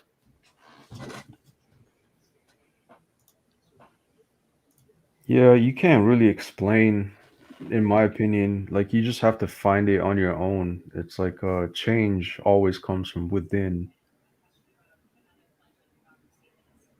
Like just because someone says, "Oh, learn some IT and get a tech degree and you'll be successful," yeah, it is a route, but it's like what's that fucking old Matrix saying, Morpheus? It's like I can show you the door, but you have to walk through it. Yeah, That's bring a that's horse to water, all that sort of thing. yeah, the age-old saying. My God, all these people are joining now. What the fuck? That could not be the real Jack Tisson. Get the fuck out of here. Really? It could be like he was in chat earlier. No, I'm not saying it's not him. I'm just saying like, holy shit, Where are these people coming from? All of a sudden, it's like, oh, here I come. Okay, well, Ronan, I think that's Ronan. Yeah, that's definitely Ronan. Yeah, let them all in. We got Dusty, we got Ronan. Hold on, I'm trying to see if this is really Jack Tisson. That's the real question. Was he here? Yeah, I saw him in the chat. When was that? Bonnie Prince Mafia. That's him? Yeah. The fucking prodigal incel son and shit. I got Jack Tisson, that's you. You got to fucking explain where the fuck you've been at for the last fucking 25 years, dude. If it's not you, then my God, God help our souls. Okay, well, I know this is Last because there's a picture. What's up, Last? How do you know it's me? Well, I know. Well, your voice A and B. Your Yeah. the picture I know definitely. You have really good pictures. So typically, Ronan, is he Ronan? Ronan? Yeah, that's definitely Ronan. Yeah, I'm at work right now. My bad. I'm on break. You're at work. Oh my Yes. God, dude! You have any? Come on, man. Bro, no one's in here but me, bro. So I'm good. I'm straight. Sorry about the corny. Ronan. I can't have the background music in the background, dog. You gotta go, dog. Okay, when you get home from work or when you go into walking spell from work, dude, you let me know when you get fucked back out of here, dude. All right, though. Don't come on here with the music in the background. Okay, dude. Okay, I'm gonna let Dusty in. I know this is Dusty. That you? Yo, what up, guys? Okay, and then Jack Tisson. This is the real test. Jack, is that you? Yeah, it's me. What the fuck, dude? Where have you been, Jack Tisson? Yo, long time no hear. Dude. Yeah, well, you know, fucking time. I'm a type of person that kind of I go off on these mentally ill tangents, and I listened to the show, but I was going through quite a few different Months. experiences, Yeah. and but I got in contact with Drew Lux over Christmas, and we had a good discussion over things. Yeah, And yeah. No, I get you, bro. I go through depression sometimes too. So yeah. I just sometimes I just get so distraught and so disconnected from the world. I'm not very good company. I've got nothing good to say. I mean, And, me either, but I still come on here. Yeah, we find something to talk about at the end of the day. Anyway, I've got a Beta Bucks incel story for you, and if you want to hear it, it's going to shock you. I told Drulax, but I'll tell you if you wish to hear it. Go ahead. That's buddy. like asking if fat people want to eat. Man, shit, go ahead. Okay. Well, this is like a turbo friend zone. About 3 years ago, I was in Spain, in the northern part of Spain, and I met this woman from Eastern Europe, and she was stunning. She was the most attractive blonde Slavic girl that you could ever imagine setting your eyes upon. And we started to meet up across Europe. I met up with her in Eastern Europe a couple of times, in Germany, in Spain, in Portugal. We had this kind of friend zone romance, and I was it was in the back of my mind, you know. Have I beaten the system? You know, have I used my English identity and several other factors, my bullshit, and she's fallen for me. Anyway, the middle of last year, she messaged me and she said, "Do you want to get married?" And I was like, "Hell yeah! I want to marry a sexy blonde woman from Eastern Europe. Why not?" So I went through all the procedures. I contacted the Home Office. I met the lawyers, and then I met her in a London airport, and it was, you know, I look like a cell. I'm a sub-5, and I'm on the London Underground now, going back to my apartment with this really attractive blonde East European woman. And then she arrives in my apartment, and she says to me, "Where's my bedroom? Don't forget, we're actually going to get married." And I said, "Well, yeah, you know, you can sleep on the couch and I can sleep in the other room. That's no problem." After a couple of weeks, I got to understand what her intentions were. And she was trying to get a passport out of me. But the worst thing is, she actually said to me that although we are officially married, I'm not allowed to have sex with her. Well, that sounds like a Western marriage to me. What's the problem? Yeah. And at this point, I was very respectful. I said, "What? So you actually purely see me as a friend?" And she said, "Yeah, you're like a brother to me. You know, you're one of the nicest guys I've ever met in my life." And I quickly told her that I wasn't interested in a friend zone marriage, you know. And then after the message, after she went back to Eastern Europe, she told me what she really thought. She said, "I never wanted to marry. The only reason I wanted to marry you is because of a passport. I find you physically repulsive." She pulled out a whole list of my character traits, saying that I'm lazy, I'm worthless, I'm no good.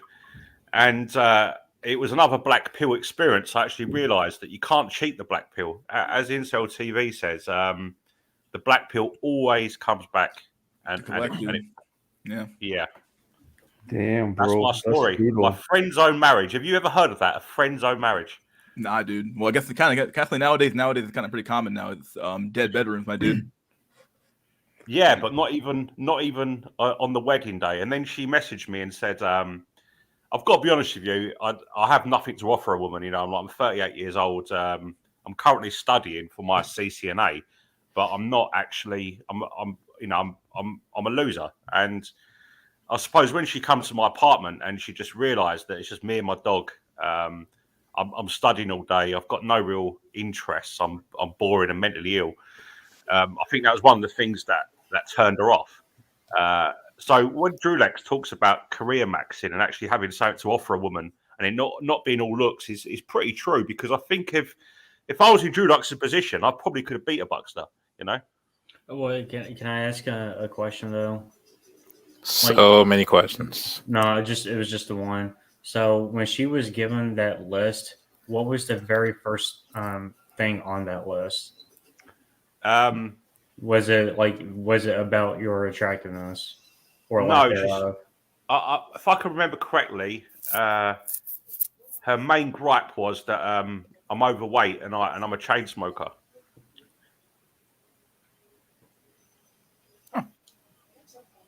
Well, and she said that also that another thing that I didn't tell her was that I'm under the mental health services in Britain, and she said I didn't realise that you were mentally ill, and that was another issue with her. She didn't realise that I had these mental problems because I've managed to hide it for a long time, you know. She lied. Like, look, she is probably gonna fuck some mentally ill high tier normie right where she's at anyway. Oh yeah, probably twice as many problems that you have, but probably just has better looks. I've already seen that shit. You know, because God forbid a man, you know, has this baggage after a lifetime of experiences. It just goes to show, man, like no matter what you do, you cannot win. You cannot be good enough. You cannot be perfect enough. Like she will find one thing and then make that one thing everything. Yeah, dude, the story is more brutal because, you know, you get to explain it, but on text through Discord, it's not as, you know, impactful, I would say. Yeah, I would say, you know, as a sub 5, if a woman is showing like interest, it should be like a red flag. Something's definitely wrong. Yeah.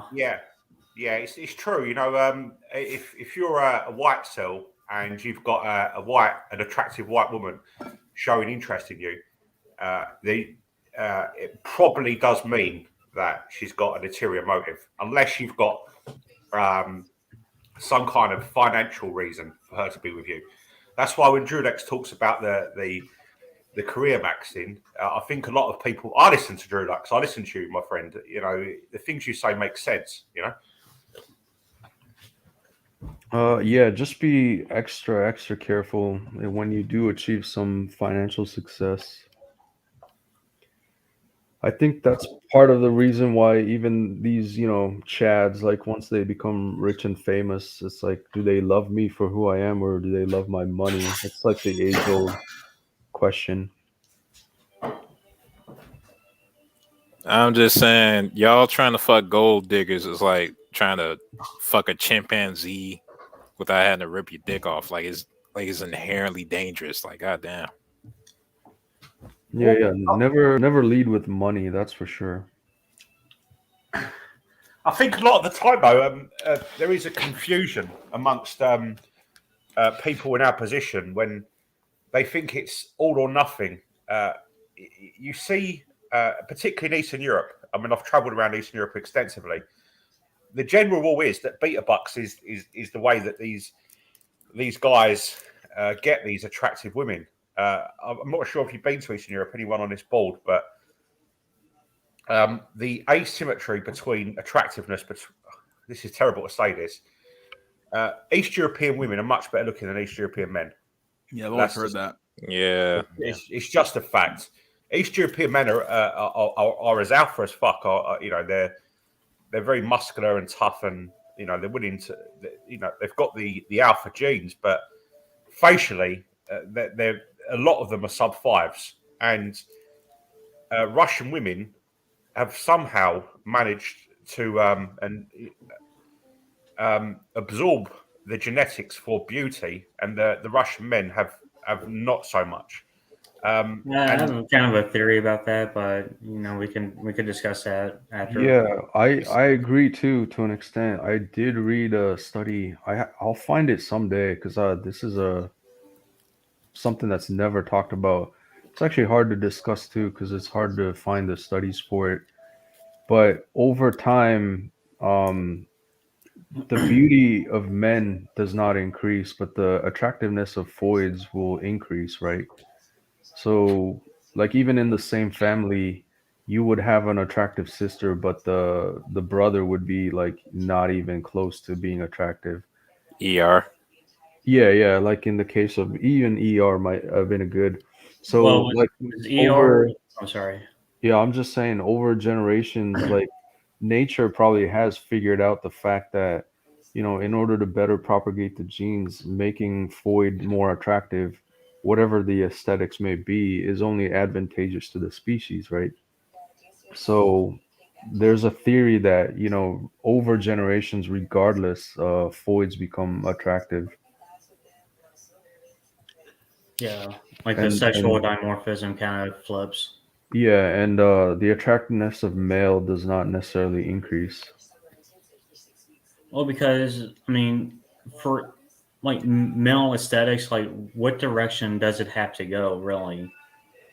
Like with women or females, like you could say, well, like their body features become more exaggerated over time to become more attractive, but for men, like that doesn't like that's not really the same. It doesn't really apply to them. Height. Well, yeah. But even then, eventually, like over time, you get like a peacock effect to where you're so tall, it becomes disadvantageous for you. Yeah, but that's offset by medicine. Yeah, and technology, and yeah. Yeah, eventually, like I said, you're gonna have some 8-foot Nephilim men with fucking synthetic hearts in the next 10 years and shit. Yeah, I mean the conclusion I've come to about the Western data market from a British perspective is that there's three types of guys who are. Remember, I was discussing before about the eugenic in group. That was Hmm. yeah. Yeah, I kind of remember. Yeah, I remember that shit. Yeah. Yeah, and there's the superorganism. It has certain entry point. Sorry, certain what's the word? A certain threshold you've got to meet to be accepted into the superorganism. And if you don't meet that threshold, people instinctively react in ways towards you, which pushes you further and further away from acceptance. And in Western society, we all know about the Chad, the classic Chad, the guy that's 8+ in looks, and he's got these great attributes that enables him to be successful in many different areas. And then you've got the normie, yeah, and there's a certain brilliance to normie. These people understand how it works, but they do it in an instinctive way. The normies look smacks without even understanding what looks maxing means. They go to the gym, or they lean max. They wear good clothes, and they tend to, if they're under average in looks, or they don't quite have this genetic beauty, they tend to do things to give themselves one distinguishing feature, like they'll get a nice car, or they'll grow their hair long, or they'll take on a certain subculture and really peacock from within it. And these normies, it's very do actually ascend, but they do it without even thinking. And I think part of the way that the incel community can actually gain access to this the eugenic in group is to actually find out how you can normie max. Because if you can normie max, then you will find yourself little niches where you can actually pick up women. Because you Yeah. do. Well, to that, I would say, aren't all the normies trying to find their little niche too, just to compete in this fucking super competitive market? Yeah, It's like there's not even any social space anymore to compete over because everybody's like reaching for the little bit of competitive edge they have now. yeah, but you see quite often in England guys who are facially unattractive who are walking around with women and children, and they've got a fairly okay standard of life. And when I was doing my observations of these last summer, it's clear to me that these people aren't thinking about it. They're not putting them. They're not going on PUA websites and working out how to exceed in a game. They have this kind of natural way of doing things, and it gives them success. And I think that's part of the puzzle for the incel community is you've got to work out how they do it, because the average normie woman, doesn't like guys who are not neurotypical. They like guys who offer them stability and the type of person they can take home to their mum, the type of person who isn't going to come out of crazy shit if he meets her friends, the type of person who's got common interests, so it can kind of pertain to the kind of lifestyle that the average person has. And if you don't fit into that neurotypical category, then it sometimes isn't your looks. It's just down to how you behave. I know that's a bit red pill, but the facts speak for themselves. How many guys you see walking down the street who have got women with them and they're less attractive than some incels? Yeah, I kind of have to agree. To some extent, you have to be blue pilled in order to ascend. Like, I think the red pill and the black pill just holds you back, as in, overthinking bullshit. It's like sometimes being ignorance is bliss is the way to go. Yeah. I will say being NT is commonly accepted in the black pill as being an advantageous or even necessary factor. That's not controversial at all, what you're saying. You don't have to worry about that. Not at all. NT stuff has been very, very. We've been talking about that for a while now. Having the autism basically causes you to strike out quite a bit with women for sure. Hey, step one: don't be a fucking spurg. Yeah. I should imagine the people on this program are on the spectrum. I'm slightly Asperger's,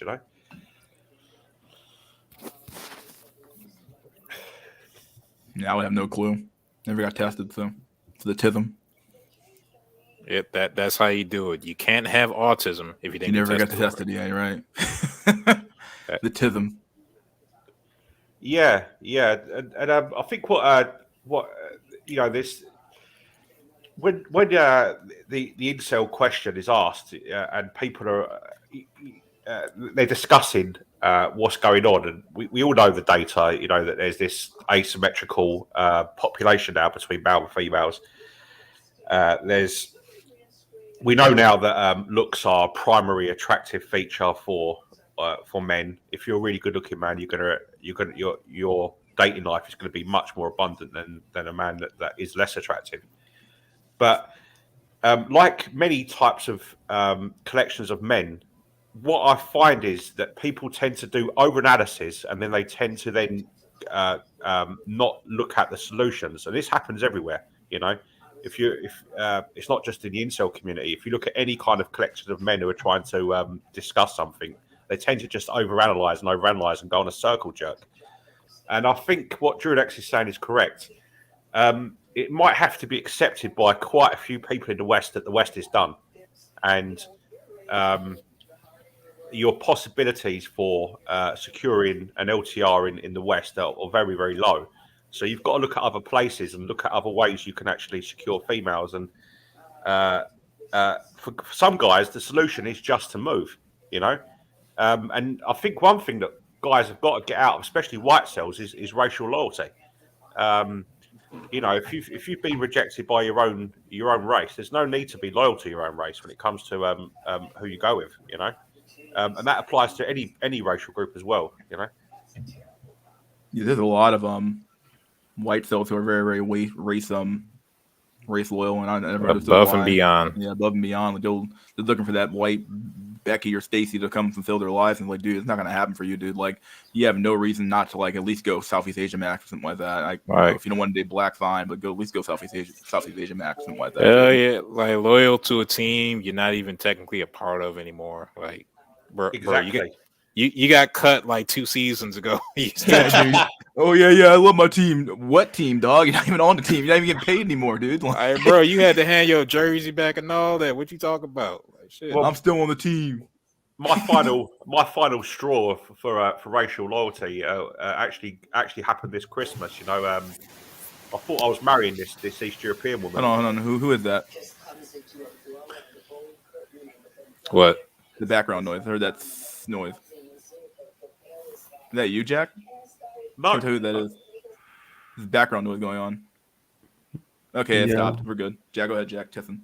Yeah. And you know, I was this guy that had been offered a friend zone marriage by somebody, and I spent Christmas morning alone, and I was laying there, and I was thinking, there's guys in England right now, and they're waking up to their family, to their children, and they're having this normal life, and I'm meant to be this English guy, and I'm not part of their world. I'm technically not even English, you know, because I'm not part of what it constitutes to be a member of that team, and then I realised that the solution is basically just to completely take out any kind of condition you've got and just accept reality as it is. And you know, for some guys, it is to go to Southeast Asia, you know, or it's to go to South America, or it's to go to you know, go anywhere and you know, look at the person rather than look at their phenotype as well, you know, and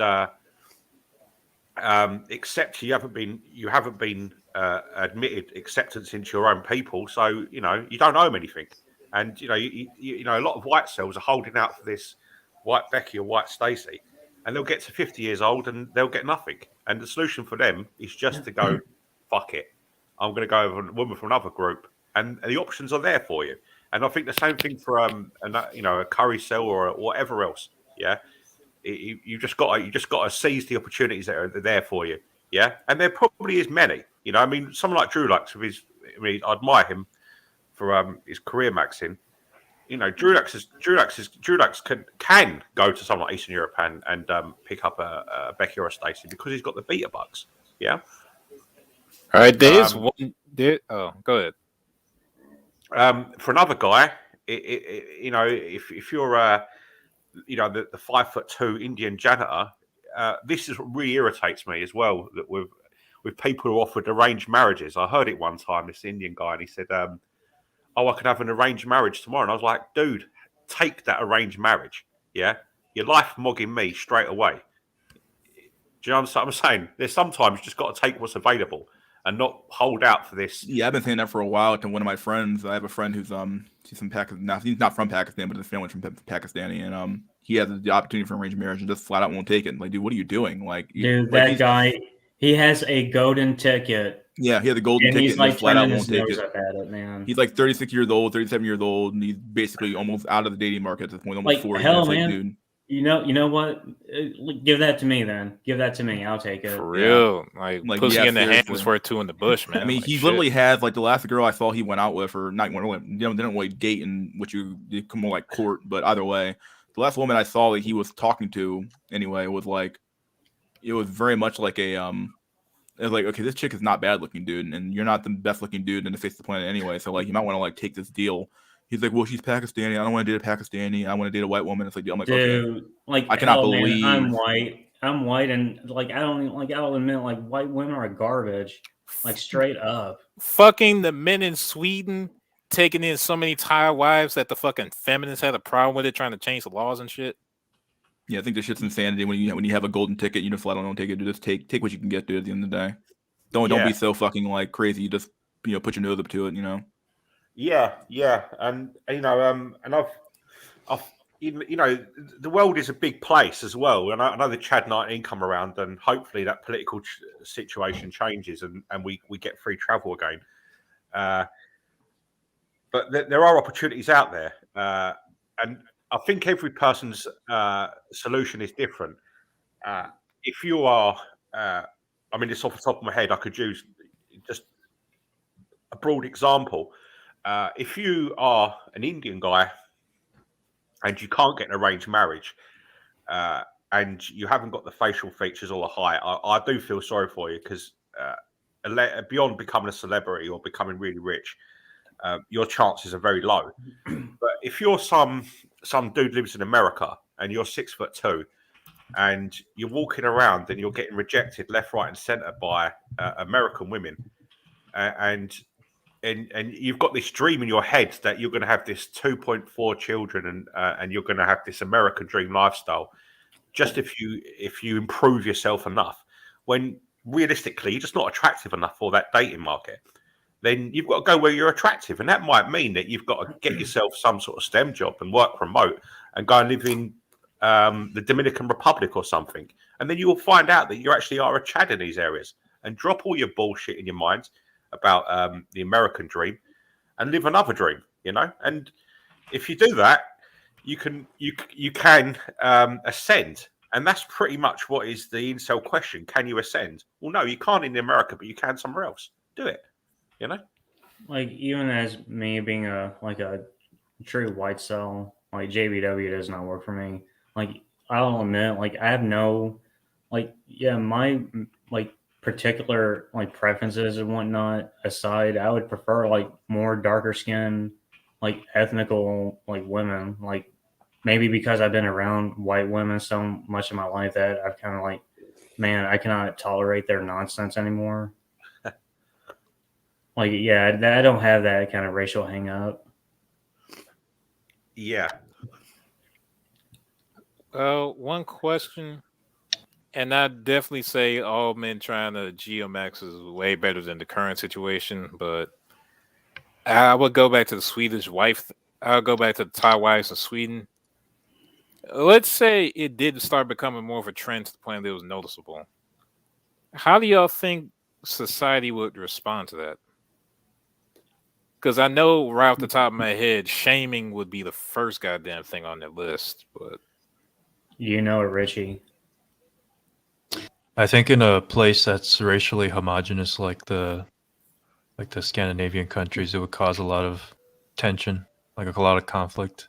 And it's happening in parts of Asia where the birth rate's so low, they're having to import a lot of foreigners for agricultural labor, and it's already causing huge problems in some parts of the world. Yeah, isn't Sweden literally importing Thai women as their wives because the stasis there are their standards too high that the normal men there can't even ascend with their own women.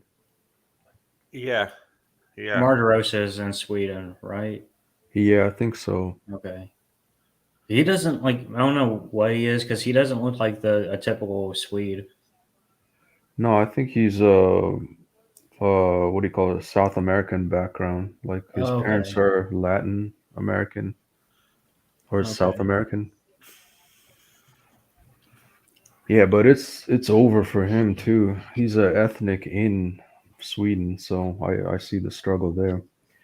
But no, I was gonna say I think the how do I say it? It's either you adapt or you're gonna be trapped in your incel cinematic universe. Essentially, your chances are whatever your chances may be in your localized area. I would say my chances here are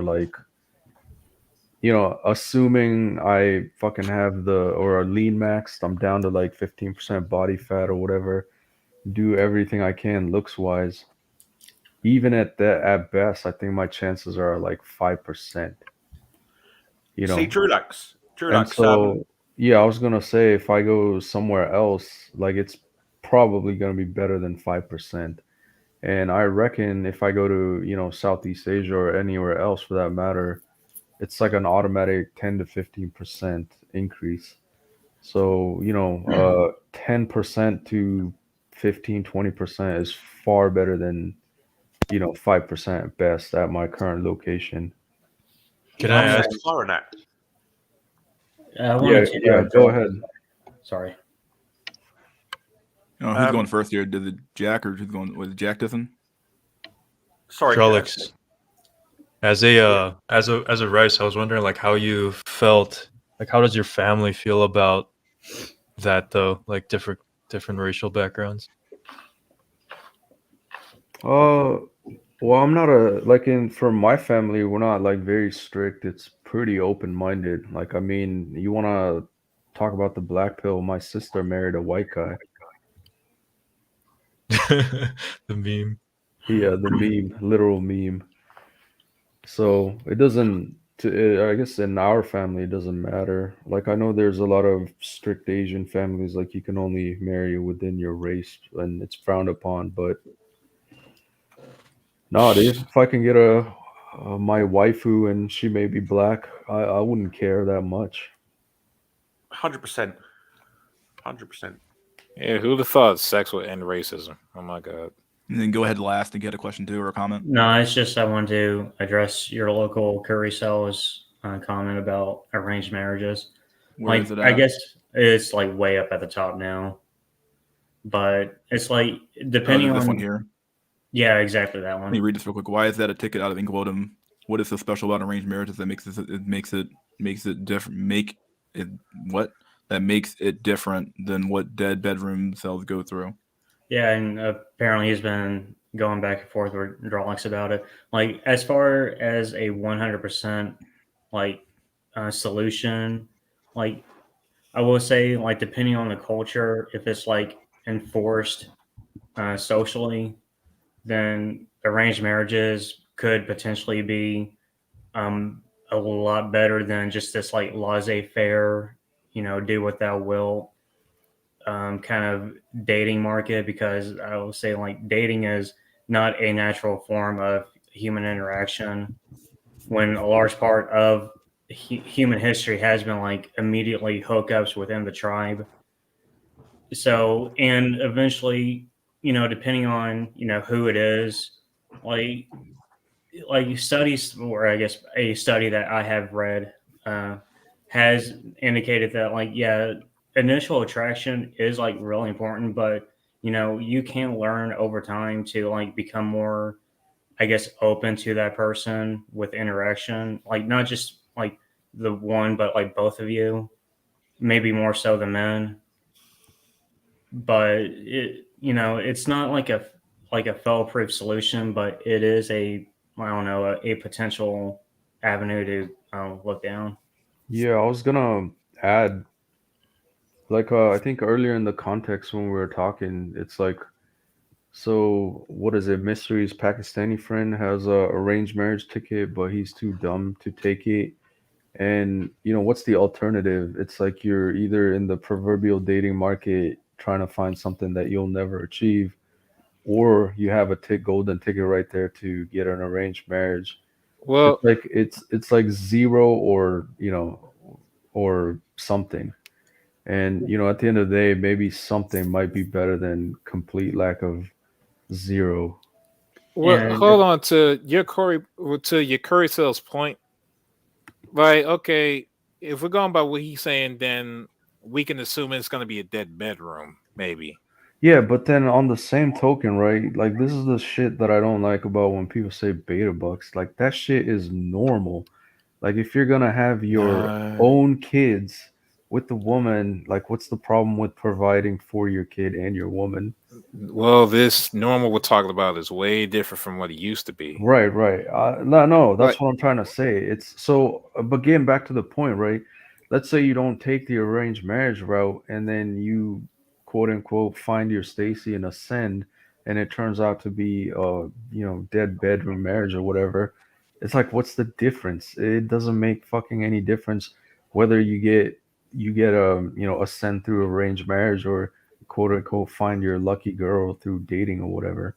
and that's another thing too. Like, this isn't about you or even her. It's about like the potential children that you will have, providing them stability. So, like, honestly, I don't know. Maybe because I've never done it, I wouldn't Yeah, know. and Like, here's I'll hold on, comment hold on on. that after you, Drolix. Yeah, and here's a good story too. So, I work with a lot of high IQ Indian tech workers naturally. So this one of the coworkers of mine, like, he's been in the US. He got his master's here, and then fuck. what was this? It says there's more cultural pressure for her not to leave you destitute and self-deleting in a Motel 6. My God. Fucking Vegas. Oh, go ahead. Sorry. Oh man, that was good. But yeah, like he's a Curry cell in the West. He graduated, CS here. Actually, even with masters.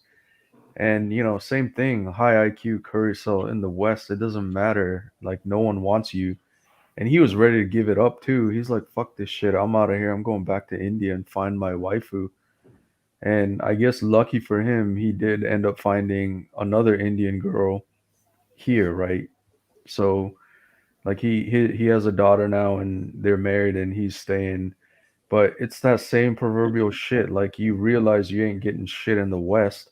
He was ready to go back to India because he knew he could get something there too, especially even as a high IQ curry cell or stem cell maxed curry cell.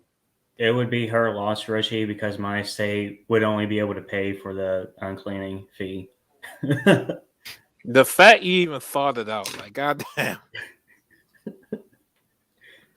Let's see, how long ago? This was probably 3 years back. I think it's before the pandemic. No, actually, no, even further. I would say probably 2017 or 2018. Yeah, something around there. Because his daughter's like 3, something like that. Yeah. And Jack, what do you want to add to my point? What was your point? Because I kind of forgot a little bit. Dead bedrooms or not, it's not about them or even your wife. It's about the children and the stability a marriage will provide. Yeah, I was gonna say this. It is better to just not have children than to be children in a cuck marriage.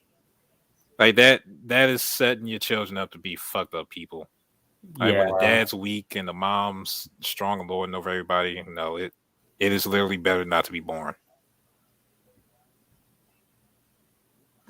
Let's see. Mr. Ray's friend refusing the arranged marriage is something I can understand, but he's not foolish to not at least escort maxing. I really don't understand his refusal at all because like the women in Pakistani culture are extremely like they still have that cultural. I think the funny the thing was here the cultural pressure is still there in that community. There's still a very close community, at least in America.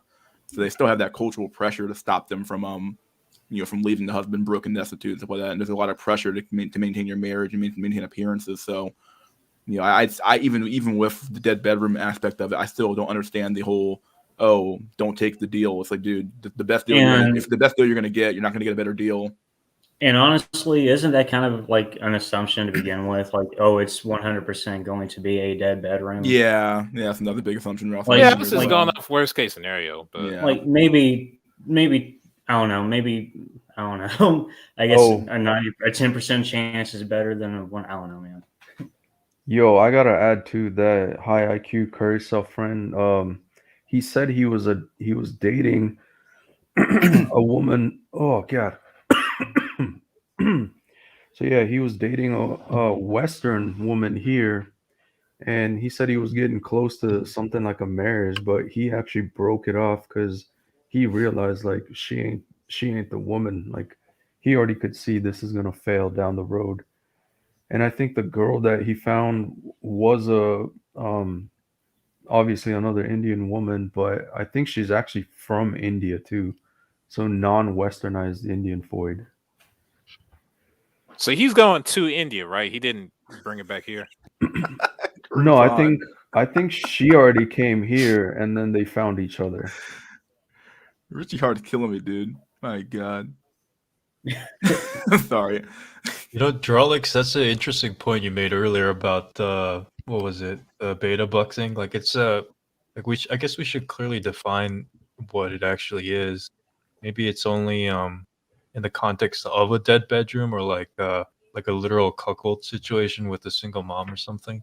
Because if it is your child, like what is really the problem of providing for them? Yeah, so I think it gets misconstrued from the red pillars, as in you married a used up single mom roasty and you're raising Chad's kids for a slight chance of, one bedroom session per 6 months period. Like that Basically, it's is, trying to pay your way to attraction.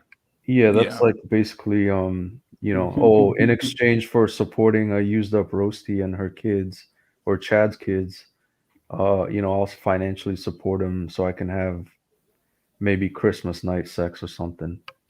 Like that's fucking literal beta bucks, but it it gets construed like if you marry your quote unquote waifu and it's your kids, it's like your family and you're providing for them, including yourself. Like, is that really beta bucks? Like, I don't think It's so. just That's just normal, dude. normal. Call it being being a husband and a husband is a job, as is being a father is a job, and you have to pay. You do what you got to do with that job. So you got to raise the kids, pay for the kids food, and water, and shelter, and the wife also gets paid too to be the wife because the wife has a job title as well. People forgot that those were job titles. They weren't just like it's a title. It's not like it's not some fucking crappy ass thing. Now I'm not saying I know Jeff's gonna say something, but in reality that it doesn't apply anymore. But those were titles though in the past. Nowadays Yeah, it's totally different. I'm just saying, back in the day, a wife was a person you owned and she had obligations by law and shit. I'm just saying. It wasn't this, oh, I just do the right thing and I can hope for shit to go right. Like, hell no. Maybe he's a freak like Shiva gives an 8-fisted atomic jerk. And then, like Gandhi, you climax, oh God. Oh my God. Yeah, first of all, I think you thinking of like Parvati or what's her name? What's the angry bitch over in India that kills everybody? I thought that was Shiva. Viva? No, she was a dude. She was the dude that's basically fucking and killing everybody. He's like the Indian Christ, like the end time Christ. The angry chick. Shit. Kali? Yeah, Kali. That's it. Well, isn't Kali an incarnation of Shiva? No, I think No, or Kali's the Vishnu. incarnation of Vishnu. Dirk. Yeah, I think Vishnu. Kali's the incarnation of Dirk or some shit. I forgot this system. Yeah, I think it's Shiva, Vishnu, and Brahma. If you talk about the triune system or some shit, that slowed down the conversation. So never mind. A job where the man pays for everything, gets the blame for everything, and anything goes wrong. See, and that makes perfect sense in a system where the man has ultimate control. It doesn't make any sense now, but we're talking about the past, the way things used to be. Obviously, it has nothing to do with the current system of marriage, but with the past marriage is that it makes perfect sense for a man whose job he gets the blame for everything. Yeah, he has control over everything. He has control of the finances, control of the kids, control of the wife. If you fuck up, dude. That's called responsibility. That's what we're talking about. Going back to responsibility here, but yeah. It's not just a matter of responsibility. It's like a matter of like a clear division of, like, I guess, the labor that goes into a stable relationship. Like, yeah, because women naturally are the keepers and like hoarders of like sex and like relationships for men. So men have to do all these things in order to like gain access to it. But the women also have to do like they have their own responsibilities too. Like this idea, like it was just men who are always in control of everything. Like, no, that's not how anything has ever been. Like by and large, it's always been like one. It's been like a mutual give and take. And now Yeah, I men think, are like working and supporting society now, but they're not getting anything at this point. Shit, I told y'all, with no power comes no responsibility. God damn it, y'all need to be.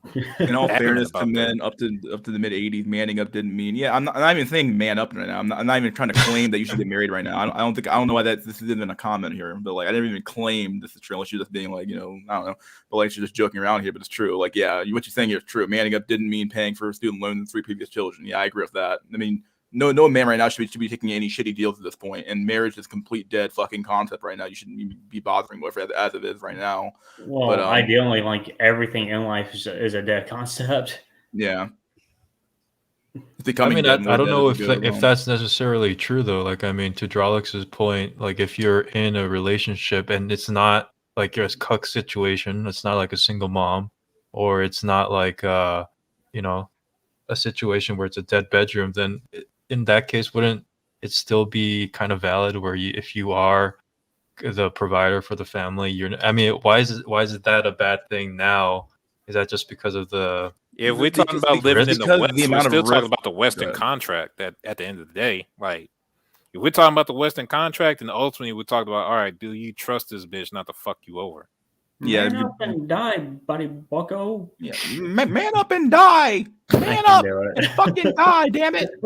Anyway, but yeah, just to go back to Dusty Jones' point here. Yeah, like I agree. Like the way Draws described it was honestly perfect. Like the deal used to be that like you would trade in your labor and your time and your money for access to the peace labor pussy, basically at the end of the day. For And, ownership of pussy. Ownership of pussy. We'll go full on memes here. We'll go ownership of pussy at the end of the day.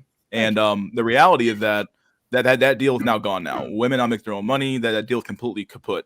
And beyond that, if you combine that with the new the marriage law that have been enacted in this country, and the no-fault divorce, and women initiating the majority of the divorces, I'm not saying like cohabitation maybe might still be viable depending on the state you live in, because some states have some states have what they call common law marriage, but depending on the state you live in, you might just want to cohabitate and have kids, and you can basically have the same thing going on. Like, why does it have to be a marriage why does it have to be a marriage contract between you and the woman to maintain a decent relationship with that between two people anyway, as it is.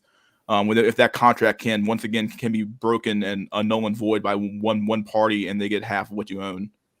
All right. Yeah, now, one thing about that is if you have kids, then you might be put into like involuntary contract just by child support and shit. Yeah, that's just the reality of it. I think child support makes perfect sense to me, in my opinion. I'm fully in favor of child support. It's alimony I do have a problem with, but even alimony in certain situations makes some sense depending on what we're talking about. But child support makes perfect sense to me. Like, yeah, that's just the risk you take. I already told you what I think the system should be. So yeah. No, see, the problem is like the child support and alimony is fine. It's just the stupid fucking math behind it. Like, Dr. Dre's paying like how much? Couple of $100,000 a month to his ex-wife to quote unquote maintain a fucking lifestyle lifestyle. Yeah. Like in what fucking world does what was it, Jeremy Renner's kid or something? Brittany Renner. Yeah, Brittany Renner. It's like it doesn't cost $100,000 a month to raise a kid. You know what I mean? It's like, why the fuck do you need to pay hundreds of thousands of dollars from your $1 million salary to raise a kid? It makes no sense. And then they raised the little motherfucker on Cheerios and shit on the cheap.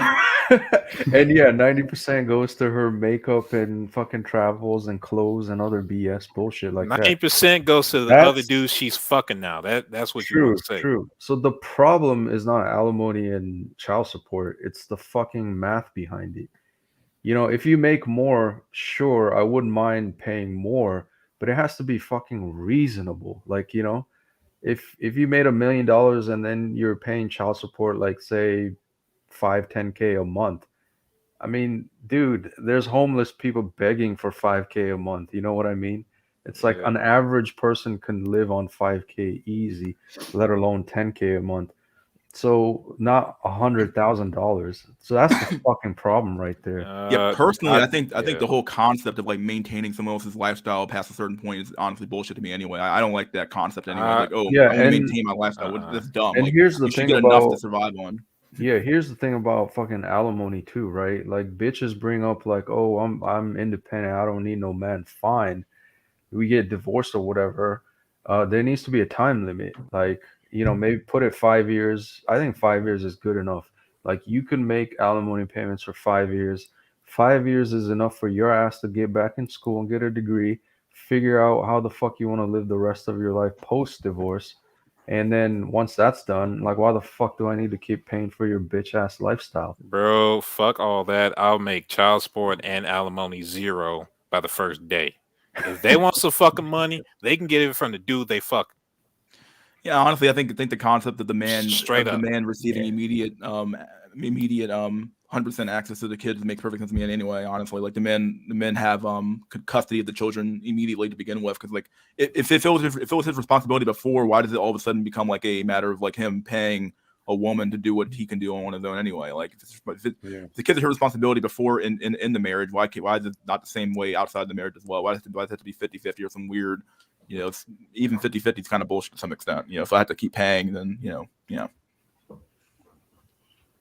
Half the reason there's problems is all right. No, go ahead, Alex. Yeah, and I'll bring up a high IQ example, even talked by Thinking Ape. I think it was either Sweden or no, actually, I think it was Denmark. So the alimony laws changed from they have a time limit on alimony, which is 9 years max, and they reappealed the law to be, I think, either 6 or 7 years. And so the year before the law went into effect, like divorce rates skyrocketed. Because all the fucking bitches that were gonna divorce anyway were gonna fucking divorce so they can get that extra 3 years of alimony pay, which just proves the fact that it's all about the money. Like, I'm pretty sure women get married literally for the alimony, and it's like it's not even a hidden fact. It's like it's openly out there. So if there was a quote unquote time limit, or even fuck them like to a certain, I would say even a year is enough. Like, go figure your shit out on your own post divorce. But yeah, the fact that time limit shows that a divorce rate skyrocketed. It's all about the money. Like, fuck them, these bitches. Go ahead, Jack. You want to comment here, or somebody else? My father got divorced. He went through 2 divorces, and when I was about to marry this East European woman, my dad's really black pilled, and he's not a high IQ guy, but he's gained this black pill through life experiences. And on the lead up to me having this friend zone marriage, he kept on telling me that it wasn't a good idea, and I said, "Oh, it's okay. I'll get on with her and all that, and she's one of the best people I've ever met in my life." And he said something that come from experience. This isn't from theory. He said marriages are not for men, and that was it. And what he meant by that was that everything goes in the woman's favor when you marry. And in the West, if you're living in a country like such as Canada, where the divorce rate is approaching 40% for first marriages, if you're a guy that's got something to lose, why are you taking a 40% stake in all your assets just so you can secure a female who's probably going to be toxic, especially if you're a sub 8. You're never going to be this guy that that she's attracted to. Why take the risk? And the answer is you shouldn't. If anything, one of the lessons that should be taught to every guy in the West is that just don't marry. Completely reject that institution, because it's a jail sentence. Yeah, I have to agree with that. Like, even though, like, as far as the culture goes, and it being the basis for like family structures and whatnot, like it's still an artificial construct. Like, and it's all like, even the host ceremony itself, it's like the man is already there at the altar and she's the one walking down the aisle. It's all about her. Now, originally that's because she was given away by her father to you, and it was like I believe the term was transfer of headship. Yo, you guys are all forgetting. You know why she wears a white wedding dress? Oh yeah, I know that one. Go ahead, tell me. Yeah, most of these chicks are wearing black ones, dude. It's fucking bloody black red, if you ask me. But yeah, it's the white is supposed to symbolize the purity. Yeah. So most of these bitches have double-digit, triple-digit body counts. It's like, that makes me sad, man. Why are you wearing a white dress, man? Yeah, now in 2022, marriage is for women and virginity is for men. That's where we are. You should be wearing the fucking white suit at this point. For real. Yeah, literally. Was that wrong? That hurts. Though. That hurts. Gentlemen, I've got to go. I've got to go now. It's getting late in the UK. I'll appear on it again next weekend, and it's been a pleasure.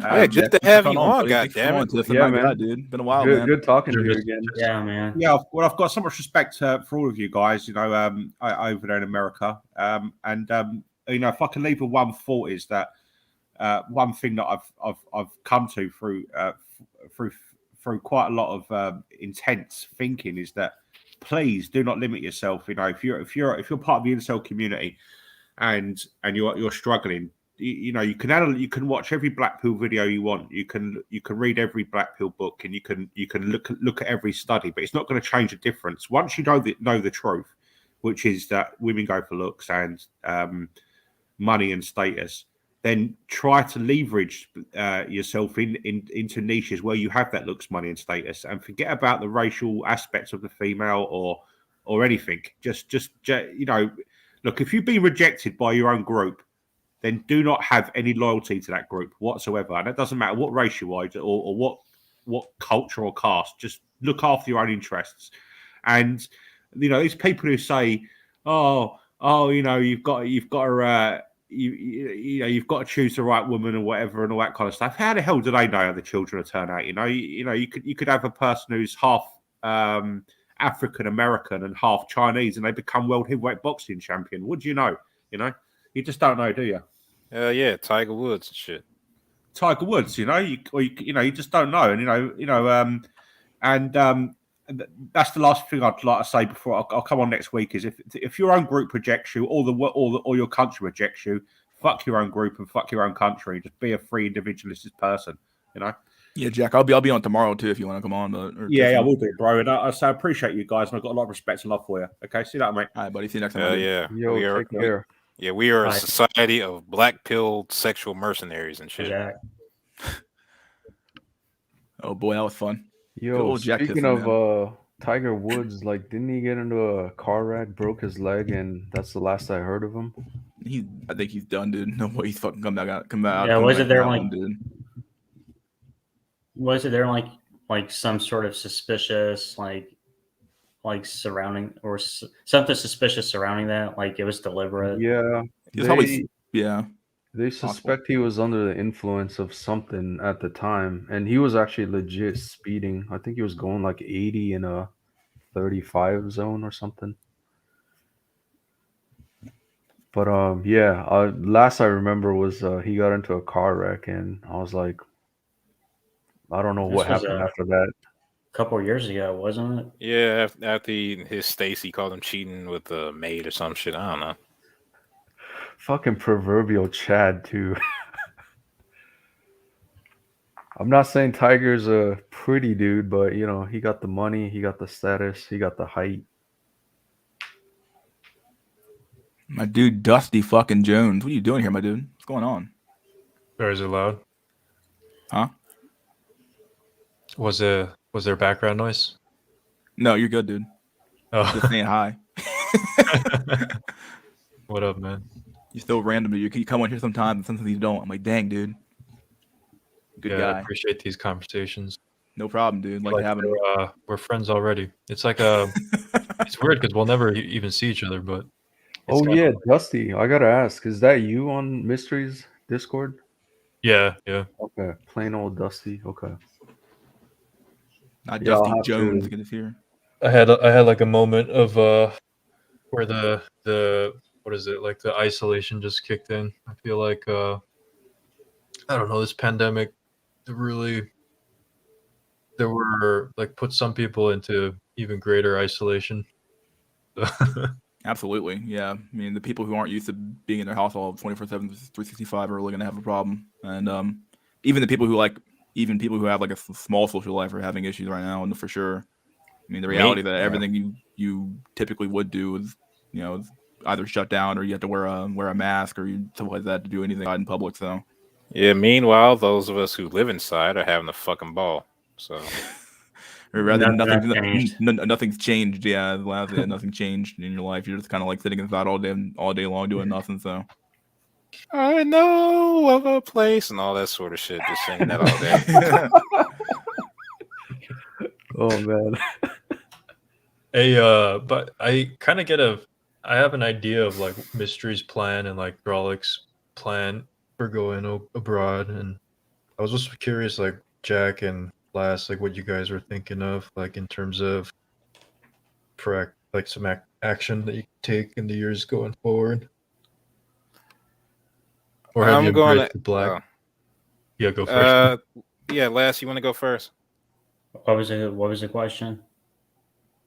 Like just like in terms of going forward, like what are you guys' plans? If you have any, I'm just curious if you want to share it all. I don't have plans, man. As far as me, I figured I'd probably just try to move to Africa this decade because I know America's gonna come to some weird cataclysm and shit, and everybody else has shrinking birth rate. So I figure, hey, it has a growing economy, and it's not gonna be a fucking social hellhole in that sense. So might as well, go to what's gonna be the most peaceful place on earth soon. The civilization began in Africa and it will end in Africa. Yo, you know what's ironic? I just started learning Swahili. I'm trying to learn East Africa Swahili better. It's like they say mankind originated in East Africa. Back to your roots. Yes, if I find a fucking Asian man with a kufi on, I'll assume that's you, Travis. If he drives a 20-year-old Hyundai or something, yeah, that's him. No, but I think even for black cells going back to Africa, I think because Geomax options probably legit. Hell yeah, if you have access to like American money. Yeah, no, that's what I'm saying. Like, I mean, you cry like I'm not saying you specifically, but we cry like, oh, $15 an hour is not a livable wage. Like, bro, if you made 15 an hour, save that. That 15 in Africa is like, a week's pay for somebody. I mean, like if you can survive in the hood of a project, you can survive anywhere. Like shit. Yeah, and I don't know. Yeah, even Pluto talks about this. There's a huge fucking misconception about like abroad, right?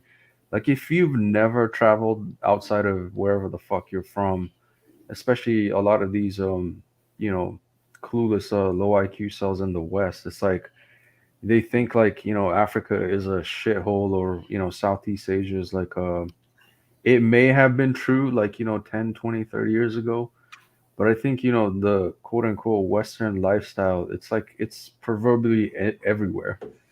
Like you can stay at a fucking 5-star hotel in, I don't know, Nairobi, Kenya or something, or, Johannesburg, South Africa.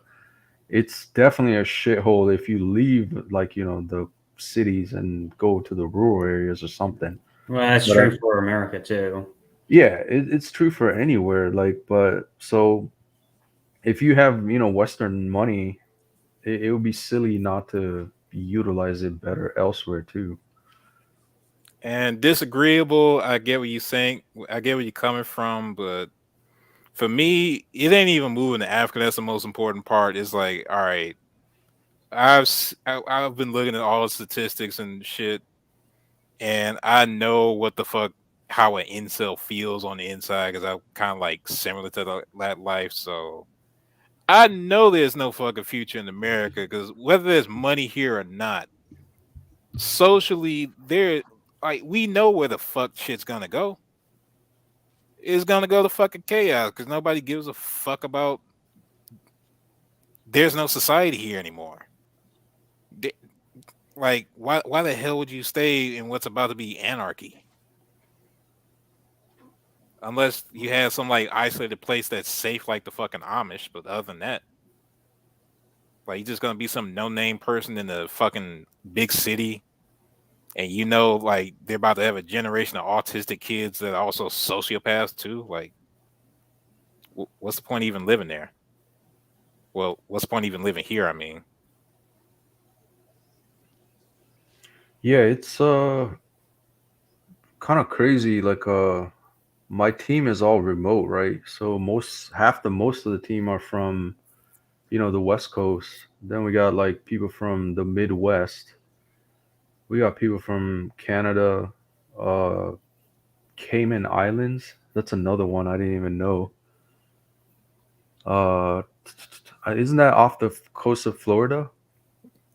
I think some like that. Aren't they like Yeah, my geography of the U.S. territory? I think some shit. I don't know. Yeah, the Caribbean's I'm not all that familiar with, but yeah, and then I think people from China and then Europe, it's like all sorts of time zone. Like this remote thing is like for the future, really.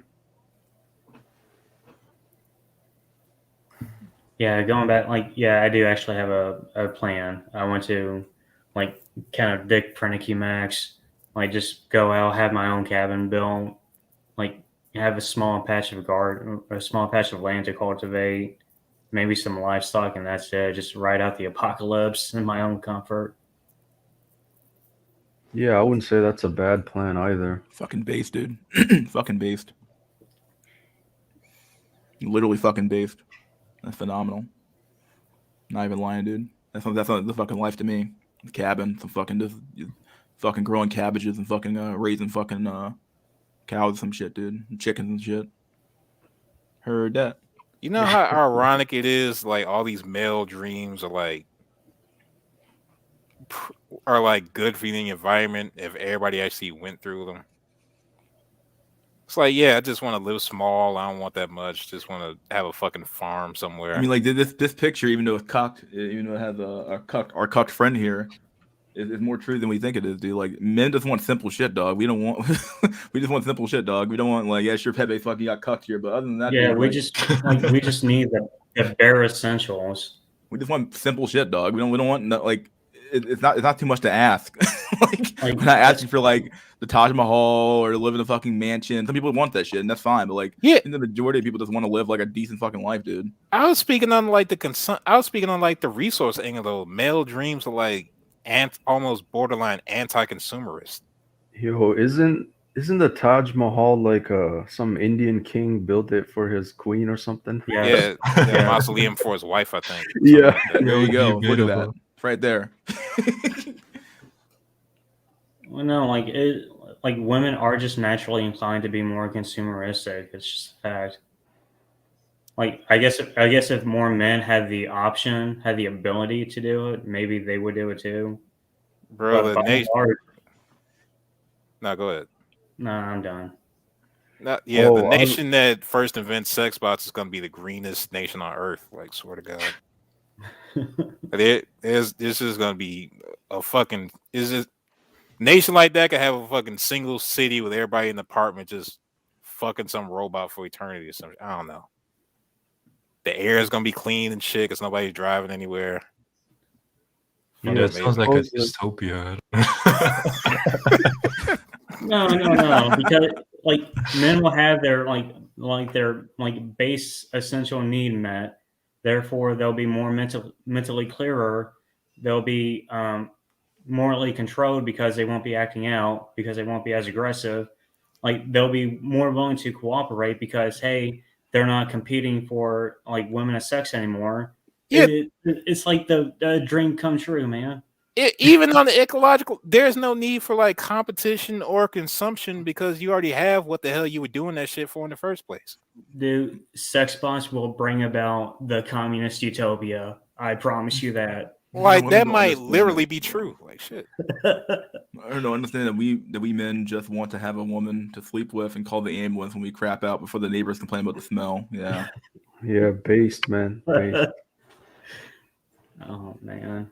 No, but I think it would be putting the game on an equal footing once I would say joy level AI combined with realistic snugglebots come to play. Man, look, I don't want to be equal. I want to be free. The fuck? No, I meant like once there's a Blade Runner 2049 joy level AI plus bots or the not like a hologram, yeah, but even at replicant level. Oh, dude, I thought you were talking about that that AI chatbot that Microsoft made or something. It turned into like a Tay AI. Hitler. Oh no. That one's just a kind of low. But I'm talking, yeah. In a nutshell, if we can invent void replicants subservient to men, I think it's over. And instead, we have this life. We have suffer. Who we fucking have. Yeah. We have this life. We don't have the wife, kids, and a picket fence, and a dog, and all this shit. We have this fucking picture. We have suffer. We all sit in our rooms looking at screens that have said the word suffer on it. Dude, seriously, man. I don't know how you guys deal with, like, sometimes there's this loneliness. I don't know if it's like Crippling loneliness, my dude. You get used to it, my dude. You get used to it. You get used Hey, to it. Richie, a few weeks is all I need for a Yeah. lifetime. Try living a lifetime. It doesn't phase you as much. Yeah, like Richie, a few weeks is all I need for a lifetime. Man, it sucks. I can't find that fucking, meme picture. I think it was even posted by Face. But it was this it was at the onset of the, Chad 19 pandemic. It was this like really high tier white Stacy. She committed the ropes because she couldn't handle the fact that she can't go out in public and get attention anymore. Like the lockdown literally caused her to rope. Yeah, that's the kind of news that makes me hope for another So I variant. feel like I've seen 2 or 3 of those stories on like the Daily Mail or something like that. I feel like I saw them, but maybe it's been a while since I've seen those. Yeah, let me see if I can find it again. And get an Xbox. I already have one, dude. I might get But one yeah. when God of Go War ahead. comes out. So yeah, Dusty. So like, when do you No, feel the that's most lonely? PlayStation. Never mind. I'm Fuck. about to say, I'm like Xbox. I was like, didn't want to Oh, say yeah, anything, but I was like, whatever, dude. I think you're real disappointed, my dude. Yeah, I'm gonna get one of those on X stations. I'm gonna give me one of those Nintendo things. What do you call Yeah, it? let me get a Switch so I can play Halo last. Like, goddamn. Everything called a fucking Nintendo when your parents talk about it. The Nintendo X boys. Get that boy a game station for his birthday. Whatever they call Game it. station. Okama Game Sphere. Oh god. Oh my god. Okama Game Sphere. You must bombs at Pearl Harbor. Whatever that fuck. No, that's your Pokemon. Never mind. Your Pokemon, yeah. Which philosophy do you guys think is the best for coping with the reality of the black pill? I'm a big absurdist fan. Absurdism. Yeah, maybe existentialism. Get into something like Husserl, Heidegger. Maybe honestly, I guess the closest thing would be like Nietzsche or even Kierkegaard. Yeah, I'm as far just as a philosophy classic. goes. I figure I'm just a classic nihilist. Yeah, what's his name? Thomas Ligotti. Sarah Connor.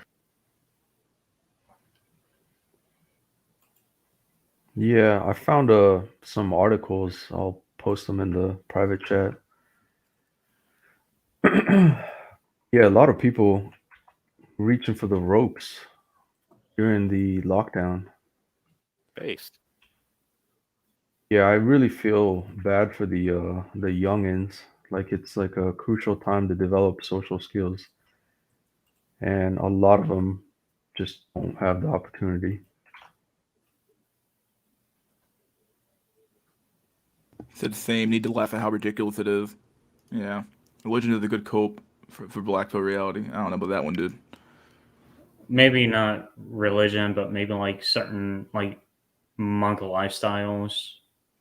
Like I'm not. I know, mean, like I guess even- the book, depending on what you read in the book, is pretty black pill. Depending on what you read in the old good book, as they call it. So I'm not I completely mean, hell against yeah, being man. Like, look at reading the Bible per Hosea. se, but I wouldn't fucking Look at go to the goddamn couldn't go to a church at all. But Like God even tells him, yeah, your wife is gonna cuck you, and he becomes a prophet. Bro, the Right there. first fucking book is about women fucking things up. That's like literally the first lesson in the Bible. Like, Look, Eve Like, got you had- tempted, dog, and then you ate the apple tooth. You guys both got fucked, dude. So good job, man. Good Like- job, men and women. Good job, You had- women and men.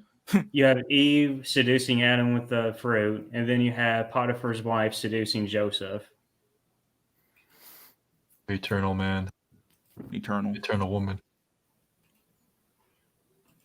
Yeah, I brought this shit up like since the beginning of time. Freud has been screwing men over. I think it was Baz FZ that said that I can never say his fucking name, but that's what I call him. He has a YouTube channel actually. He talked about the Garden of Eden and stuff like that, and I think he's kind of a religious kind of guy in anyway. So he talked about this kind of concept, and he said that the real sin was that man followed woman. Is that the reality is that you weren't supposed to like follow her at all. You weren't Yep. supposed to like follow. You were made first, and you were given the dominion over all things. And then you followed a woman, like that you inverted what I intended for you to do. Like you weren't supposed to follow her. So when she ate the apple, you weren't supposed to just follow behind her. You're supposed to be like, hey, tell God what happened, and you get a new waifu. Like, okay, well, kick her out of heaven. Okay, well you're down there alone. You didn't do you passed the test, dude. You're good to go. Yeah, exactly. No, I read the Bible like from start to finish. Not the actual Bible, but probably a condensed version. I remember parts of it. It's like, God created man and he created Eve from the rib of Adam in his image to be subservient to Adam. So yeah, it was the opposite. Like, why would Adam follow Eve? That's where he fucked up. Like it even says, because you have two different versions of it. You have chapter 1 where it's like God creates more like a hermaphrodite Adam, who is both male and female.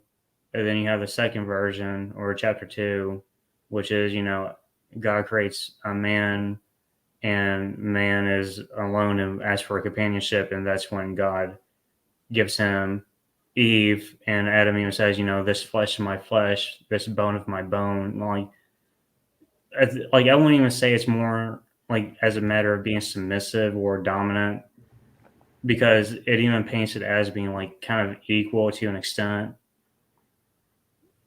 Because they're both made of the same essence. Yeah, I think the version probably I read is probably chapter 2, and then I think it was like, God created Adam from clay or the dirt.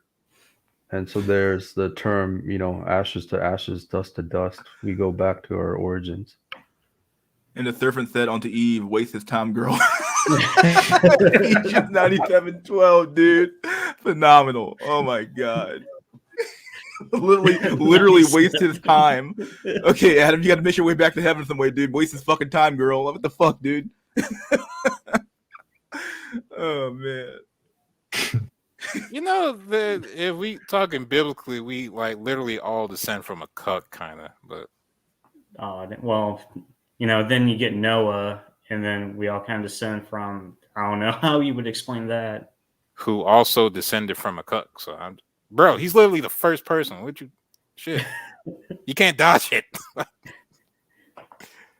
It's like, and I mean, let's get philosophical here. Like, why did God even bother creating everything to begin with, man? Like, to distract himself from his own loneliness, man. Like, even being all powerful, wasn't enough.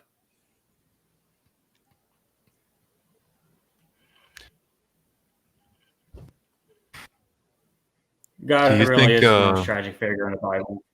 So what? Do you think this is kind of a unique problem of our era? Do you think this ever happened? Like our situation has ever happened before in history? It's actually like it happened a few times. Read Fate of Empires. The most like one I can like recall the most is like obviously Rome, with like the policies Augustus had to enact, and Livy even like wrote about in his histories. Like he wrote like women were becoming like more equal, but like it was actually making men more slaves to women. And I think it was in Japan, because Will Durant and like when he actually talks about Japan, he kind of goes over this too. Like Japan actually had something similar happen with like after a certain point in their history, as like production started making their lives more, I guess, more tolerable. Like women started becoming like demanding more equal rights and everything, and we're like, there's actually, I wish I could find the page of it because it basically goes over like this, like this woman actually says in a letter like how she hates ugly men. I can't remember the exact like phrase. Like no, for real. Like it has some. If I remember correctly, it's going over like how like the men are being like police force, and it's like the woman says like she will not submit to an ugly man. If I, it's close to the end. I'll try to find it for tomorrow or next week. Which But I read that and I'm like, damn. Dude, that sucks. Yeah, the you real know, black you pill know, here is that if life isn't hard, women will go out of their way to make it hard. Yeah. Like, oh, okay, our environment is easy, everybody can eat. All right, fuck you. I'm gonna Patriarchy, has its problem, but it's providing for both man and women. And like, no, that's intolerable to women. Like this whole thing, like they want equality. No, it's all about power dominance. Like life is not about equality because nothing is equal to one another, to each other or one another. yeah, no, the simple fact is what's happening in the West is actually on a delayed timer. Like this was happening way before, much earlier in Japan and to an extent South Korea too. Yeah, I'd So, say it's more pronounced in the West because we have a larger like population density. We have more interconnected industries. no, So when no, the fall I was gonna say it's the opposite. It's been happening in Japan for as early as even 15 years earlier. So, I mean, we talk about it's only gonna get worse. Like, it was already gone down the drain in Japan long before even it got worse in here. Like, because we're talking, I would say the major shift was probably 2013 after Tinder and, smartphones became prevalent. But you got to realize smartphones was already a thing in Japan like 5, 10 years ahead. Yeah, just to point out, Ice Cactus, that's not about equality. It's about access to resources. Now, would that make everything like equal? I don't know. Like that's a hypothetical future that I don't care if we ever get to.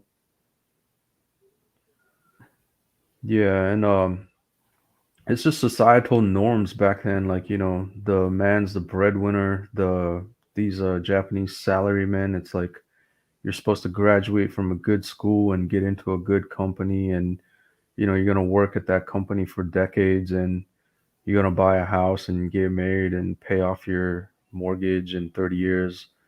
Like that was like literally the life, and uh yeah, now it's just like that shit's long dead, long dead. Ice Cactus, I didn't know. I couldn't tell if it was a joke or not. My bad. Japan's last attempt to ascend was building Toyotas in the PlayStation. Oh god. Japanese have been going down since the 90s. Yeah. Yeah, and it's the same thing. The good-looking dudes get all the women, the ugly to average, less than average, all get priced out. I mean, we talk about herbivore men, and the term hikikomori is not just men. That's what a lot of people fucking get. There are recluse women as well that gave up on society because they can't measure up to the beauty standards. Basically, a lot of ugly women too, but majority men. But You mean chatless women? what's that? So you mean chatless women? But yeah, No, no, like legit. The beauty standard in Japan, or even in not just Japan, but in Asia, it's like more brutal, I would say, than the Western beauty standards. And just by the wayside, a lot of Foids can't keep up if they were born, less than fortunate as well. Anyways, my point is hikikomori is not just men. But anyways, like they already checked out of society long ago. We see a lot of guys like quote unquote checking out, like eldaring, neat maxing. Like that shit was already happening 10 years earlier than the rest of the West. And you really honestly blame them? Like, who the fuck wants to go to school, get that degree, go work for a company, be in millions of, or not millions, but be in debt, supposed to work for your Stacy. And like Japan has a cocked culture, right? Like even in the family, it's like the woman is supposed to run the finances, everything to do with the house is run by the woman. It's like men earn the money, but then they're given an allowance to spend their own money. You know what I mean? It's like how Absolute fucking state. cucked is that? Like, but yeah, it's partly cultural, partly many factors, changing factors. But yeah, it was already done, and I fucking kid you not, the same shit's happening to the West. I disagree on one part. At the very least, Japan like only basically is like monoracial and as a culture cooperation and studiousness and shit. The West don't have all that. Yeah, that's true. That's Yeah, definitely so true. once the West gets to that point, it is not going to handle it nearly as gracefully as Japan will, in my opinion. Yeah, but I think when it comes to the dating, it's always at an individual level. You know what I mean? It's like people got their preferences and this and that, but collectively as a society, as a culture, there's still that age old, like, you don't want to be a burden to other people. You don't want to cause issues. Like you don't want to be that fucking loudmouth on the train kind of thing. So there's mutual respect among people still, to that degree. But when it comes to dating and all that, it's everyone's fucking cutthroat. Like if you're ugly, it's already over. So I mean, the West doesn't have this collective culture of like supporting each other. Yeah, that's what I'm saying. Like at least in Japan, there's still the there's still the habit of being a culturally acceptable person. Like whether Yeah, you have a yeah. mate or not. Like over here, that shit's already either going by the wayside or gone. Yeah, and I don't know if it was even Nobita's channel, but like being an inkwell or a virgin isn't necessarily like all that shamed upon, like in the West it's like, oh, you're an inkwell, oh, you're a virgin, it's like an insult. But in Japan, I think even at recent, it's just another way to categorize a type of people, but not necessarily in a negative way. It seems a bit more accepting than the rest of the world. So there is that aspect as well, I guess.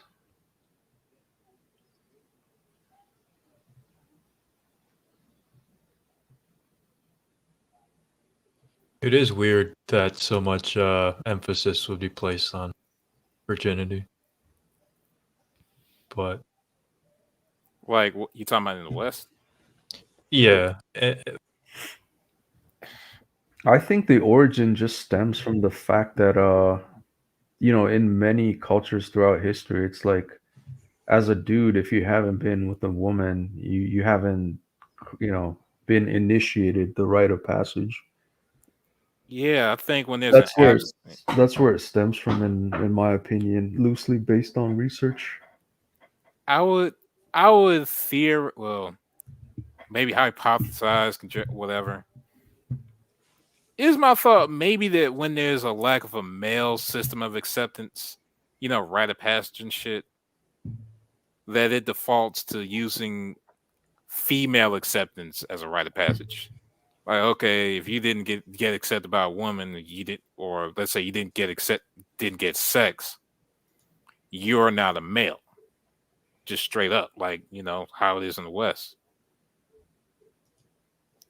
and that ends up being, and then it ends up transforming things. Like, okay, instead of getting acceptance from the men and having male values to become a part of the tribe, now you essentially had to become acceptable by the females alone. And that leads to a lot of shitty behavior, as we see.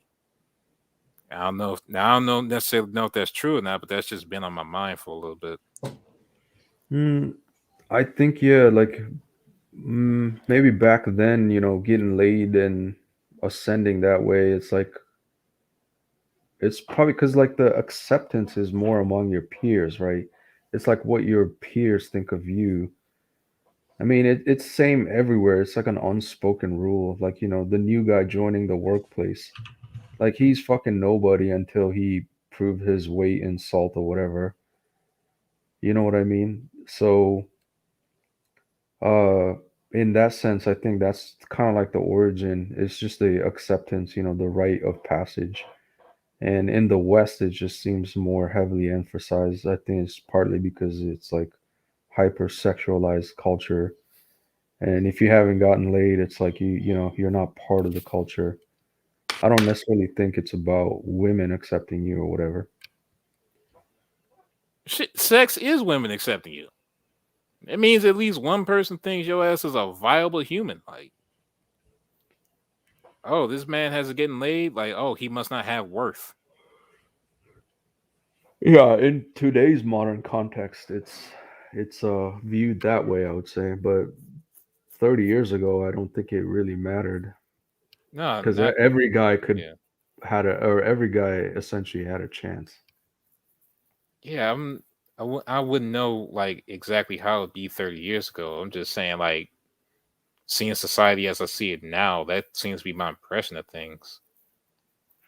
It's like either you accept, even if the dudes like you, like if you're not accepted by the women on some level, you're not really, you're just like a foreigner who gets to exist here. You're not really a part of shit. Yeah, that's why I say stack your money, get the fuck out. Yeah, if you're gonna be a fucking tolerated immigrant, you might as well be a tolerated immigrant where you're rich. No, it's like we live in an active culture that fucking hates us. It's like I see no obligation. Like not just me, but anyone with a brain cell, high IQ, with skills. It's the proverbial term is brain drain, but I think brain drain is just happening on its own now. Like high IQ cells want to get the fuck out because they can. Before it was like, say US trying to steal German scientists. Operation Well, Paperclip. Yeah. Hey, Ron. What up, Ronan? What's going on, Ronin? just why'd y'all kick me off over? You had some background music going on. I couldn't. Maybe it was your break room music or something like that. But some background music going on. I was like, what the fuck's going on in your fucking life, dude? You can't do it. I was at work, bro. I couldn't talk about English shit at my job, so I went to break to talk about it. Are you still weight slipping right now or no? No, I got off work. I'm taking. Oh, you're on the train, right? You got him on the train. Yeah, my new manager is CMH to me. He's the what? My new manager is the same age to me. Me and her are the same age. So Oh, same age. Oh. How did that happen? He gets a hop of weight.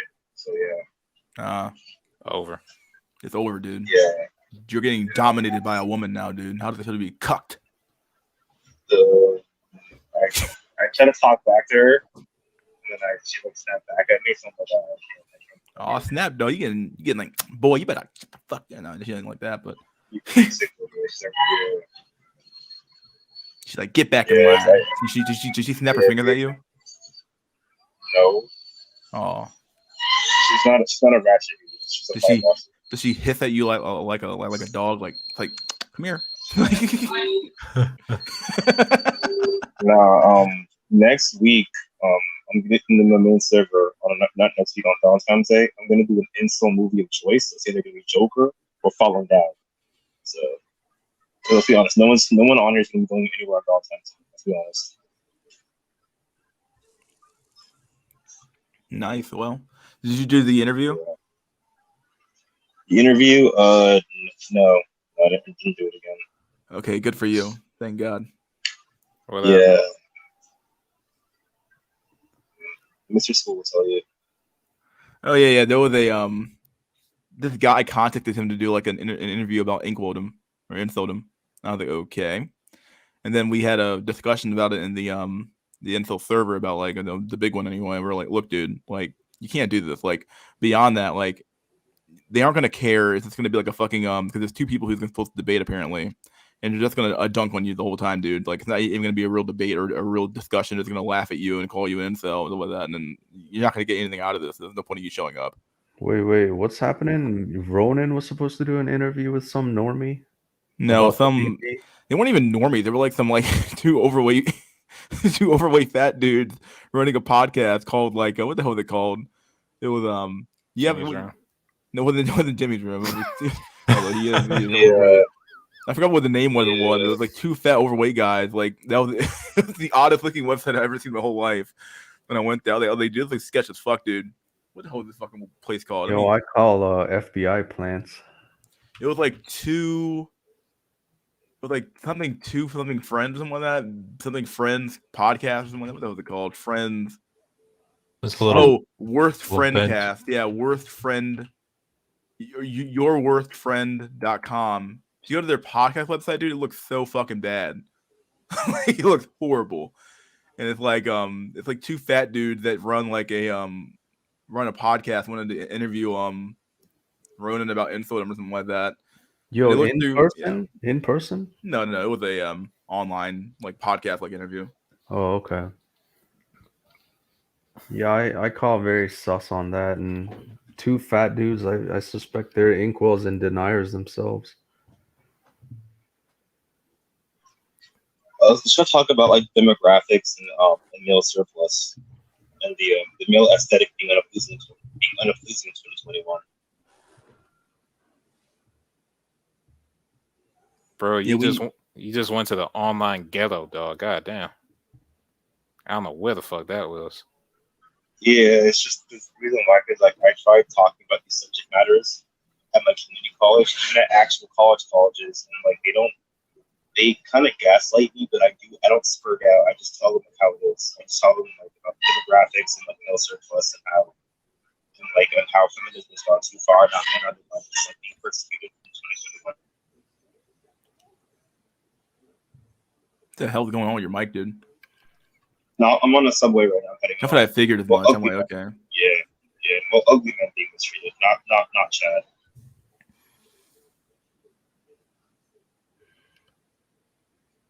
Yeah, I'd be very sus on anyone trying to quote unquote interview the B pillars.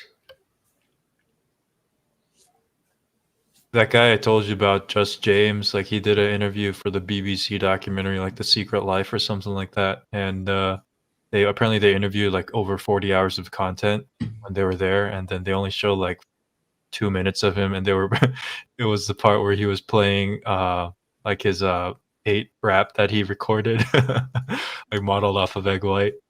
So it was about like mowing down pedestrians, and they were trying to like guilt him into confessing. Oh, I remember it was either Vice News or something. This Foy dedicated her life into quote unquote infiltrating the hate of the manosphere, the Inkwelldom. Oh, what's that bitch name? I know who you talking about. Yeah, it was like a 9-minute clip, and she was doing. They were glorifying ER and AM. But then I went into the fucking comment section of that video. Oh man, it was I thought it just as much. The old timers like Saint Curry or Saint Joker Cell, fucking all the good commentators were there. And I just laughed at the one where it's like as if she's doing something important to contribute to society. An expert in infiltrating Inkwelldom, my ass. That was hilarious. You don't even have to infiltrate. Like you could just fuck one and they'll tell you everything they know. Like, Oh, come on, man. She's not gonna, you don't even have to fuck. You just like lay it out there as like bait, and at least one of them's gonna take it. Oh, what's the name? Wasn't that she was trying to interview Todd Thundercock as well? I don't know if it was that same Foyd, but yeah. But no, to me it sounds fucking strange as fuck. Like, why would a Foid want to, quote unquote, Namakates. yeah, Namakates, I think that's the name. And it's so dumb to me. It's like, why, as a white Stacy winning in life, you would want to invest any time into the loser sphere, as they call it. Because she might be a feminist and suspicious of a male space. Yeah, and it was just so funny because it's like I Todd had to learn. suspected that she. I'm sorry. No, No, it Todd was like, suspected that she might be like have like government connections. yeah, I suspect too. Yeah. But she was like, or at least in the Vice one, it was like I had to learn their lingo. You know, they would test you. Like the word Foid is derived from female monoid or some shit. It's used to describe a female in a negative term. Blah blah blah. It's like Chad and Stacy. You know, Inkwells think they're unfairly given bad luck in life that they can't obtain a Stacy. It's just so funny from a normie's perspective, trying to define our language.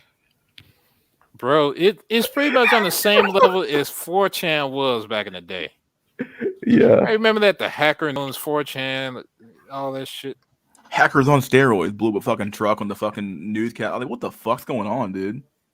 I'm like, yeah, that was some fucking meme to your fucking shit Hold back up, then. yo, Dude. yo, Watchdogs, bro, Watchdogs. Man, that game's so lame as fuck though. Like, real life hacking doesn't work like that. Yeah, Shit, man, give me a magical cell phone that I can just start fucking turning lights green or red or opening up doors. yeah. Well, shit, you did see that Swedish microchip for COVID registration, right? Oh Well, my we'll talk god. about that. Isn't that just an Skynet. RFID? No, it's an RFID chip implanted under your skin. That's nothing new, really. Yeah, still.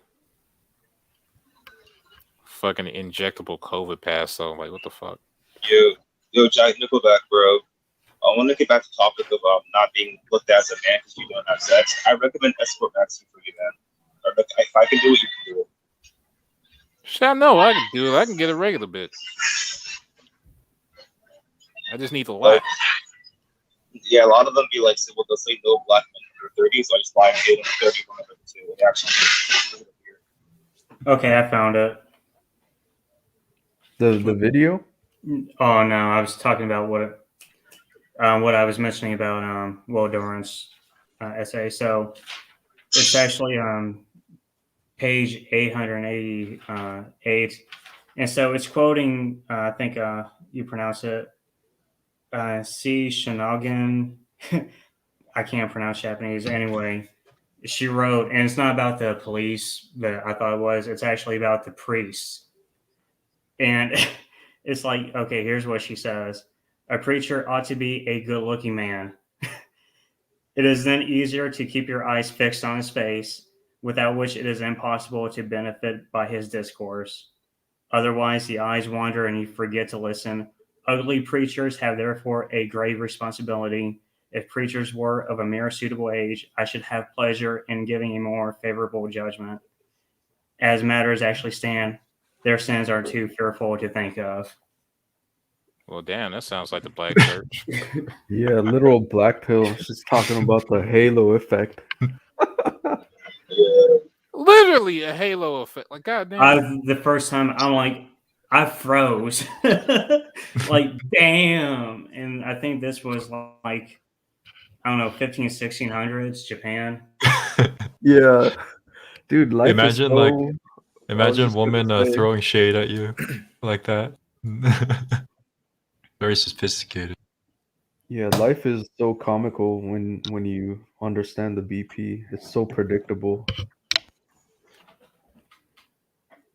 Anyway, I'm Tell sorry. me how this shit's working out, dude. This shit's bullshit right now. This is I don't know. I'm not gonna sit here and brag. Fuck it, dude. What's But BS? this girl I've been texting, and then I stopped texting her. She never responds back. I just stopped texting her. I said, "Fuck, I'm not gonna spend my time, fucking waste my time on this shit." All of a Here sudden, we out of the go. blue, she texts me, and I'm like, "What the fuck?" Like, okay, like, and then I told her a bad text, and she's like, "Yeah, I know. Like, you're horrible. Like, you don't text back at all." Like, Dude, come on. mystery flaunting his success at us. I'm gonna flaunt it. Yeah, I'm just saying, dude. I'm like, what the Hell fuck yeah, is the over point? here Why are you mogging texting me? everybody. I've been Mystery's over here flaunted. talking his way out the pussy because he could just talk his way into something later anyway. I'm Doing just it saying, on dude. stream Like, if you're gonna just be to like a mog bad everybody. texter about like life, like I sent you a text like literally a week ago, and you're just now responding. Like, it's like, oh, I'm not gonna respond to you now. Fuck that shit, dude. Meanwhile, motherfuckers on here trying to buy bitches toenails and shit off of fucking Craigslist. Wait, who's texting you? It's some girl I met, and it's like, okay, like, are you gonna like? And I'm texting her, and like, I text her like literally like a week ago, and she's like just now texting me back, and I'm like, okay. I'm like, what are you doing? Like, I thought we were done. Like, you don't actually respond back, so waste her time, boy. Yeah, might as well at this point, dude. Because that's what it seems like, dude. I'm like, what are you doing? Like, why'd you text me back a week later? No, no, hold up. So text her back. Just be like, hey, genuinely curious. Like, why would you text me back after a week of no? I called her a bad conversation? texter. I said, I'll just read what I said. I said, I remember you, but you're kind of a bad texter, so I stopped bothering. I just said, I stopped bothering with you. So I said, fuck it, dude. I'm like, I'm not gonna fucking keep texting you back and forth when there's like no point. Like, you're not texting me back. I'm not gonna text you back. Fuck it. Maybe she's spinning plates. She might be spending plates. Yeah, she might actually be. She's pretty like 24 years old. I'm like, fuck it, dude. I'm like, I got time for Hell this no, shit. you should have did like disagreeable said. And No, scolded her. hold on. But before you scolded her, you should have asked like, "Who is this?" Like you forgot who the fuck. I did say who's this. I literally sent a question mark back to first message he sent. I was like, who is this? I was like, I don't know. Yeah, you should have kept up the act for like a few more texts, like you lost your memory or some shit. Shit. Yeah, No, I'm gonna go on a high IQ analysis here. It's Saturday night. All the Chads ditched her. You know, she thought about mystery. You the backup plan. Might as well be. Yeah. I'm like, nah, dude, I'm good. Like, at this point, I'm good, dude. I'm texting some other bitch on Hinge anyway, so we get the shit. But yeah. I have a question there.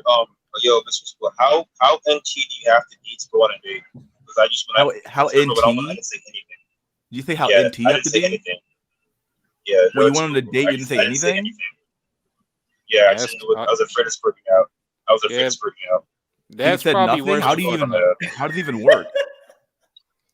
Ronan, you gotta practice. Did you just like sit at the table and what? I just kept spinning around the ice cubes in the cup with the water. Did she just get up and leave? No. This is the first girlfriend. I was just so afraid of freaking out. I was so afraid the first time. Like, dude, she should have. Okay, I cannot believe the story because normally girls would be like, "Okay, I'm out of here. I'm just gonna leave." No, the first one I had, like this. She wanted the one girl. Yeah, she wanted us to go somewhere. She wanted us to go somewhere, and I didn't want to go. But didn't you already fuck this girl? Like, wouldn't it have been easier to talk to her instead of harder? Yeah, but still, like, I want to make it last. You know, I don't want to say like. I mean, once you're on fucking terms, dog, it should be pretty easy to talk to a girl at that point, dude. It's like, oh yeah, we already fucked, we already banged, so you know we're just gonna fucking talk. NT, you don't understand, man. All this communicating with people shit is actually hard. You be overthinking it, trying not to fuck up, and then you fuck up trying not to fuck up. Yeah. I can relate to Ronan on that. Like that overthinking and overanalyzing or analysis. And so you just kind of have a paralysis of it. Like you don't do it. Like it's better to do nothing. I don't know, man. Yeah, you freeze up like you just preserve the good moment and shit. I understand the mindset. It just seems I'm like, dude, like I don't know. Most girls would have been like, what the fuck? Like if you go on a date with a girl and you don't say anything at all, it's like, okay, well I'm leaving. Like what do we got? I can answer that. I know why you stayed or know why she stayed now. I can. I mean, she got a free meal. Yeah, basically. Well, even if she had a free meal, like normal chick would just take a doggy bag back to Chad and shit, and that'd be I'll take the check and I'll also take my food home real quick here so I can get the fuck out of here. And that's if she nice. Be a cold motherfucker today, bitch. I'm hosting my radio show and eating my applesauce, dude. For phenomenal. You're not wrong, dude. That fucking cinnamon applesauce, dog. You guys gotta get on that shit, dude. Get on that shit. Yo, hold up. Top tier. Are you sprinkling cinnamon or is it comes with it? Comes already pre. Oh, good God, man. Yes. That's that real shit, dog. That's the real shit. Based AF. No, dude, man. Apple slices and caramel. Oh, I'm not gonna lie, dude. Man. You're fucking legit right there, dude. You're being legit. Be legit. It's legit. Yo, last Cool shit. 100% Drolic seal of approval. 100% Yeah. stamp. I'm not sure if me, Mystery, or Ronan are even real fucking people, dog. We got some weird ass backstories and shit. Just How does fucking applesauce set this fucking bot off, dude? The fuck?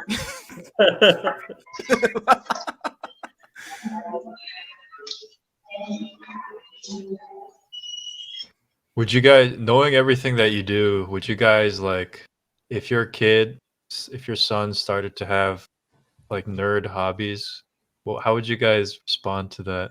No, Oh, I've God, already that is thought about actually this, a man. good Like question, I'm getting actually. him to like sports programs. I'm feeding him like high protein diets. Get him Like on HGH, dude. no, man. Like if like somehow like the gods kind of smile upon me and everything just lines up, but even at that point, it's like, yeah, the world he's gonna grow up in is gonna be horrible. Like he's gonna have to like learn how to survive. Yeah, I would probably do the same thing that last recommended, which would be like, I would definitely encourage, but maybe not force sports programs on them. But honestly, at some point you do have to force it on them to some extent. I think that it builds team building for one, and B, you kind of got to learn to do some physical activity too as well. But you definitely got to teach them most important skills, social skills. Yeah, I was gonna say this, like you gotta like increase the social game as well.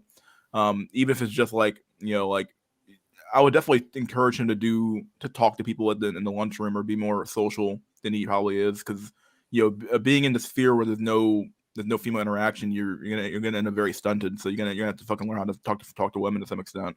So What if join he the more. does have friends, but they're also into the same kind of hobbies?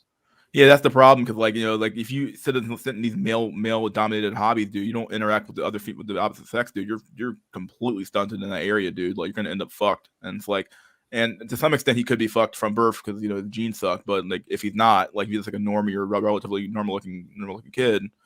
Oh, who left? Ronan. Oh, Ronan left. Okay. I couldn't even tell because but yeah, he to some extent though you want to like teach him.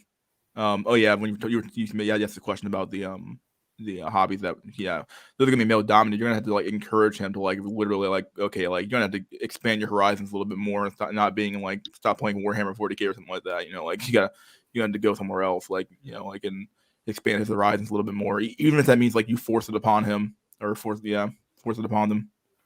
Even regardless of that, probably the most important thing you can do for your son is not be a bitch around the mother. That's true too. Yeah. Like absolutely, no matter what y'all are saying, if you act like a bitch around the mother, he's gonna take after that, and the rest of his life is fucking over. Even if he ends up a Chad, he's gonna be a cuck Chad. You can see that shit in the fucking NBA and NFL.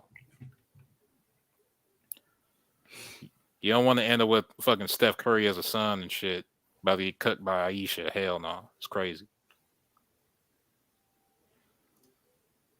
My son had nerd hobbies. He's going on HGH, jiu-jitsu, Muay Thai, soccer, American football. Get him involved in social gatherings that build up some social network. Get him involved with Floyd's.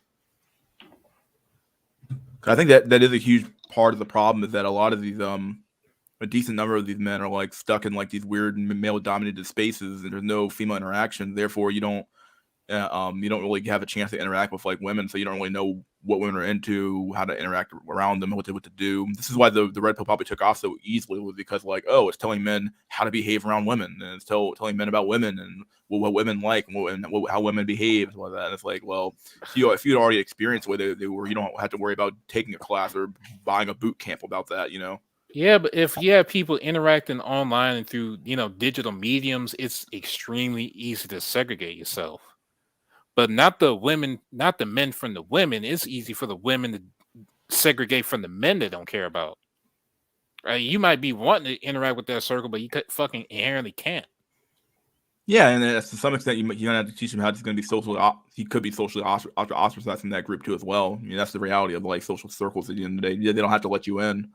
Yeah, But, like how you like we're talking in the future. So let's say like 5 years, even 5 years from now, like how you gonna socialize a son if your son literally can't get into the social circles, like even on a physical level? Like, oh, okay, Facebook won't let me talk to this chick. Yeah, it's true. Well, what the fuck's he supposed to do? Yeah. And we also don't know the future of schooling. Schooling could go completely online at some point. So how do you even interact? If the interaction is going to happen via online, that's another thing too. It's something that First talks about a lot, where it's like it goes down in the DMs with what he said, and it's kind of true. You might want to actually like teach him how to like do social media game, like make him an Instagram, make him a obviously you're going to monitor it, but like make him an Instagram, make him a Facebook page. Make him a even a crappy Snapchat or a TikTok page, one of all of those really at the end of the day, and he's gonna need to like be interaction on social media for sure. It ain't gonna work because everybody else is selling themselves just as hard. Yeah, but like you kind of have, but you have to do something. Like you can't just say don't do anything at all. No, you feel like you have to do something, but we know factually the shit when it comes to like online, it's easy to factually see that the shit objectively doesn't work. Especially we talked about something as small as a high school circle. It's just easy to lock your ass out completely. If we're talking about school, what would you tell a kid to do then? I have no idea because it might not be a solution. If we're talking about back when we were younger, you had to interact with other people, and they had to interact with you just because you were physical and everybody was like together. And you can't exactly ignore the fucking ugly kid just because he's off in the corner of your classroom somewhere. Eventually you're gonna fucking talk to each other. Now, the way the digital medium is, you don't have to fucking know this person exists. Yeah, I would agree with you, but honestly, like, so there's the solution. There's no solution then, or what? Like, do we need to do it to tell kids of the next generation to do, okay, well, don't make a social media page, don't bother, just wait on the rod, or what? I'm saying you can maximize their chances, but their maximum chance might genuinely be fucking zero. Yeah, but I'm not. But are you assuming? Are you automatically just assuming zero all the time? Or are you not all the time? But there's definitely going to be a demographic for where there is no. Oh yeah. But we're talking about like a regular, normal-looking kid. We're not talking about like obviously like incel-looking kid here. Like we're talking about this regular-looking normie, 5, 6 out of 10, maybe even a 7 out of 10 kind of kid. Like, would you say making a social circle for that kid would be not making a social circle, but making a social media account for that kid would be possibly useful? I don't know. I think I would at least say going forward, it's probably going to be a shrinking usefulness. Like we already know normal ass people that are in the fucking incel circles here. Yeah, but we're also from a different generation though. Some of us are kind of old now. Like we're aging out of this weird dating market thing to some extent. We're talking about like in the new era, it seems like the social media stuff, it seems like it's taking off. Well, it took off in our generation, but it's not nearly as we grew up in a kind of a hybrid model. Now it's like completely digital now. Yeah, so you're digital natives now. So like these people have to somehow, you have to interact with someone online, whether you like it or not. So yeah, I know. Not having social media makes you, like you said here, makes you that weird kid. It's like, oh, you don't have social media. What's wrong with you? Like you're weird. Yep. Just because, I'm just saying there's going to be like a bunch of unwashed masses on social media, maybe that know how to interact, know how to do all that, but still can't get any results. Yeah, that's going to happen like with on anything, a dating though. site. There might be plenty of people that take genuinely good pictures and all that, have a well thought out profile, and still have nobody and get no fucking hits. Yeah, but that's the reality of any situation, though, right? Like that's just called risk. Like this is just risk. You have to be risk tolerant. You have to find your risk tolerance and figure out, okay, how much effort do I want to put into this before I give up? And it's like you have to teach them that too. You have to teach them everything. Well, then I don't. All I'm saying, I don't really know how to tell a kid that he might not have a future. And when it might not even be a kid, but like, you could tell them at a certain age, like 16, 17, if you realize, okay, my kid's fucked. I mean, you might want to sit his ass down and tell him, look, kid, you either fucking straighten him now, you're fucked, dude. I'm going to tell you the fucking reality. And he might not even listen to you. So the reality is that you don't know what they're going to say, but like you do the best you can as a parent, right? Yeah, I understand what you're saying. It's better to like maximize your chances and try. But if that motherfucker comes to me and is like, all right, Dad, what's really going on? Like, how good can I really do it? Like, I honestly don't know what to say. And I know that lying isn't a proper option because you're just going to make the kid mad at you for lying to him in the first place. Like, why did you give me bad odds? Like, at least if you told me the reality, look, at least you tell a kid it's over and it really is over for him. He might not be mad at you. He'd be like, yeah, but we're also making a huge assumption here. Like, if I give you the parameters of like this kid's a 6 or 7 out of 10, is it really over for him or not? Like, obviously we see things are getting worse, but we don't know what the future holds for us quite yet. Yeah, but we can see the trajectory, but we don't quite know where it's going to end up at. Either No, 7 out of and 10 is gonna be bad enough. It's gonna be 8 or 9 out of 10 is gonna be bad enough. It's gonna be 10 out of 10, or you get nothing, or what? I get what you're saying, but let's, for the sake of argument, assume it's let's assume it doesn't change. Even then, like this, it's just a system with too many fucking losers. Like you can't out. It's something you can't out train and out manipulate your way out of. Well, yeah, the system's gonna have losers. The reality that you got to set people up the best way you possibly can, and that means like telling them to make a social media account. That's one thing you can tell them to do. Like, Yeah, not but saying like that's the stuff you can tell him what to do. You tell him the reality that this might not work for you, and like you tell him the reality that this might not work. You tell him the reality of every single thing he does that it might not work out for you. I That's get all. what you yeah, I get what you're saying, and I would say that's the most rational way to go. But to me, it's like on an emotional level, it's similar to the game argument for real life. Kind of like, okay, maximize your taxes, do this, do that, but like on a psychological level, can somebody really like handle that fucking situation if it really is fucking if Well, they might if not they be genuinely mentally. are just fucking locked out? Depending on the age you tell them that, you might not even be mentally prepared to even know, like, okay, what does over even look like? Okay, like, like you can see it now that you're like, 30 or 35. It's like, okay, I know what over looks like. Okay, this is what it looks like. I'm alone, gonna have to work a job till I die, and then figure it out. But like at age 18, you have no clue what like over looks like. What's over? I'm still young. What are you talking about? And especially if you know your kid is objectively ugly, like you can just tell, like this kid ain't getting nothing, dude. He's never around girls. He never had a girlfriend. I know this kid ain't getting shit. So like the reality we that talking you sit him about down and go ahead. we're talking about online where basically the social circles are also kind of expanded. So those high school girls ain't just gonna be talking to high school boys. First of all, Yeah. they could possibly talk to high school boys from other schools. Second, they can talk to motherfuckers in college. Yeah, you're competing with. I mean, there were honestly girls in my high school that were talking to guys in college. So like even before like the internet was like proliferating the way it has. So Yeah, we all know those types. Now it's before fucking Facebook and all that Yeah. shit. Those girls talking to grown ass men. yeah, I remember that very So- clearly. One girl was like, "Oh yeah, I'm not dealing with any guy in this school. I have a boyfriend who's like an adult." I'm like, "What the fuck?" I'm like, "Okay." Yeah, so like, can we even fucking imagine how bad it might be in 2026? I mean, it's way easy to segregate yourself from people you don't want to be around, and way easier to put yourself in circles you do, if those people want to accept you.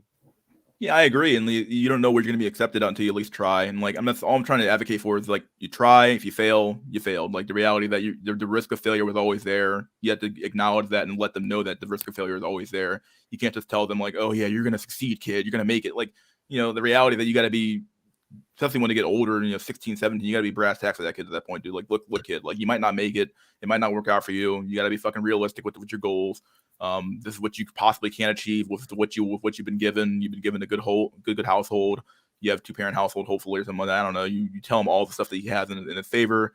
You tell him all the stuff he doesn't have in his favor, and you tell him, okay, this is what you can possibly achieve, dude. But I'm not going to give you any guarantees, I think what I'm really asking is like, I'm not even asking how to maximize chances. I think I might really be asking like, how do you keep somebody from being devastated by the results? That's hard. Yeah, because you're always gonna be devastated by the results. Like the reality that like when you fail, like you're like fuck. Like I mean, the first time that you lose a girlfriend or lose anything, you feel like shit. But eventually, at some point, I'm talking about people that didn't even get a chance to fail. I mean, will they even know? I mean, like, how do you will they even know I guess they'll always feel bad. They're always gonna know like, okay, I failed at this, but like, yeah, the kind of person that has their friend request just on unread all the fucking time. They like, bro, she didn't even watch my DMs, dog. Like, what the fuck am I supposed to do?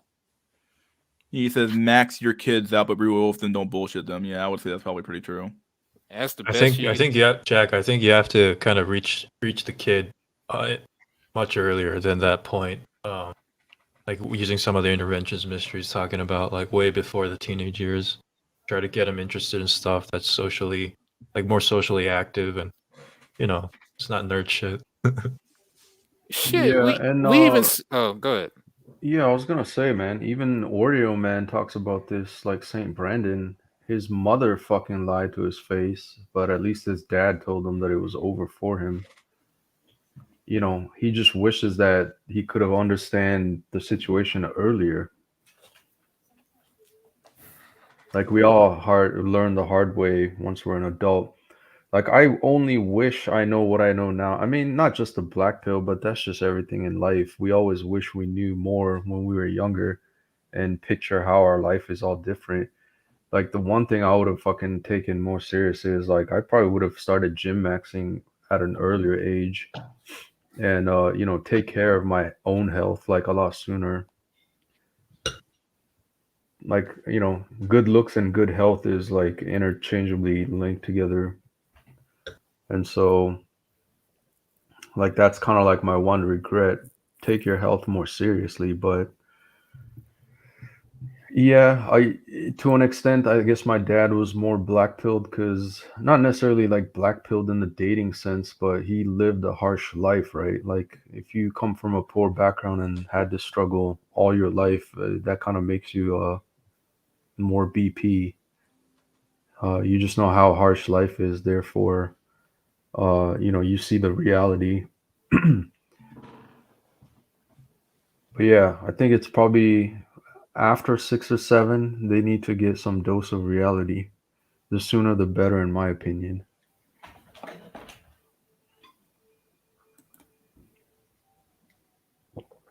Like society coddles people too much until they're teenagers, and then I mean, look at the current generation, anyways. It's like even if you're 18 or 21, it's like you're a fucking 10-year-old. It's like they can't handle rejection and handle criticism. Never had to actually do real work. It's like they've been coddled, especially for a Floyd, I guess. But I think it's good to not necessarily black pill young people, but they need a dose of reality sooner than later. I'm not even sure if it's coddled. It's more like smothered in a sense. Yeah, yeah. It's more like society taking that place of like the overbearing mother. Like you have to be safe whether you want to or not. Yeah, this whole fucking bullshit of like, oh, everyone's a winner, everyone's get a participation trophy, you're like important. No, dude, you lost the fucking match. You're a loser. Deal with it. If safety was like that important to people, you would have places like 8chan and Gore sites blowing up all the fucking time. With people trying to like go out there, oh, what's real life like? What's all this danger and excitement? What's this weird shit I don't get to experience? It's like people want to grow up and develop in a sense. There's just no space to. There's no place for them anymore. Would you call the Stacy's based the ones that were like, oh, I'm gonna take a hitchhike ride through Afghanistan and hopefully I'll live? Oh, They they're were just trying. like They were. They decisions. were. They were. They were trying to experience life, dude. They weren't being ignorant, I guess. I don't know, dude. I'm just pulling your leg here. Yeah, no, I was thinking about it, like I ain't about to justify these thoughts like shit. No, there's just trying to experience something for the sake of it, but then there's also low IQ idiocracy. This has been a 6-hour stream, boyos. Good job. We made it. Yeah, on a Saturday, yeah. Yeah, Sunday stream will be tomorrow. My God, what the fuck are we doing? Yo, It's 9:01 where I'm at. It's 9:01 in Virginia, and we're alive. I'm joking. So mystery for you, is it kind of like the dating that keeps you going and the progress you're making with your workouts? Absolutely. For me, it's like I'm lucky. I'm lucky enough to have some luck on these dating apps that like, okay, like this is still like viable for me to keep doing. If I was like getting nothing at all or getting like one match a fucking month, I'd be like, fuck this, fuck this shit, dude, I'm out of here.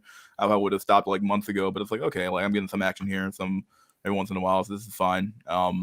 And then when it comes down to the working out really I got big into health because like I was like really big. I was huge, obviously, and then I lost like a little weight. So I know I have the potential to lose more weight at the end of the day, and I know I have the potential to keep going and gaining more muscle as well. So it keeps me going for sure.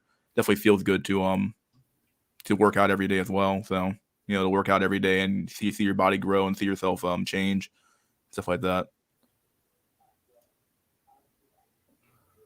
Get on your Trollocs purpose, man. is also like cutting down, like working out too, and the Jack is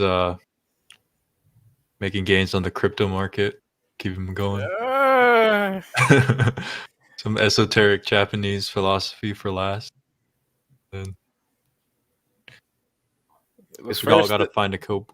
Yeah, the first step to getting gains is having some money to make gains in the first place.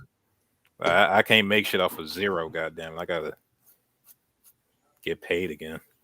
You trying to get shredded or just lose weight? I'm trying to lose weight. I already kind of like did my my bulk phase for like a good year. I need to like cut weight now and then I'm trying to like, I'm not trying to get like shredded. I'm trying to get like toned. I'm not trying to get like looking big and nothing like that. I'm trying to look decent, you know. All I can picture is like a slightly overweight AMS for some goddamn reason. Yo, when face reveal mystery. Today, dude, we're doing it today. I don't even have a fucking webcam to even do face reveal on my fucking main computer. Honestly, I don't even have one. Dude, that's so funny. That's how I was kind of picturing mystery too. Like maybe that with glasses, cause I do wear glasses. I do. Yeah. So my eyesight, fuck, dude. I think wear contact most of the time though, but yeah, I have glasses on right now. If you start talking about being on your purpose and having girls salad tossing, like I'm just saying. We're all the snow bunnies. Wasn't that him? We're all the snow. Wasn't he out there fucking looking for snow bunnies at one point, and then he didn't pick up any chicks at all in that video? I think Solo Titties covered that video or something like that. I think it was AMF. Was it AMF? I don't know. Somebody. That was a video I remember watching. I was like, what the fuck? He's not picking up any chicks at all. These women were walking by him. He didn't pick up any girls. So it was funny as fuck. One other question, mystery: do you get more success with Floyd's with your glasses or without? Definitely without. But I have a picture with glasses with me wearing glasses in my profile though, so it's like they can't tell me that I didn't lie about you wear glasses. Yeah, I do. It's right in my fucking profile.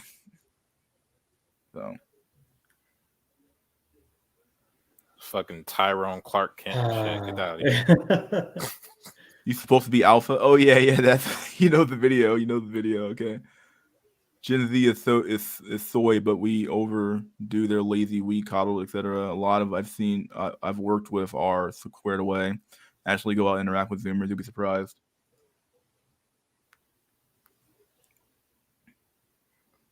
I mean, I gotta kind of agree. Like, think of all the stereotypes about millennials and shit. Yeah, we're lazy and stupid, and we're like all fucking SJW cucks. And then here we are running the fucking black pill. So like, man, I wish I created a kettlebell brand when the lockdown started. Oh yeah, dude, it would have been a fucked load of money, dude, for sure. Now, what you should have invested in was fucking bidets. You would have made a fucking mint. Yeah, absolutely, dude.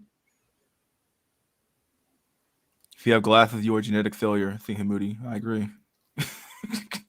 My eyesight's really bad. I cannot see shit. You know, in Colombia, when I think it was Pol Pot, they took over. Anyone with glasses was shot. Like any intellectual, you were just assumed to be smart if you had glasses. It's really funny, like how like people think, "Well, you're so smart." Like, oh, that's for glasses, dog. Like, just leave me alone. Yeah, I'm actually really dumb. I'm really dumb. That's the Rick Perry theory of intelligence. Yes, Yeah, I wear glasses too, so it's over for me, according to Saint Hamoudi. He's partially right. At least you're smart, though. I mean, imagine if you wore glasses and you were dumb. I don't know, man. I'm pretty dumb myself. I don't think I'm all that high IQ. Motherfucker, you making like $500,000 a year. Get the fuck out of here.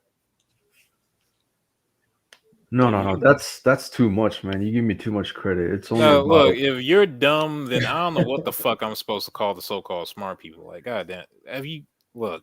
No. Let's get the numbers right. It's about $200K a year. Sylvester Bradford, their new robot. The fuck? Yeah. What a weird name.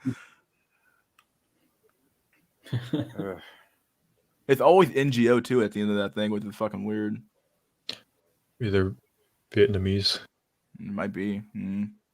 Yeah, how do you pronounce that? No. Is it Sylvester Bradford?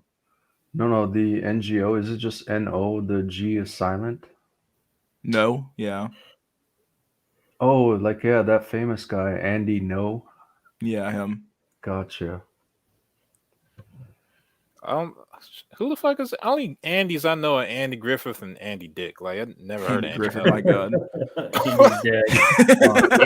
Andy fucking Griffith, dude. It's a classic show. Like what It's the a good fuck's show. wrong It's a with good that? show. It's a fun show to watch sometimes. Yeah, not gonna lie. You goddamn The right. Andy Griffith Show, starring Andy Griffith, and then fucking good old background music with the whistling guy. Like, fuck, I heard that, dude. Yeah. Yeah, back when women and Negroes knew their place. That's a time classic. Oh man. Yeah, dude. Oh man.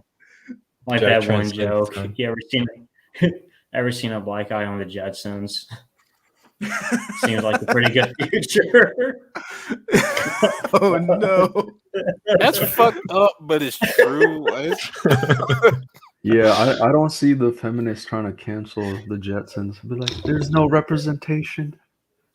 If they made a movie though, like, oh, they're gonna have a bunch of blacks in the movie for sure. The Jetsons, they're already making Jetsons movies. Probably already fucking exist. Yeah, it's a cartoon. I know. From the 90s. I know they made a Cartoon fucking movie. Flintstone Flintstones. movie. Didn't they make 2 Flintstones movies? I think they did. Yeah. Yeah, whatever. Do you guys think that what's his name was cucked? Who? Barney. Why? Wait, Bam Yeah, Bam, how? dog. Bam Bam. uh, Bam Bam's got Wait, white hair, dog. wait. Wasn't Bam Bam adopted? He might be. It's still cucked though, right? Is it still cucked? Do you- I guess it's not cucked if you know, right? I wouldn't Wait. say adoption's cucked. Cucked is like usually when you don't. You don't Now I know, yeah. I don't know. Look, now I gotta think about it and shit. Fuck. I don't know the canon lore of the Flintstones, man. I'm sorry. Who's the Transformer here trying to join? What happened? I don't know. Some guy wants to join called Names Transformer. Probably the belly guy showed up one time. I'm like, whatever, dude. Anyway, Hey, it's tradition. yeah, it's tradition. You have to show up at least once every stream. Like a For what I have no BSM clue. Like No, a no, BSM video. let's give everyone a chance. Hashtag tradition. Oh boy. Just have the remove button on cue. At least send a private chat, dude. At least once. Come on, dude. Send me a Transformer private chat. That's what you got to say. It's just I have a random thing I wanted to bring up. Maybe ahead, buddy. What do you guys think about like what? Remember last year all the UFO like the news leaks? They were like This is teasing last us thing- with this is that. fucking news. Like Go on. what the heck was that about? Like what do you think the agenda was there? And it's Probably always just like the fucking, same grainy footage. Probably secret government fucking black site fucking projects. Oh, Dusty, those are debunked. Let me send you some links. Yeah, didn't Thunderfoot do a video? Yeah, on yeah, that? exactly. No, like a lot of low IQ cells, it's like, oh, look at this footage, and then it's quote unquote government leaked, and it's like they're so gullible. It's like Speaking of Thunderfoot, man, what is his deal with Musk, man? He just cannot let it go. He just cannot let this guy go. yeah, I think low key he fucking hates Elon. like Musk Did he would short bring the his company head 50 all years ago? day. Like what the fuck? Maybe he invested in Tesla and got burnt at some point. He pulled out right before, like when the stock was still at 25 cents, is when he pulled out. And then it shot up to like $100. And he's been bitter about it ever since. He's like, what the fuck? Yeah, let me find those UFO vids. That was Put to 'em in. distract from when people started recognizing Joe Biden had full blown dementia. Yeah. Yeah, actually, I think that might have been a legit reason. It's just another way to try and distract the normie masses. How about that latest video where it's like his wife actually has to pull him away from the podium? Dude's fucking crazy, dude. I mean, literally going crazy. Yeah, If only I could be Joe Biden and be dementia ridden and still be president, dude. Yeah. It's phenomenal, dude. What a great life that man must have. I'd be I saw- surprised if he completes his term. Like, fucking what? 3 more years of this guy? Yep. Yep. That's insane. That's crazy to think about. It's only been a year. Only been 1 fucking year, dude. It's And the look longest how year of my life. yeah, look how bad it is too. Inflation out the fucking ass. My meat's more fucking expensive. My God. Okay, the inflation now. To be fair, that was Yeah, really you can a blame COVID it on thing. Trump too as well. Not even on Trump, just the COVID thing. Just like, look, the economy fell out and America didn't want to die. Yeah. I can understand why they did it, but and to be honest, the inflation thing was like what 20 or 30 years in the making with all the easy money given out. Biden is the random word generator. I never forget that one debate where he's like a record player. I was like, the record player, the fuck? Like, what fucking year we in, dude? I'm like, my God.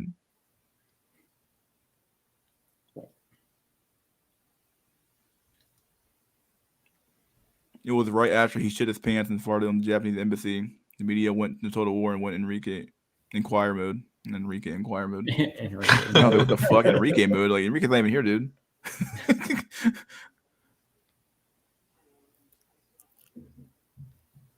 You guys vote for Biden? No way.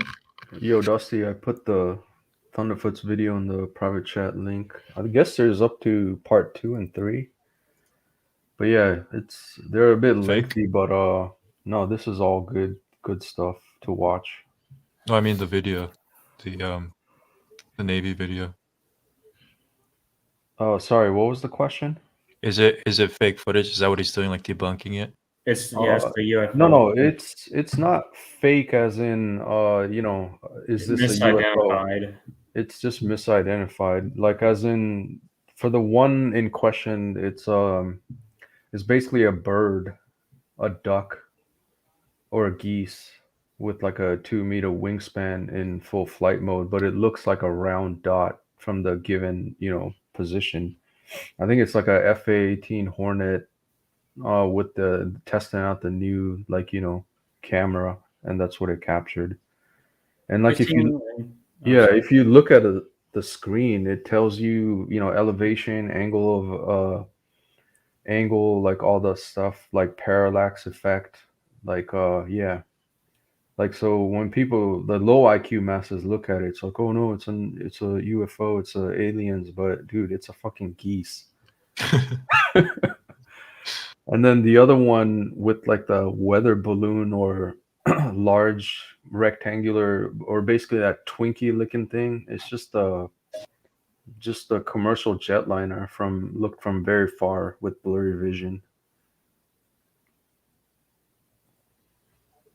Imagine if they had like live ammunition and they engaged it because they thought it was like aliens or something. Didn't that happen once, like the battle for Los Angeles? Like they had like this one night war with like something that they thought was like a UFO, and I think it, like, come to find out, no, it's just like light reflecting off of some ship. I can't remember. Wait, did we win? We won, dude. We always win. We're America, dude. What you talking about? Never lost a war. That's true. Yeah, and I'm no cynic, right? It's like I wish aliens were true. It would make this world a lot more interesting. But like when you understand physics and like actually how the universe works, it's not a complete zero as a possibility, but it's highly improbable. I think the more plausible explanation would be like interdimensional traveling beings. It's like or multiverse and some other being from a different verse visiting ours. Because you have to think, like no matter how well your technology is, like the light barrier is like unbreakable. So the only way to bypass that is access to multi-dimensional travel. Yeah, or and wormholes. Or time travel. Not necessarily time travel, but like if you think about it, like it's kind of unfathomable how big the universe is, right? And then in relation to assuming you can only travel as fast as the speed of light, like if you even wanted to travel to the closest, habitable planet, it's like 22,000 years traveling at the speed of light. So to think that another intelligent species can, travel as fast as the speed of light and come, quote unquote, come visit Earth, it just you can't compute. It just doesn't happen. So the other more plausible explanation would be like you would just travel through dimensions. You would remain in the same relative general area, but then, you're just shifting through different dimensions. Well, you know what Dusty said, like that would also include like time too. You know, once you get into like the fifth dimension and you can move through time. Oh yeah, no, you're right, Dusty. I see what you mean. Like That's fourth kind of my dimension theory. is time space, and fifth dimension is like excuse me, fourth dimension is space time, and fifth dimension is time space. Like that's when you can actually like move through it. Like you're walking down the street. Yeah, actually, what's that guy?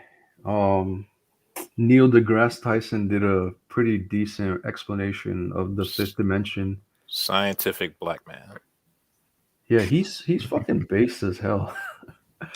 But yeah, it was like if you can travel through fifth dimension, it's like you're always being born and you're always dying. And if you can view your entire lifetime as like, say, a rectangular cube, being one opposite is like your birth and the other is your death, and slice through that entire, like, it's like basically a loaf of bread.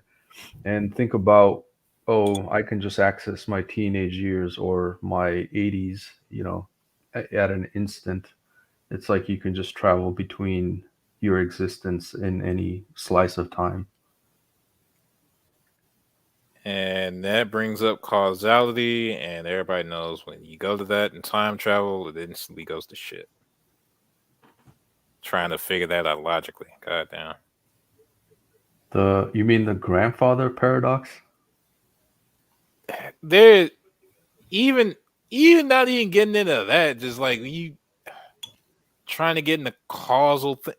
If you introduce going back in time and still try to keep things causal at all, then it just like, as far Well, as like human conception, it just breaks down. So are we And I'm not talking? saying, yeah, I'm not So talking are we about. talking like Looper law of causality or Primer law of causality? I'm saying, I'm throwing movies in. yeah, no, I'm saying, can the idea causality even survive the idea of time travel? Well, Like, it really gets to like, okay, is our perception of time even accurate? oh, at Like the how we quote, view the unfolding of the like events through time, can we say that that's even accurate? no, I think what the more mind-boggling thing, it's like we talk about time travel and always going back into time. It's like the other part is if you can go into the future, then is the future set in stone?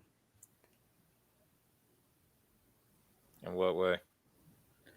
Like, so, Like let's say, cosmic determinism. yeah, like as in if your life, your existence was a loaf of bread and you can access any time within your existence, then, you assuming, you're in your 30s right now, it's like, would you want to visit yourself in your 80s, knowing that you're going to die in your 90s or something?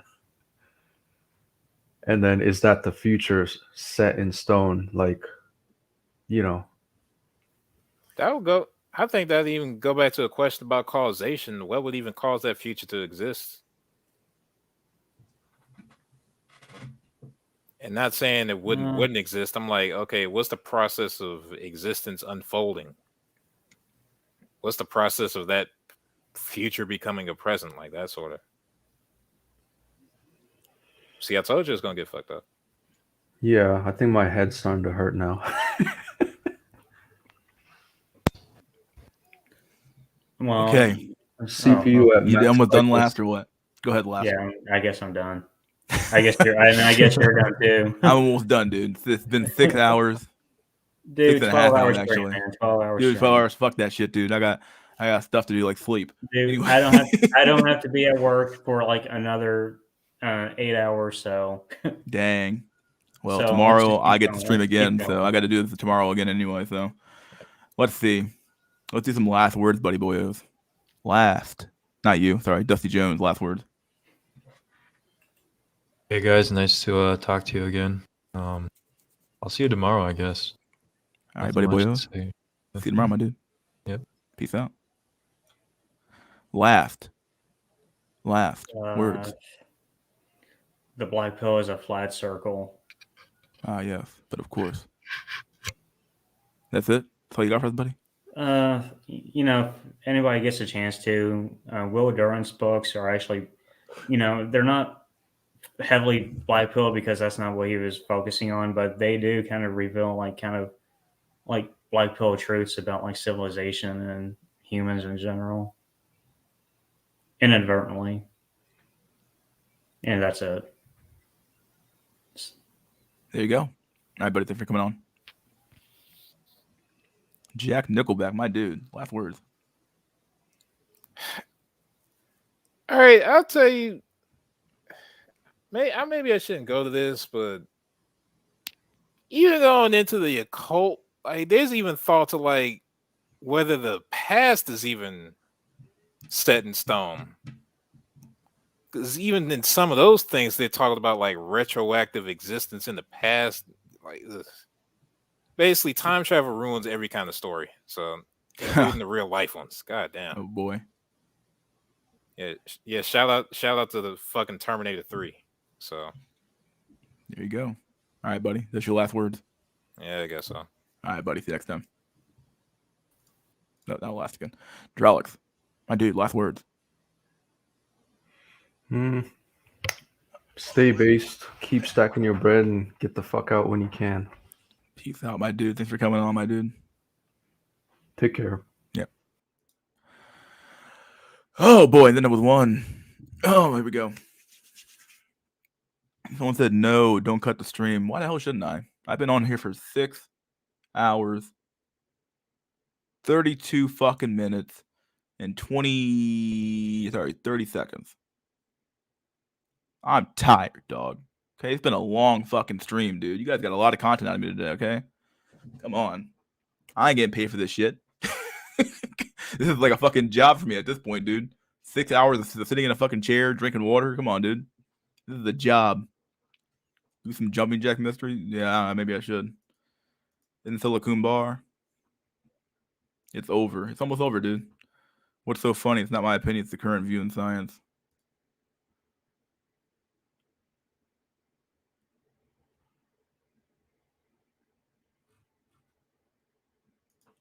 Last word. Sandman here, and cheers. Oh my god. Tyrone out. Leave me alone. It's my stream. Fuck Jimmy's room. My god. Rest in peace, Grim. Yeah, rest in peace, Grim. We got to do the thing for Grim. The meeks shall inherit the earth. Can't wait to meet Hirohito in hell. Hirohito. Hirohito. What's he saying? Hirohito. Good show, bro. Good show, bro. Nice. Pray to Soyance. Where is Enrique these days? I haven't seen him around. He was on one of my Winslow streams before. He was kind of talking back and forth. I'm not sure what's going on with him. He might be working hard. Some peace to Grim tonight. We're gonna take it slow. Wasn't Grim watching the stream earlier? Well, I don't know, dude. Is Grim dead? We're gonna speculate here. Is Grim dead? God dang. Well, guys, it's been a fun SNC for you guys. Saturday night cope. We did it. Another one down. Another one to go. Hope you guys enjoyed. Hope you guys had fun. Hope you guys enjoyed the stream and all the things that came along with it. It was good there for a few hours, right? Oh my god, I'm tired. Oh, I can't wait to go to sleep. All right, guys. It's been a long stream. Hope you guys had a good one. I'll see you guys tomorrow for another SNC, probably on maybe at 3 o'clock, 4 o'clock. I'll figure it out. And cheers. All right, guys. See you guys next time. See you guys on the flip side. Peace out.